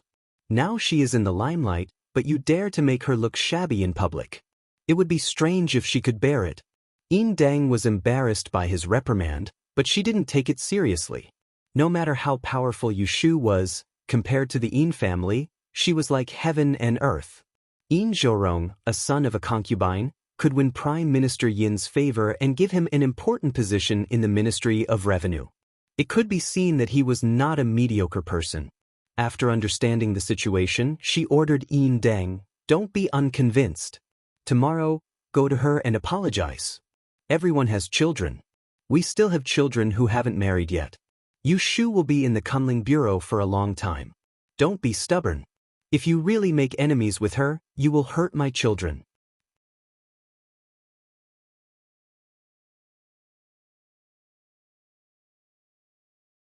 Chapter 686. The next day, Madame Yin Deng obediently went to the Yu's mansion. However, she didn't come to apologize, but to visit Madame Yu. In the morning, the main gate of the Yu's mansion was not open. There was a small door next to the main gate, which only allowed 2 people to pass through. Sitting in the sedan chair, Madame Yin Deng asked a maid to knock on the door. The 2 servants on duty in the main gatehouse were chatting. When they heard the question, the younger one ran out to answer. He heard that it was the wife of the assistant minister's residence who had come to visit their Madame Yu and asked them to open the main gate to welcome her. There was an old servant in the gatehouse, who also came out while talking. He looked at the soft sedan chair in front of the gate and said politely to the maid in front of him, "Miss, please forgive us. It's not that we didn't open the gate on purpose, but there are rules in the mansion.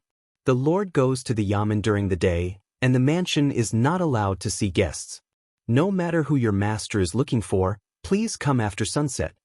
There was no such thing as not seeing any guests during the day and only opening the door at night.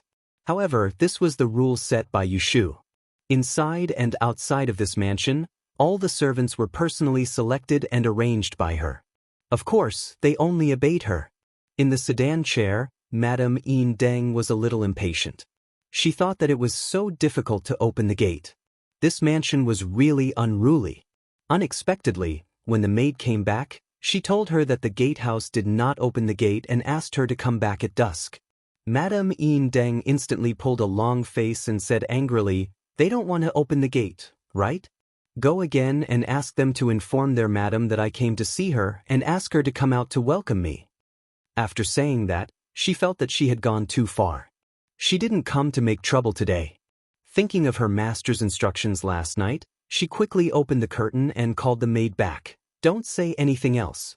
Ask someone to go in and inform Madame Yu that I want to see her." The gatehouse sent the message to Qingshi House. When Aunt Cui heard that Madame Yin Deng came to see her, her first reaction was not to go out to welcome her, but to ask if Yushu was in the mansion. Is the young lady at home now? Since Madame Yin and Deng's birthday, she had been grounded by Yushu. She was not allowed to go out. Every day, whatever she said or did, someone would report it to the north courtyard. If she accidentally cursed, Yushu would send someone to Qingshi that night, catch her maids and old women, and force them to kneel in the yard for a whole night. Now her words and actions are restricted, and she can't go out of Qingshi House at will. If she does something wrong, the servants around her have to kneel down and kowtow to her, begging her to spare their lives.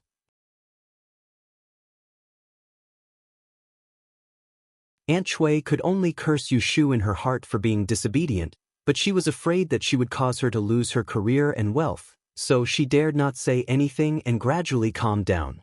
As a matter of fact, it was rare for Madame Yin and Deng to come to visit. She was not happy at first, but she was afraid that Yushu would hear about it and give her a hard time. "Madam, Milord went to the yamen in the morning and hasn't come back yet." Aunt Cui was relieved and then ordered the gatekeeper to come. "What are you waiting for? Invite her in." Otherwise, she would say that she was simple-minded. Since Yushu was not at home now, she wouldn't come back at night.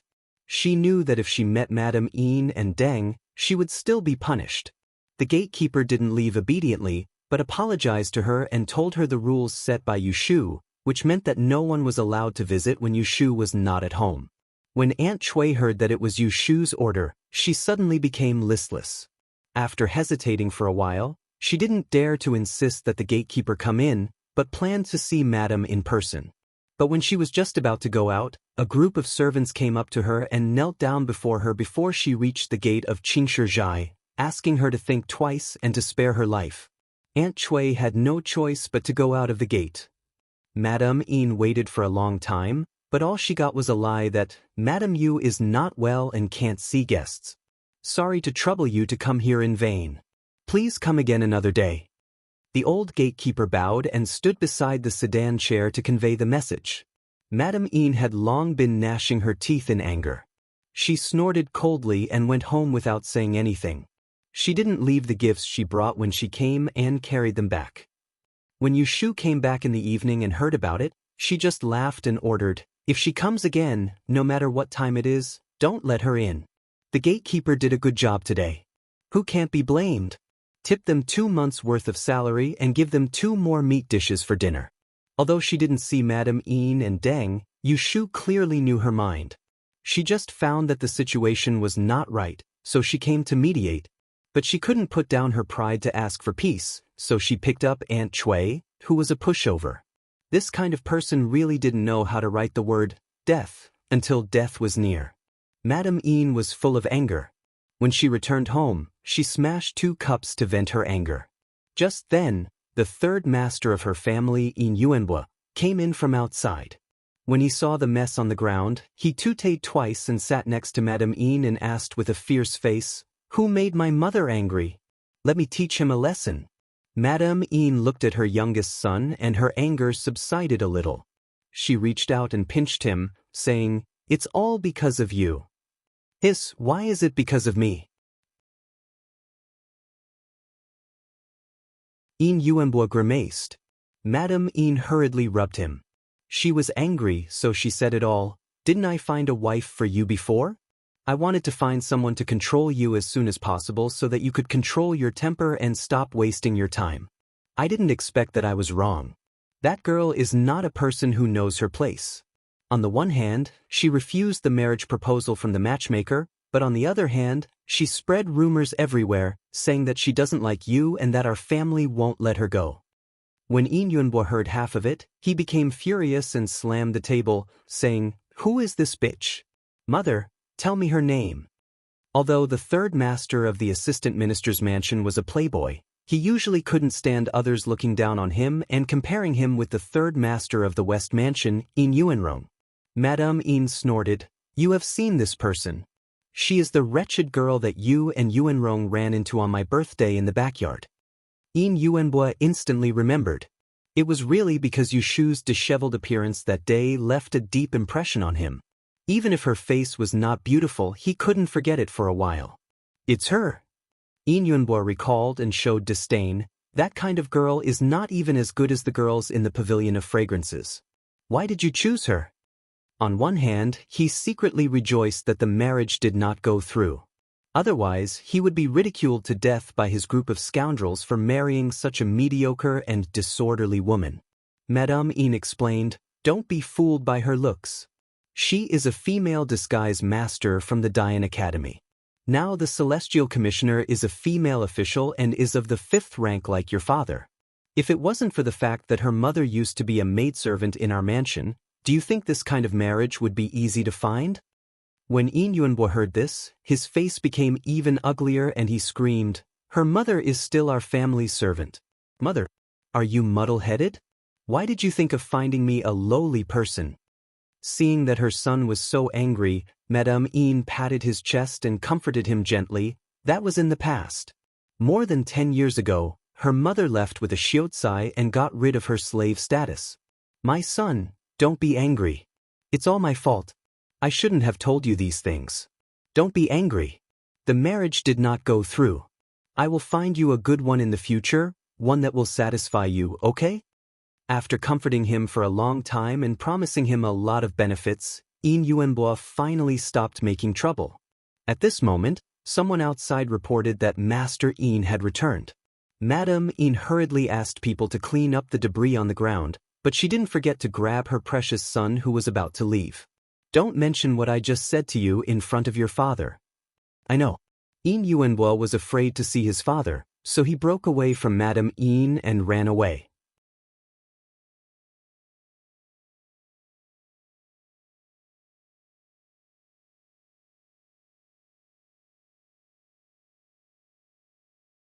Chapter 687. After Lu Hao was released, he pretended to be ill and did not attend court or entertain guests. He kept a low profile for a whole month until the news of the headless case of the imperial envoy was overshadowed by other major events. In the evening, he brought a few of his close retainers to Hengwu Restaurant for a drink. Hengwu Restaurant, located in Apricot Rain Alley in the east of the city, was worthy of being the #1 music house in Enling. It was not a brothel or a brothel, but regardless of gender, the musicians and dancers in Hengwu Restaurant were all first class in appearance and talent. There were 366 songs and 388 plays. No matter popular or unpopular, they were all skilled and familiar with all of them. Dun had been peaceful for 300 years. Now in the Golden Age, the people of An were not good at riding and shooting. They loved to seek pleasure. A place as elegant and not boring as Hengwu Restaurant was naturally sought after. The road in Apricot Rain Alley was not wide. The path paved with bluestone could at most accommodate 2 sedan carriages side by side. Therefore, the passing carriages and horses would stop on the nearby streets and walk in. This was not a path drawn by Hengwu Restaurant for the guests. This was a place filled with high officials and nobles. No one wanted to offend someone they shouldn't offend by blocking the road. Unless you were fearless. For example, at this moment, Lu Hao's sedan was carried in from Apricot Rain Alley and stopped at the gate of Hengwu Restaurant.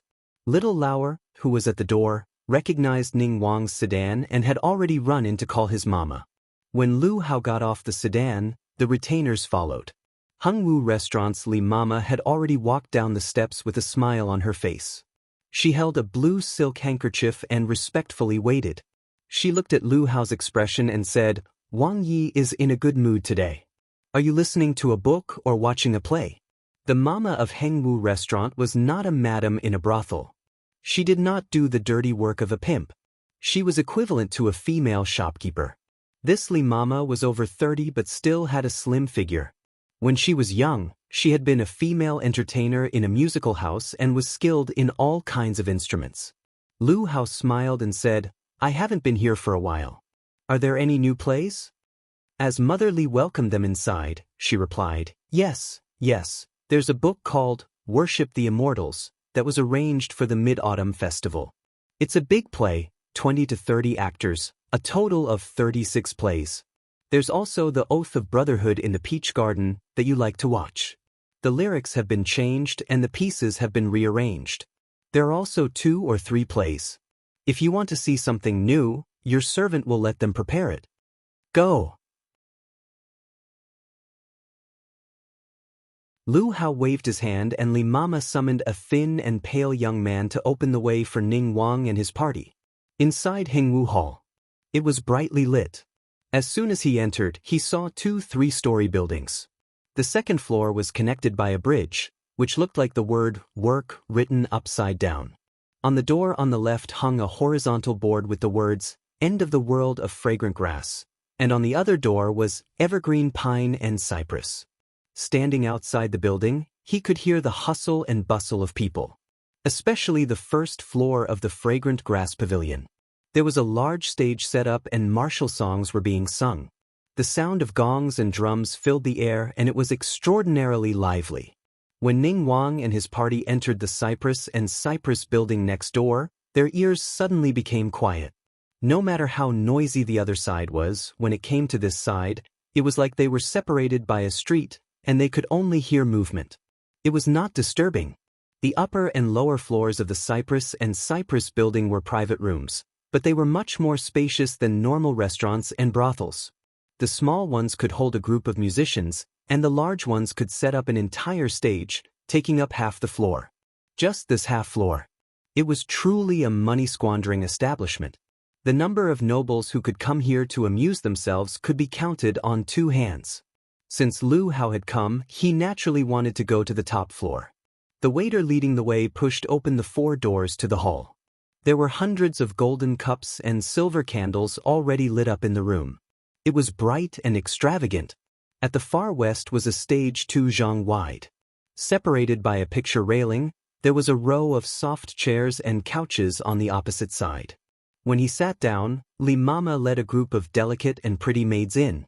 Her hands were holding tea trays, cups, fruits, and fine wine. They were placed on the table, and then she waited on the side. Her actions were not frivolous at all. Li Mama handed the script on the sandalwood tray to Lu Hao. She first ordered Drunken Flower Shade. This was a short play that could be sung for the time it took to drink a cup of tea. It was to give the troupe preparing for the big play later on. The main thing was to listen to the newly written Sworn Brotherhood in the Peach Garden. In reality, it didn't matter if the first play was ordered or not ordered. After all, a short tea play in the Cypress and Cypress building cost 10 taels of gold. But with Ning Wang's wealth, he would not be stingy. The play quickly started on the stage. As the musicians started to play, there was more noise in the surroundings. The guests that had been slightly reserved in front of Lu Hao relaxed. Some started to talk and laugh, some supported the performance, causing Lu Hao to laugh continuously. But there was probably no one who really wanted to listen to the play. Among the many guests, there was a petty person who liked to take advantage of the opportunity. His name was Yuan Zhouzi. Whatever other people were talking about, he would add a few words and express his opinion to show how knowledgeable he was. The result of being so talkative was that he drank half a pot of tea more than the others. Before the big play started, he had to pee. When he left, no one paid attention to him. He left for about 15 minutes before he came back. The Sworn Brotherhood in the Peach Garden was being sung. The lyrics were all new. Lu Hao listened intently. The surroundings were quiet and no one made noise. Yuan Zhouzi lifted the corner of his robe as he hurried into the banquet. He didn't sit properly. He didn't listen to the play, but kept looking at Lu Hao as though he wanted to say something but couldn't. He silently waited until the stage was changed. There was an old guest beside Lu Hao. He had seen Yuan Zhouzi peeking his head out and teased him, "Zhouzi, your memory is the best. Can you hear the difference between this new play and the old one?" Yuan Zhouzi didn't listen to what was being sung on the stage. However, he was worried that he didn't have a chance to speak. When he saw Lu Hao looking over, he quickly stood up and said, "I just left the banquet and missed the play in front of me. But I heard another good play. It's really interesting. I want to tell it to your highness. I don't know if it's okay." There were many capable people among Lu Hao's guests and they had their own pride. They didn't like a petty person like Yuan Zhouzi. Therefore, no one said anything to cater to him. However, Lu Hao was a little curious. He raised his hand and gestured to Yuan Zhouzi. "What, wife? Tell me." Yuan Zhouzi hurriedly responded. He took 2 steps forward and stood in front of Lu Hao. He gestured with his hands and feet to start from when he went to the toilet a moment ago. It was his first time going to Hengwu Mansion. He didn't know everything. He walked around and went down to the 2nd floor. He crossed the bridge and went to the fragrant grass pavilion opposite. After a few steps, he saw that the door was not closed properly, so he mistakenly entered. Unexpectedly, it was a single room. Several playboys were drinking and chatting. In the west corner, someone was playing the lute, so no one noticed the intruder. Yuan Zhouzi found that he went to the wrong door and was about to leave. At this moment, he heard voices in the room and stopped. Who was sitting in the room? It turned out that Yin Yuanbua and a few friends of scoundrels heard Madame Yin's nagging at home yesterday. They were upset and came to Hengwu Mansion to pass the time. You asked him why he didn't go to the brothel to find a lover. Fortunately, Master Yin had been strict with him recently.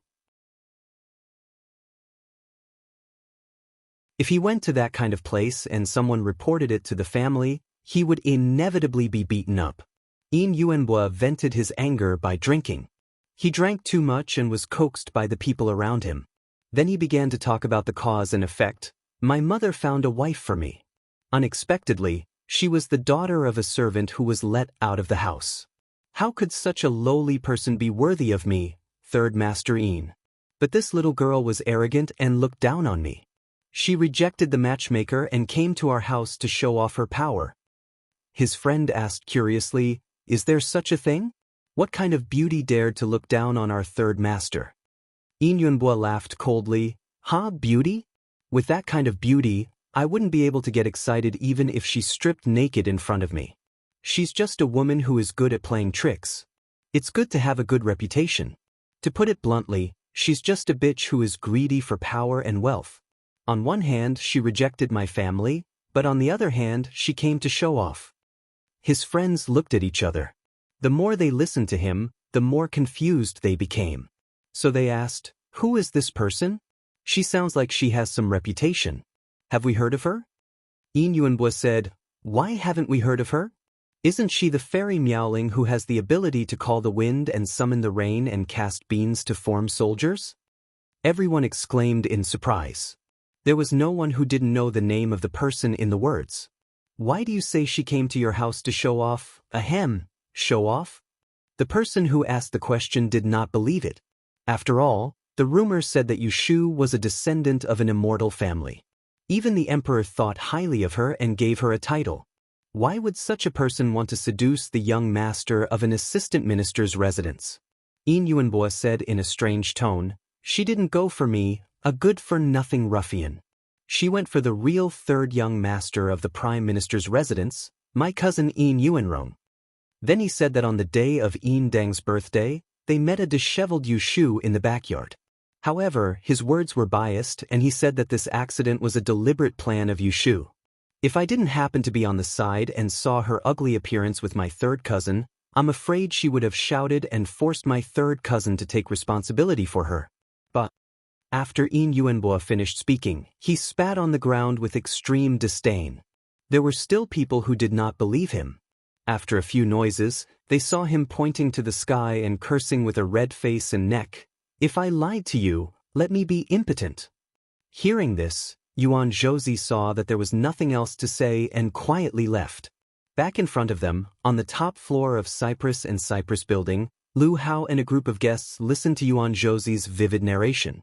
The former propped up his chin thoughtfully.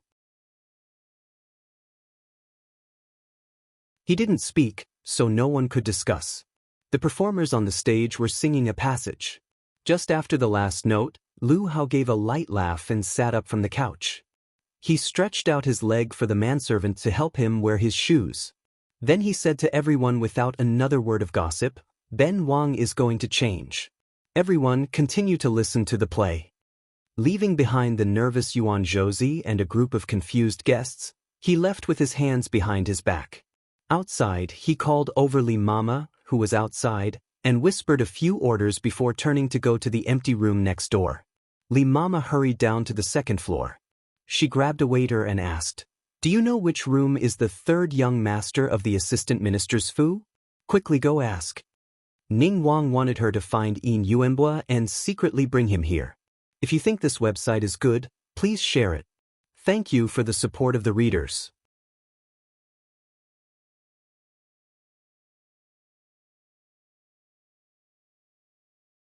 Chapter 688. Shui Yun had come to the Celestial Commissioner. When Yu Shu heard the news, it was already afternoon. It was her bodyguard Su Qing who inquired about it. This morning, a new Shaoqing came to the Celestial Bureau. It is said that she is an immortal from the Mount Longhu Jingyi School. She was appointed by the Great Commissioner. I went to see the scene and saw that the new Shaoqing was a young woman. It seemed that it was inconvenient for her to walk. She was sitting in a wooden wheelchair. Listening to his description, Yu Shu instantly knew who this person was. It was said that the Celestial Commissioner had 3 departments and 2 bureaus. Each department had a chief and a deputy chief. The chief commissioner was in charge of the imperial court, and the junior supervisor was his deputy. The chief of the Kunling Bureau was the right commander, and the deputy was a female official. The chief of the Celestial Bureau was the left commander, and the deputy was called Shaoqing. Yu Shu had long anticipated that Shui Yun would not be content with her lot. Unexpectedly, she had quietly snuck into the imperial astronomer's office and occupied an important position as soon as she arrived. The Celestial Bureau was responsible for the Dian test and the nominal teacher exchange. It was a bit complicated to explain what it did. Let's put it this way. The position of the Celestial Commissioner in the Celestial Commissioner was like that of the Ministry of Personnel in the 6 ministries. The official assessment and audit of the Celestial Commissioner were not managed by the Ministry of Personnel. For example, Yushu was a female fortune teller in the Dian test in the 13th year of the Xiaoqing festival. She was the nominal teacher exchange of the Celestial Commissioner, so she had the qualifications to become an official. Therefore, she became the deputy of the first bureau without much criticism. However, because she was a newly appointed official, there was a period of 3 to 5 months of observation. During this period, if she committed any dereliction of duty, the Minister of Justice had the right to report her and report it to the imperial censor, who would make the final decision. Yushu did not have paranoia, nor did she want to measure the heart of a gentleman with her own mean measure. But her intuition told her that Shui Yun might not come with good intentions. Jing Chen did not come today. Otherwise, she would have asked him. His little sister had 2 broken legs. Why didn't she know how to behave? She knocked on the table and instructed Su Qing, "You should go out and walk around more these days. Especially pay attention to the movements of Tai Ching Si. Once there is any news, report to me immediately." She stayed in the Kunling Bureau during the day. The 2 bodyguards who were supposed to protect her had no place to use their skills, so she sent them out as spies. Needless to say, one of them really had talent in this area. It was Su Qing. Don't be fooled by his gentle, shy, and honest appearance. However, his ears and nose were very sensitive, and he could always bring back some useful information to Yushu, allowing her to be one step ahead of others. Yushu was not the only one who heard the news that a new female official had come to Taiching Department. The sudden appearance of a young girl took up the position that many people had been eyeing for a long time. Not many people in the Celestial Commissioner were happy.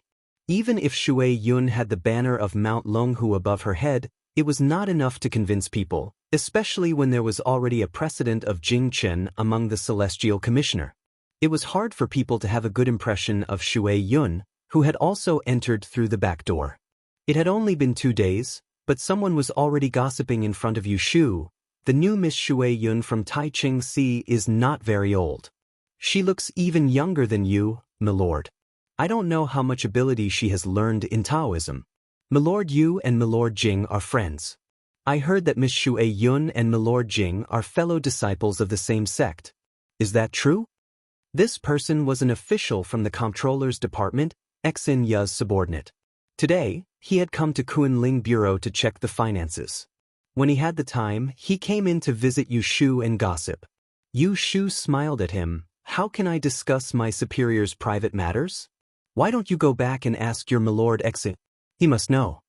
The other man mysteriously moved closer and said, "Official Yu, you may not know this, but there are many people in the Imperial Palace who are not convinced. They are all comparing the newly appointed junior minister to you. Both of you are young, but you are already in an important position. However, you are a true master of the grand evolution divination and a famous female fortune teller. That immortal nun is nothing." Hearing this, Yushu stopped smiling and said with a serious face, "Even if it is the appointment of the great supervisor, it has its own reasons. It is better for us not to gossip behind his back." After being humiliated by her, the person left resentfully. Seeing that the person had left, Yushu snorted coldly and turned to Wen Xiao, who was looking at her. The original Xiao Qingzheng of Taichung Si left his post and returned to his hometown because of his mother's illness. As soon as he left, many aristocratic families had their eyes on that position. One by one, they tried their best to recommend him to their superiors. Unfortunately, the great supervisor had another candidate. These people didn't get what they wanted, so it was inevitable that they were unwilling. They couldn't just watch the duck that was already in their mouths fly away. If someone wants to use me as a tool, it depends on whether I am willing to cooperate or not. Indeed, Shui Yun's 2 legs were broken, so she didn't live up to her name. It was really difficult for her to be the Xiaoqing of Taiching Si. However, she was personally hired by the great supervisor as an exception.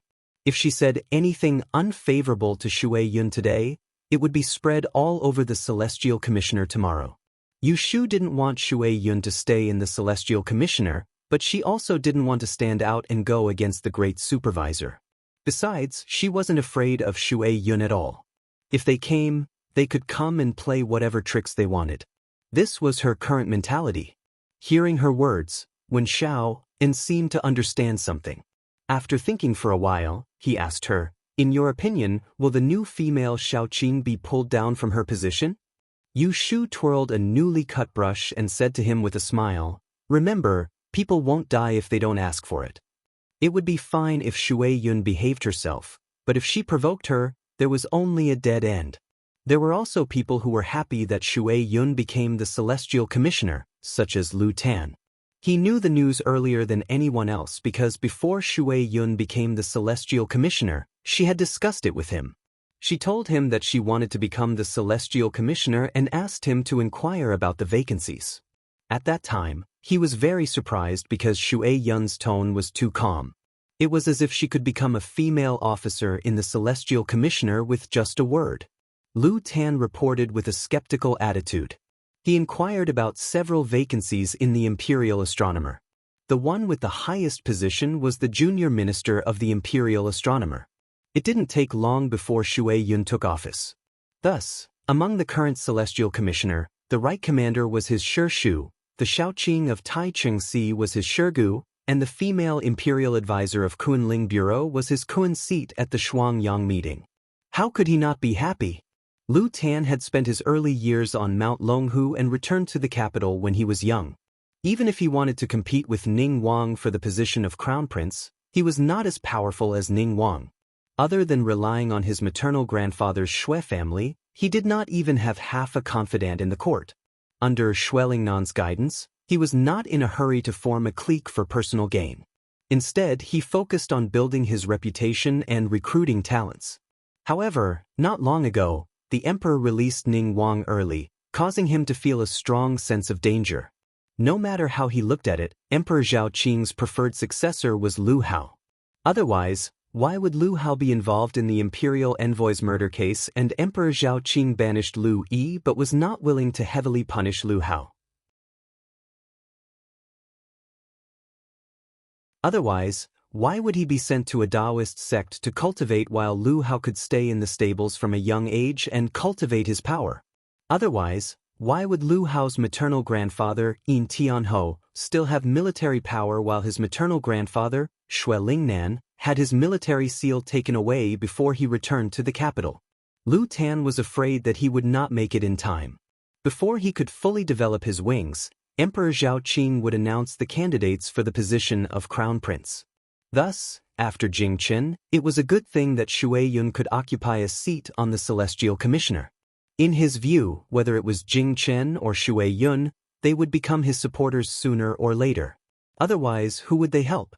There were actually only a few princes who had the potential to become Crown Prince: Lu Hao, Lu Du, Lu Zhan, and him. The others were either young or had been eliminated early and were not a threat. 8th Prince Lu Du's birth was not enough. His mother was only a noble and had only been promoted because she had done a meritorious service in giving birth to him. 12th brother Lu Chan did not have great ambitions. Now that he was close to him, he could be pulled in as a helper. So from start to finish, his opponent had only been Ning Wang.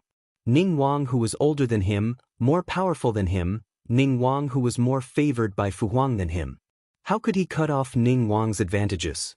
On one side, Lu Tan was happy, but on the other side, he was worried. During dinner, he couldn't help but be distracted. Xia Jiangmin, who was already Xia Jiangmin, had detected it. She first restrained herself and didn't say anything. After dinner, when tea was served, she sat beside him and asked in concern, "Is there something on Wang Ye's mind? Or is it that tonight's dishes are not to your liking? You didn't eat much." Lu Tan came back to his senses and found that his beautiful and lovely Wang Fei was looking at him with a face full of worry. He couldn't help but smile at her and pinch the back of her hand, replying, "It's nothing. Later, you can just send supper to my study." Xia Jiangmin's face blushed slightly. She made a light sound of agreement and didn't ask further. The two were about to be married for a month. A young couple, It was the period of intense affection and sweetness. At night, if Lu Tan wasn't in the studying military strategies, he would be resting in Xia Jiangmin's Yuxiang Yuan. As for the concubines that his brothers had gifted to him when he opened the fu, he completely ignored them. This kind of steady and tender Lang Jun, how could Xia Jiangmin not love him? That night, Xia Jiangmin personally sent the bird's nest porridge to the study. Lu Tan left the other people and the husband and wife sat together, taking a bite, the sweetness unspeakable. Lu Tan was young and full of vigor. Marrying such a beautiful woman, how could he let her stay in an empty room? So they made their nuptial chamber in the study. The two of them had a good time, making love and forgetting their worries for a moment, and were happy. The next morning, the servants came in to help him wash and freshen up. Before Lu Tan went to court, he didn't forget to mention to Xia Jiangmin, "When I'm not in the fu, you're bored by yourself. Why don't you invite some friends to come and talk with you?" Xia Jiangmin smoothed his clothes and pouted, "My home is in Jiangnan, how can I have any friends in the stable?" Lu Tan smiled and scratched her nose, reminding her, "Isn't there Yu Lianfang? I remember that you two are very close. Why haven't you been in contact recently?" At the mention of Yu Shu, Xia Jiangmin's eyes lit up. "Can I invite her to the fu as a guest?" Lu Tan said, "Why not? This Jing Wang fu belongs to me, you're the mistress, you can invite whoever you want, as long as you're happy." Xia Jiangmin instantly beamed with joy. She didn't bother to help him wash and freshen up. She picked up her skirt and walked out. "I'll write an invitation to invite her now." Lu Tan wasn't angry, he shook his head and smiled behind her. "This impatient temper, you need to change. P.S. Sad face, I don't know how many students are following this article. I wish the students taking the college entrance exam all the best and do better than usual. If you think this website is good, please share it more. Thank you for your support."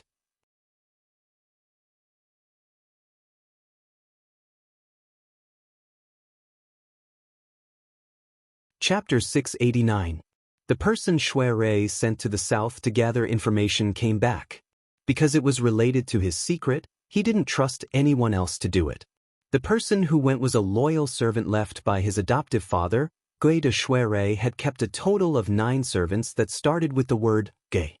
Besides the first Gui that was given to him by Xue Rui's father in the beginning, the others were either convict slaves that Xue Rui had carefully selected from the provider's courtyard, or they were poor people that he'd taken in when he was wandering outside for the past 2 years. They didn't need to go through Xuelingnan's hands at all, and they obeyed his orders obediently.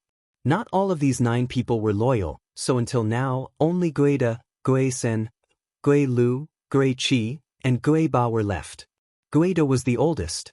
When Xue Rei was still a baby, he had already recognized Xuelingnan's father as his master.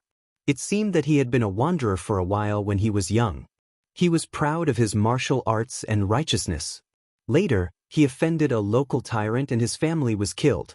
When Xuelingnan's father returned to the capital to report on his work, he tried to clear the injustice of his family. After Xuelingnan's father died, Xuelingnan felt an unbearable pain in his heart. At one point, he wanted to sell the surviving Gui Dafa, but this loyal servant knelt in front of Xuelingnan's father's coffin and kowtowed a few dozen times until his head was bleeding.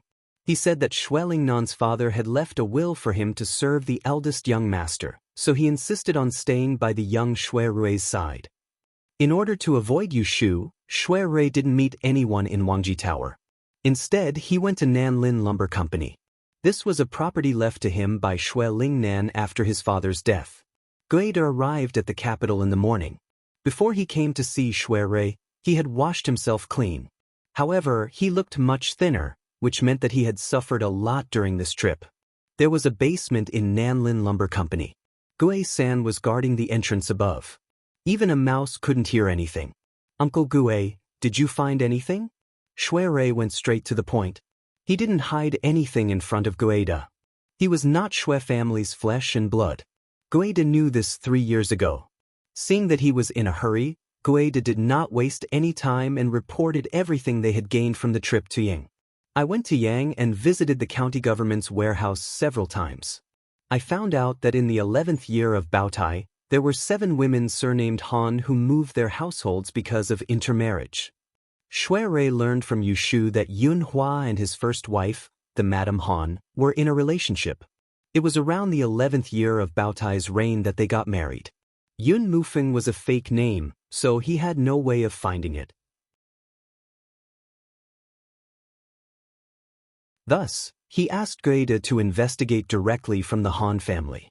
After a woman got married, she would move her family to the man's name. This would be recorded in the local government office. True enough, Guida found 7 suspects and interviewed them one by one. Finally, they locked onto one of them. It was suspected that Yun Hua's first wife was Shui Rui's birth mother. There was a daughter, Madame Han. She married in the 7th month of the 11th year of Baotai. Her husband's surname was Lu and his given name was Yen. He settled down in Sheeping Alley. This old servant found the couple's former acquaintances. According to their recollections, Lu Yen was a guest who went to the capital to take the imperial examination and left his family behind. Later, his wife became pregnant and disappeared without a trace. I don't know where she went. Shui Rui's face was expressionless. He clenched his fists on his knees. His chest felt like it was being pressed by a big hand. It was stuffy and blocked. His reason told him that this Han family was his birth mother. What's her name? Guida hesitated. He reached out and wrote on the small tea table between them, Han Ning. Han Ning. Shui Rui remembered that this was his birth mother. He closed his sore eyes. After a long time, he let out a long breath as if he had removed a burden from his heart. Finally, he was no longer an evil creature of unknown origin. He found his fated parents and knew where they came from, whether they were dead or alive. Young master, do we continue to look for the whereabouts of this couple? After all, Guida had taken care of Shui Rui for so many years. When he saw his reaction at this moment, he guessed that Lu Yen and his wife were Shui Rui's birth parents. Shui Rui's face seemed to be in pain. He couldn't help but recall what happened 3 years ago. At that time, Shui Rui almost became the emperor's son-in-law. Then, the 10th princess died, and the Shui family narrowly avoided a great disaster. One day after that, Shui Rui drunkenly called him over and asked him if he knew who his birth parents were. At that time, Guida was shocked because he had never thought that the son that Shui Zhao was worried about before his death and made him swear to protect was not his biological son. He thought that Shui Rui had heard the rumor, but it turned out that it was not a joke. Shui Rui left without saying a word. The first person to notice that Shui Rui had left home was Guida, and he reported this matter to Shui Lingnan at the first possible moment. After that, he requested to leave the capital to pursue Shui Rui. Until now, Guida still remembered old Master Shui's cold and indifferent expression at that time and the question he asked, "Do you know why he ran away from home?" Guida wasn't young at that time, so he wasn't stupid enough to tell old Master Shui that he probably went to find his birth parents because he couldn't bear the shock of the truth of his birth. He could only bow his head in front of old Master Shui and cry, "I don't know." Then old Master Shui let him go, even though he couldn't get Shui Rui back in the end, and let him wander outside for 2 years. Guida pulled back his thoughts and heard Shui Rui's tired voice. "No need. Uncle Gui, go and rest. We'll talk later." Guida wanted to ask why he stopped looking for them. It was so difficult to find a clue. Why did he give up just like that? But as soon as he saw Shui Rui's empty eyes, he swallowed his words and left quietly. He was indeed tired. His bones weren't the same as when he was young. He couldn't rush through the night on horseback and shorten a month's journey to half a month. Now, he just wanted to lie down and sleep, not caring about anything else. Guida left, leaving Shui Rui alone. The silence around him made him easily fall into deep thought. Now that he knew who his birth parents were, there was only one question left in front of Shui Rui. How did his adoptive father die? That day, Shui Lingnan was so angry that he revealed his birth with one sentence. At the same time, he revealed another fact. Shui Rui's father died because of him. Shui Zhao died when Shui Rui was 6 years old. At that time, Shui Rui just started to remember things, so he didn't know the cause and effect. But according to Guida's story, Shui Zhao's father went out alone one day. When he came back, he suddenly fell ill and died. At a young age, Shui learned to wear morning clothes, so he didn't know what was going on. It wasn't until he gradually grew up that he found the whole thing was full of doubts. For example, why did his father go out alone? Why did Shui Zhao suddenly fall ill? His grandfather claimed that his father died because of him, but Shui couldn't remember what he had done to kill his father when he was young. So the only explanation was that before Shui Zhao's death, Shui Zhao went out for him. 3 years ago, the night before Shui left the capital, he broke into Shui Lingnan's study. He plucked up his courage and asked Shui Lingnan who his birth parents were and who killed his father. Shui Lingnan told him cruelly, "Unless I'm buried, if you want to know who your parents are, go and find them yourself. As for your father, didn't I tell you before? He died because of you."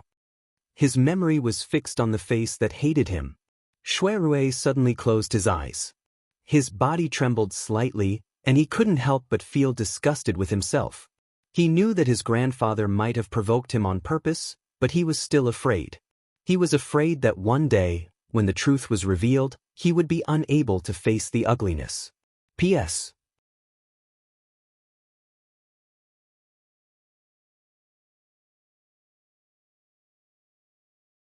Chapter 690.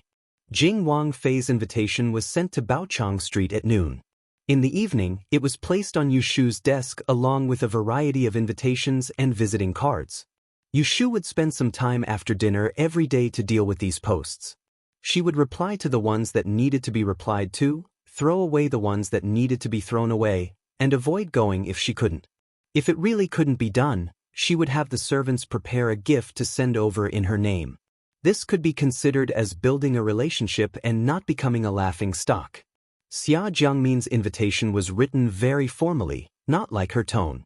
The literal meaning was, "The chrysanthemums in Jing Wang Fu's garden are all in bloom." She asked Yushu if she was in the mood to admire the flowers with her. She had prepared good wine and food to entertain her. But Yushu still understood the coquettish tone under the words, "The Wang Fu is so big and I'm so bored. Come and chat with me." Yushu held the thin invitation and smiled. She had Yun Do grind the ink and immediately wrote back to her, agreeing to visit the day after tomorrow when she was off. After doing all this, it was already late at night. She divined 2 more times before it was time to go to bed. Hearing Yun Do remind her of the time, Yushu didn't want to sleep. She had planned to look through the notes that Sidu Qinglan had copied for her today. She couldn't go to Taisher Shu Garden to listen to the lectures, but it was still beneficial to look at the notes. After hesitating, she decided to finish today's matter today. She took the notes and went to bed. She sat at the head of the bed and flipped through them. Who knew that as soon as she started reading, she got up and went to the study to look for textbooks. She didn't sleep until the latter half of the night. The next day, she got up late and rushed to the Celestial Commissioner's roll call. When a colleague saw her, he asked, "Official, you didn't rest well last night, ah?" When she arrived at Kunling Bureau, she sat down and yawned repeatedly. When Shaoan saw that she was very sleepy and suggested, "There's nothing urgent in the morning. Official, you should go to the back and lie down. I'll call you if there's anything." Her office was a suite. There was a bed and quilt in the west room for her to rest at noon. This was the privilege of the adjutant of the first bureau. There were also a few sets of clothes locked in the closet that Yushu usually used in case of emergencies. "Then I'm going to sleep for a while. Wake me up in an hour." Yushu didn't argue with him. He turned around and entered the west room. Closing the door, he took off the starched, well-ironed official robe and laid on the bed in his undergarments. He covered himself with a blanket and fell asleep. Then he slept for an unknown period of time. He could vaguely hear someone talking outside. She was awoken by the disturbance. He sat up in a daze and was putting on his clothes when he heard someone knocking on the door. It was as if he was afraid that she would still be asleep and wake her up. "What's the matter?" she asked. When Xiao An's serious voice came from the other side of the door, "Your Excellency, Minister Taiching is here to inspect." He didn't say anything else, but Yushu could tell that something was wrong, so she quickly cleaned up, wiped her face with cold water, and opened the door to go out. It was about 4 in the morning. The shadows of the trees outside the window shone in. With a glance, Yushu saw Shui Yun, who had stopped in front of her wide and long birch table. Why did she have stopped there? It was because she was sitting in a wheelchair. After 2 months, Shui Yun's complexion was much better than when Yu Shu last saw her at Jing Wangfu. At least, she wasn't pale and weak like a gust of wind could blow her away. Yu Shu noticed that she was wearing a slightly loose official robe. There was a pair of embroidered patches on her shoulders. It was also a leisurely blooming iris, but the difference was that her flower was a deep blue, while Shui Yun's was a light pink. Shui Yun had just picked up a string of agarwood beads hanging on the corner of Yu Shu's table and played with it. When she heard the sound of the door, she turned her head unhurriedly, leaned against the back of the chair, and looked at Yu Shu up and down. She smiled slightly and said, "I just came here and wanted to look around. Because you are the only one among the Celestial Commissioner who is familiar with you, I came looking for you. I didn't expect to come at the wrong time and disturb official Yu's rest." Yu Shu looked at Wen Xiao, who looked uneasy. She went around to the window and sat down. While sending him to ask someone to pour tea, she grinned at Shui Yun and showed a standard fake smile. 2 days ago, I heard that a new vice minister had arrived in the Taiching department. She's about the same age as me, and she's also a woman. I was wondering if there was any female disguise artist in the capital that I didn't know. After a long time, it turns out to be you, Miss Shui Yun. No wonder, huh? As soon as the two people who hated each other met, they first exchanged a move with a smile with hidden daggers. Shui Yun hinted that Yu Shu was sleeping in the official office in broad daylight and did not do proper work. Yu Shu ridiculed her for not being a proper disguise artist and got in through the back door. Now I am also an official in the Celestial Commissioner. Official Yu doesn't need to call me Miss. It is improper. My rank is the same as yours, so you can call me Minister Taiching Shui. Just now, she said that she was familiar with Yu Shu, but in the blink of an eye, she put on airs. Shui Yun made it clear that she did not come with good intentions. Yu Shu was not a vegetarian. She glanced at Shui Yun's left hand that was holding the bead. It seemed that it was not a big deal, so she asked quite straightforwardly, "Official Shui's injury is better? I don't know when you can walk again?" At that time, Shui Yun schemed against her and was captured by Prince Ning's people together. She experienced a death tribulation and had the tendons of her hands and feet cut. Under Jing Chen's careful treatment, her hands were saved and gradually healed. However, her legs never got better. This was a sore point in her heart. When Yu Shu mentioned it in front of her, she almost couldn't maintain her amiable appearance. "You don't need to worry about my injury." Yu Shu sneered, "Who cares about you? I want you to be a cripple for the rest of your life." She and Jing Chen had fallen from a life-and-death friendship to today's situation. Jing Chen was partly responsible for Jing Chen's lack of assertiveness, but what disgusted Yu Shu the most was Shui Yun's role as a troublemaker.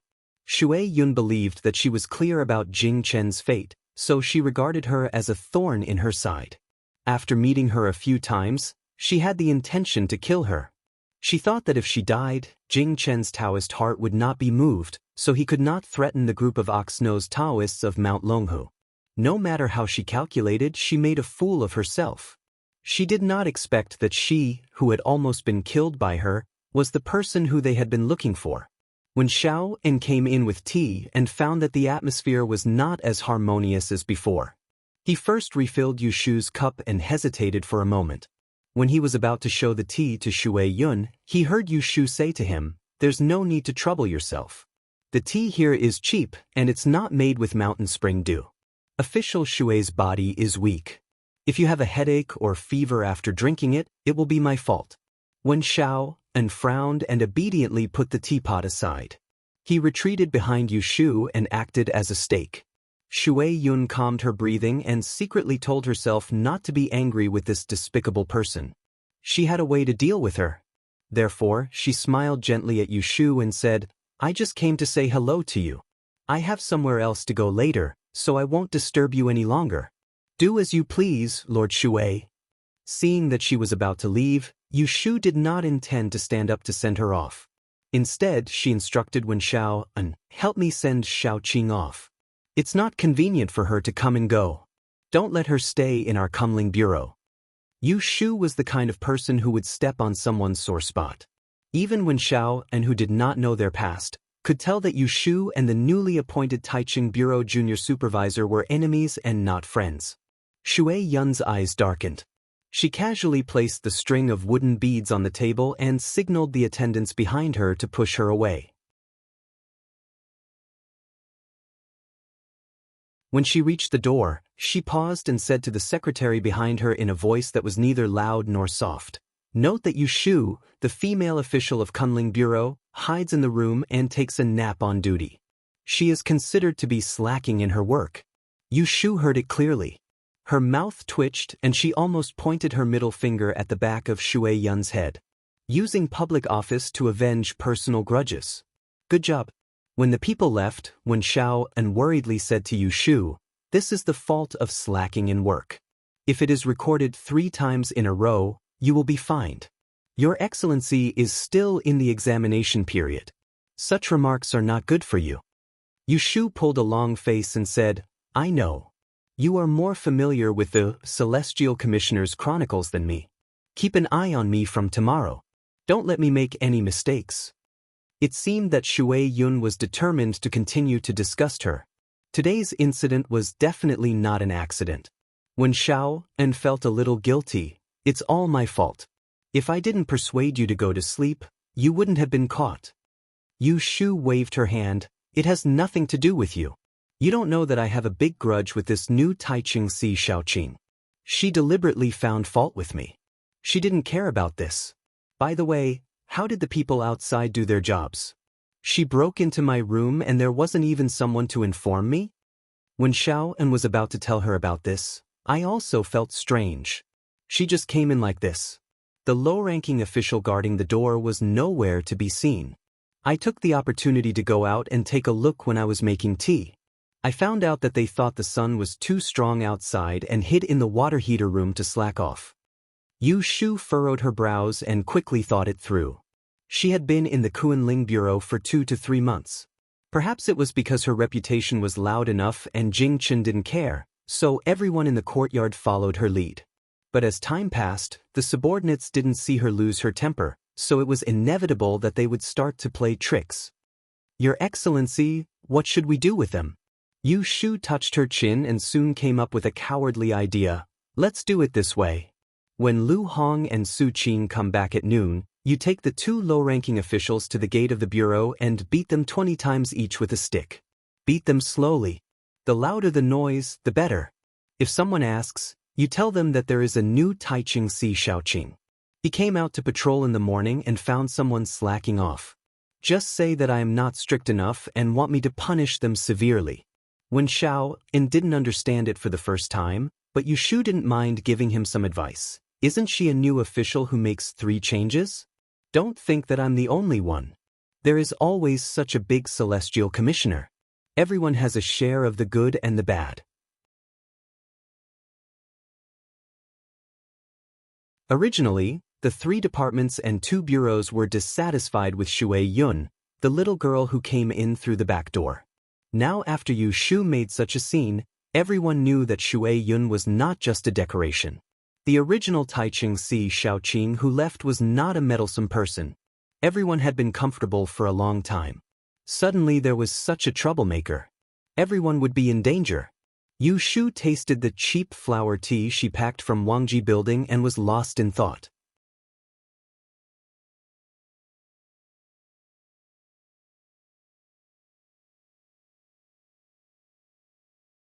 Chapter 691. Yu Shu suffered in the Celestial Commissioner's office during the day. When she returned home in the evening, she put the things she planned earlier on the agenda. After dinner, Yu Shu returned to the upper room. As soon as she entered the door, she waved to Akiko Abe, who was sitting on a low stool practicing needlework. "Akiko, come here, let's talk." This child was really diligent. Yu Shu asked Exemer and her sister to teach her the rules. She saw that other people knew needlework, so she took the initiative to learn. These days, when Yu Shu didn't need her service, she saw her holding a basket and concentrating on threading the needle. "Master." When Akiko Abe heard Yu Shu's call, she quickly put down the things in her hands and followed Yu Shu's footsteps. The two entered the inner room. She quickly added a lamp to illuminate the room. Yushu saw her eyes were slightly red and swollen. She guessed that she stayed up all night, so she asked, "When did you sleep last night?" There were servants and maids on duty outside the master's bedroom in a big family. There was no such rule in her house, but after she bought Exen, and Lin, from the provider's house, she slowly picked them up. Yesterday, it was not Akiko who slept outside her room. It could be seen that she stayed up all night to learn needlework. Akiko Abe lowered her head and didn't dare to lie. About 3 o'clock. It's almost dawn, Yushu thought. Did you doze during the day? No. Akiko Abe quickly shook her head and looked at Yushu with wide eyes. She nervously said, I didn't sleep during the day. I know. Yushu patted her to comfort her. The shoulder under her hand was thin and small. When she thought that this child came to this place across the sea and had no relatives in the world, she couldn't help but feel a different kind of intimacy. Just like her, when she came here, she was like a rootless duckweed. No one would ever know where she came from. Just like her, coming here, she was like a rootless duckweed. No one would ever know where she came from. People who can adapt to circumstances always have a way to live.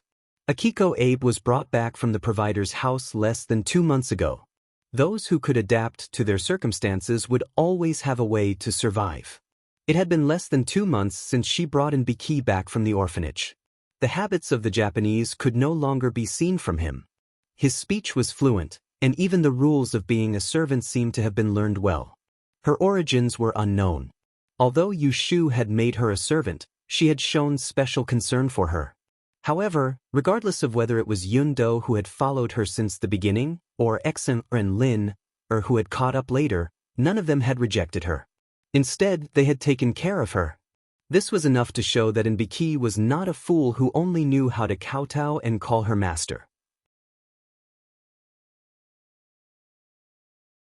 And Bakue received her sudden compliment.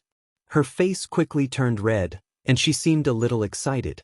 She rubbed her fingers together, wanting to kneel down and worship him. She then remembered that Yushu didn't like her kowtowing. He knelt down and quietly raised his head. Seeing that she wasn't displeased, he boldly reached out and gently tugged at the hem of her skirt. In a low and respectful voice, he called out, Master. In her eyes, her master was the god who had saved her from the Avicii hell. She was the hope for her survival. However, Yushu couldn't stand her nauseating gaze. It was like a 200-watt light bulb, making her eyes hurt. She coughed twice and went back to the main topic. The book I gave you a while ago, I asked you to circle the words you don't know. I asked you to circle the words you don't know. Have you finished reading them? And Biki knew how to write calligraphy. Her handwriting was quite good, but she didn't know many words. Exen and Lin were literate, but they didn't know how to teach others. Moreover, Yushu didn't intend to let her learn how to be a servant in the orphanage. Therefore, she found a thick book of miscellaneous notes for her and asked her to flip through a few pages every day and circle the words she didn't know. And Biki replied shamefully, I've finished reading it, but I don't know many words. Bring it to me. Yes. And Biki brought the book over. Yushu flipped through it and found that more than half of the words were circled. Thinking of her original plan, she said to her, Queasy, I have something important for you to do. But before that, you have to recognize all the Chinese characters. I'll find a teacher for you to teach you how to read. Are you willing? How could Biki say no? She had an expression of obedience to Yushu's arrangements. Queasy will listen to master. This was the advantage of Biki. If it were Yundo or Exen, they would definitely be overcautious. They were either afraid that they weren't up to the task or worried that they wouldn't be able to learn well. After instructing Biki, Yushu turned around and went to Yu Xiaoxiu's place. Yu Xiaoxiu was doing his homework. The headmaster of Baichuan Academy was quite strict. Every day he had to do homework. Most of the time, he had to copy big characters and recite the text. The next day he would check everything in school. If he didn't finish it or didn't do it well, he would be beaten on the palm. To Yu Shu's relief, Yu Xiaoxiu had never been punished for this. 11 or 12 years old boys were at the age where they loved to play. Every day, he would go between the academy and the clinic. He was not naughty, nor did he run around. During dinner today, Fangji proudly told her that Yu Xiaoxiu could already draw the human meridian diagram by heart. He had started to read the inner canon of the Yellow Emperor. His learning progress was very gratifying. In fact, Yu Xiaoxiu was not smart enough, nor did he have amazing talent. But he could not resist the boy's focus. In this aspect, he was exactly the same as Yu Shu. Sister. Yu Xiaoxiu saw Yu Shu coming in and called. Bai Ran, who was sitting next to him and reading, quickly stood up. She thought that Yu Shu had something to say to Yu Xiaoxiu, so she wanted to hide. Unexpectedly, Yu Shu reached out and pressed Yu Xiaoxiu to sit down. Write your work first. We'll talk after you finish. Bai Ran, stay here. I have something to say later. Bai Ran didn't foolishly sit back. Instead, she went forward to pour tea for Yu Shu and lit the gauze lamp near her. Although Yu Shu asked him to study with Yu Xiaoxiu and Yu Xiaoxiu never ordered him around like a servant, he would recognize his own identity. Yu Xiaoxiu finished the remaining 2 big characters. Bai Ran fetched water for them to wash their hands. One sat in front of Yu Shu and the other stood behind Yu Xiaoxiu. As usual, Yu Shu first asked her brother about his studies and whether he had been bullied in the academy recently. Finally, she mentioned Bai Ran. Every day after school, you go to Uncle He's medical center. Does Bai Ran go with you? Yu Xiaoxiu said, yes, we go to school and go home together. Yu Shu said, you go to the medical center to learn medicine. What about Bai Ran? Does he help? Yu Xiaoxiu was stunned. He turned his head to look at Bai Ran and scratched his head. He helps me by the side. Yu Shu saw that there was no dissatisfaction on Bai Ran's face. She smiled and poked Yu Xiaoxiu's head. When you go to be an apprentice, you still bring an assistant. I happen to have something to ask Bai Ran to do. It depends on whether you are willing or not. In the future, you go to the medical center after school and let him go directly back to the mansion. How about it? This time, Bai Ran couldn't be the background anymore. She looked up at Yu Shu with doubt. What's the matter? Yu Xiaoxiu asked. I have a maidservant who knows a few words. I want Bai Ran to teach her to read and write when she is free. She is your study partner. If I want to borrow someone, I have to ask you first. Yu Shu didn't have a whimsical idea. She had already considered this matter. Bai Ran was a son of a rich family. He was enlightened since he was a child. He knew all kinds of zither, chess, calligraphy and painting. His small regular script was very beautiful. Even if his level was not as good as the master in the private school, he was enough to teach Akiko. Besides, they were in the same mansion. It was convenient to come and go. Otherwise, she would really worry about where to find a teacher to teach Akiko. Hearing this, Bai Ran didn't say anything. Yu Xiaoxiu felt strange and said, Your maidservant? Which one? Why do you want her to read? Yu Shu raised her hand and knocked on his head. You don't need to ask so much. Just tell me if you agree or not.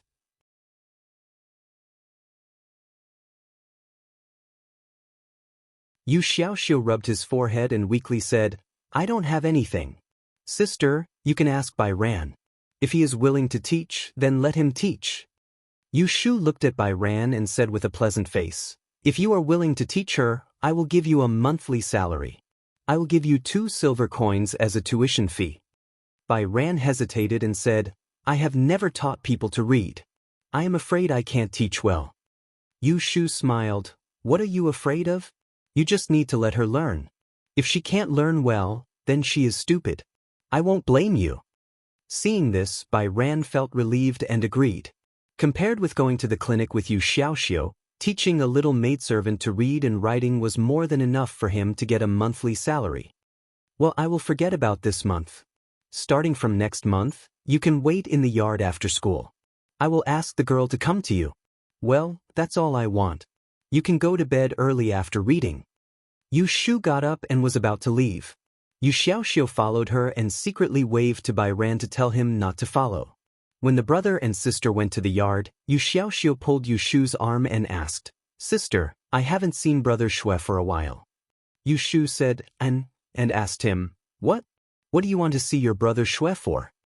Yu Xiaoxiu rubbed his toes and said shyly, I want to go to the suburbs to ride a horse.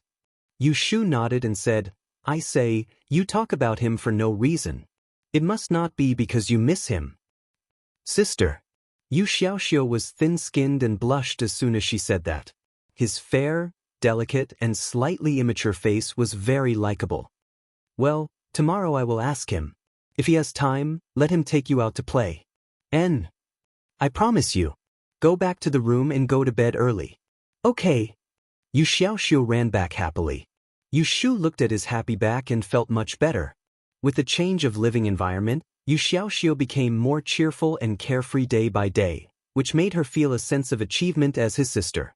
Walking back with her hands behind her back, Yu Shu thought along the way.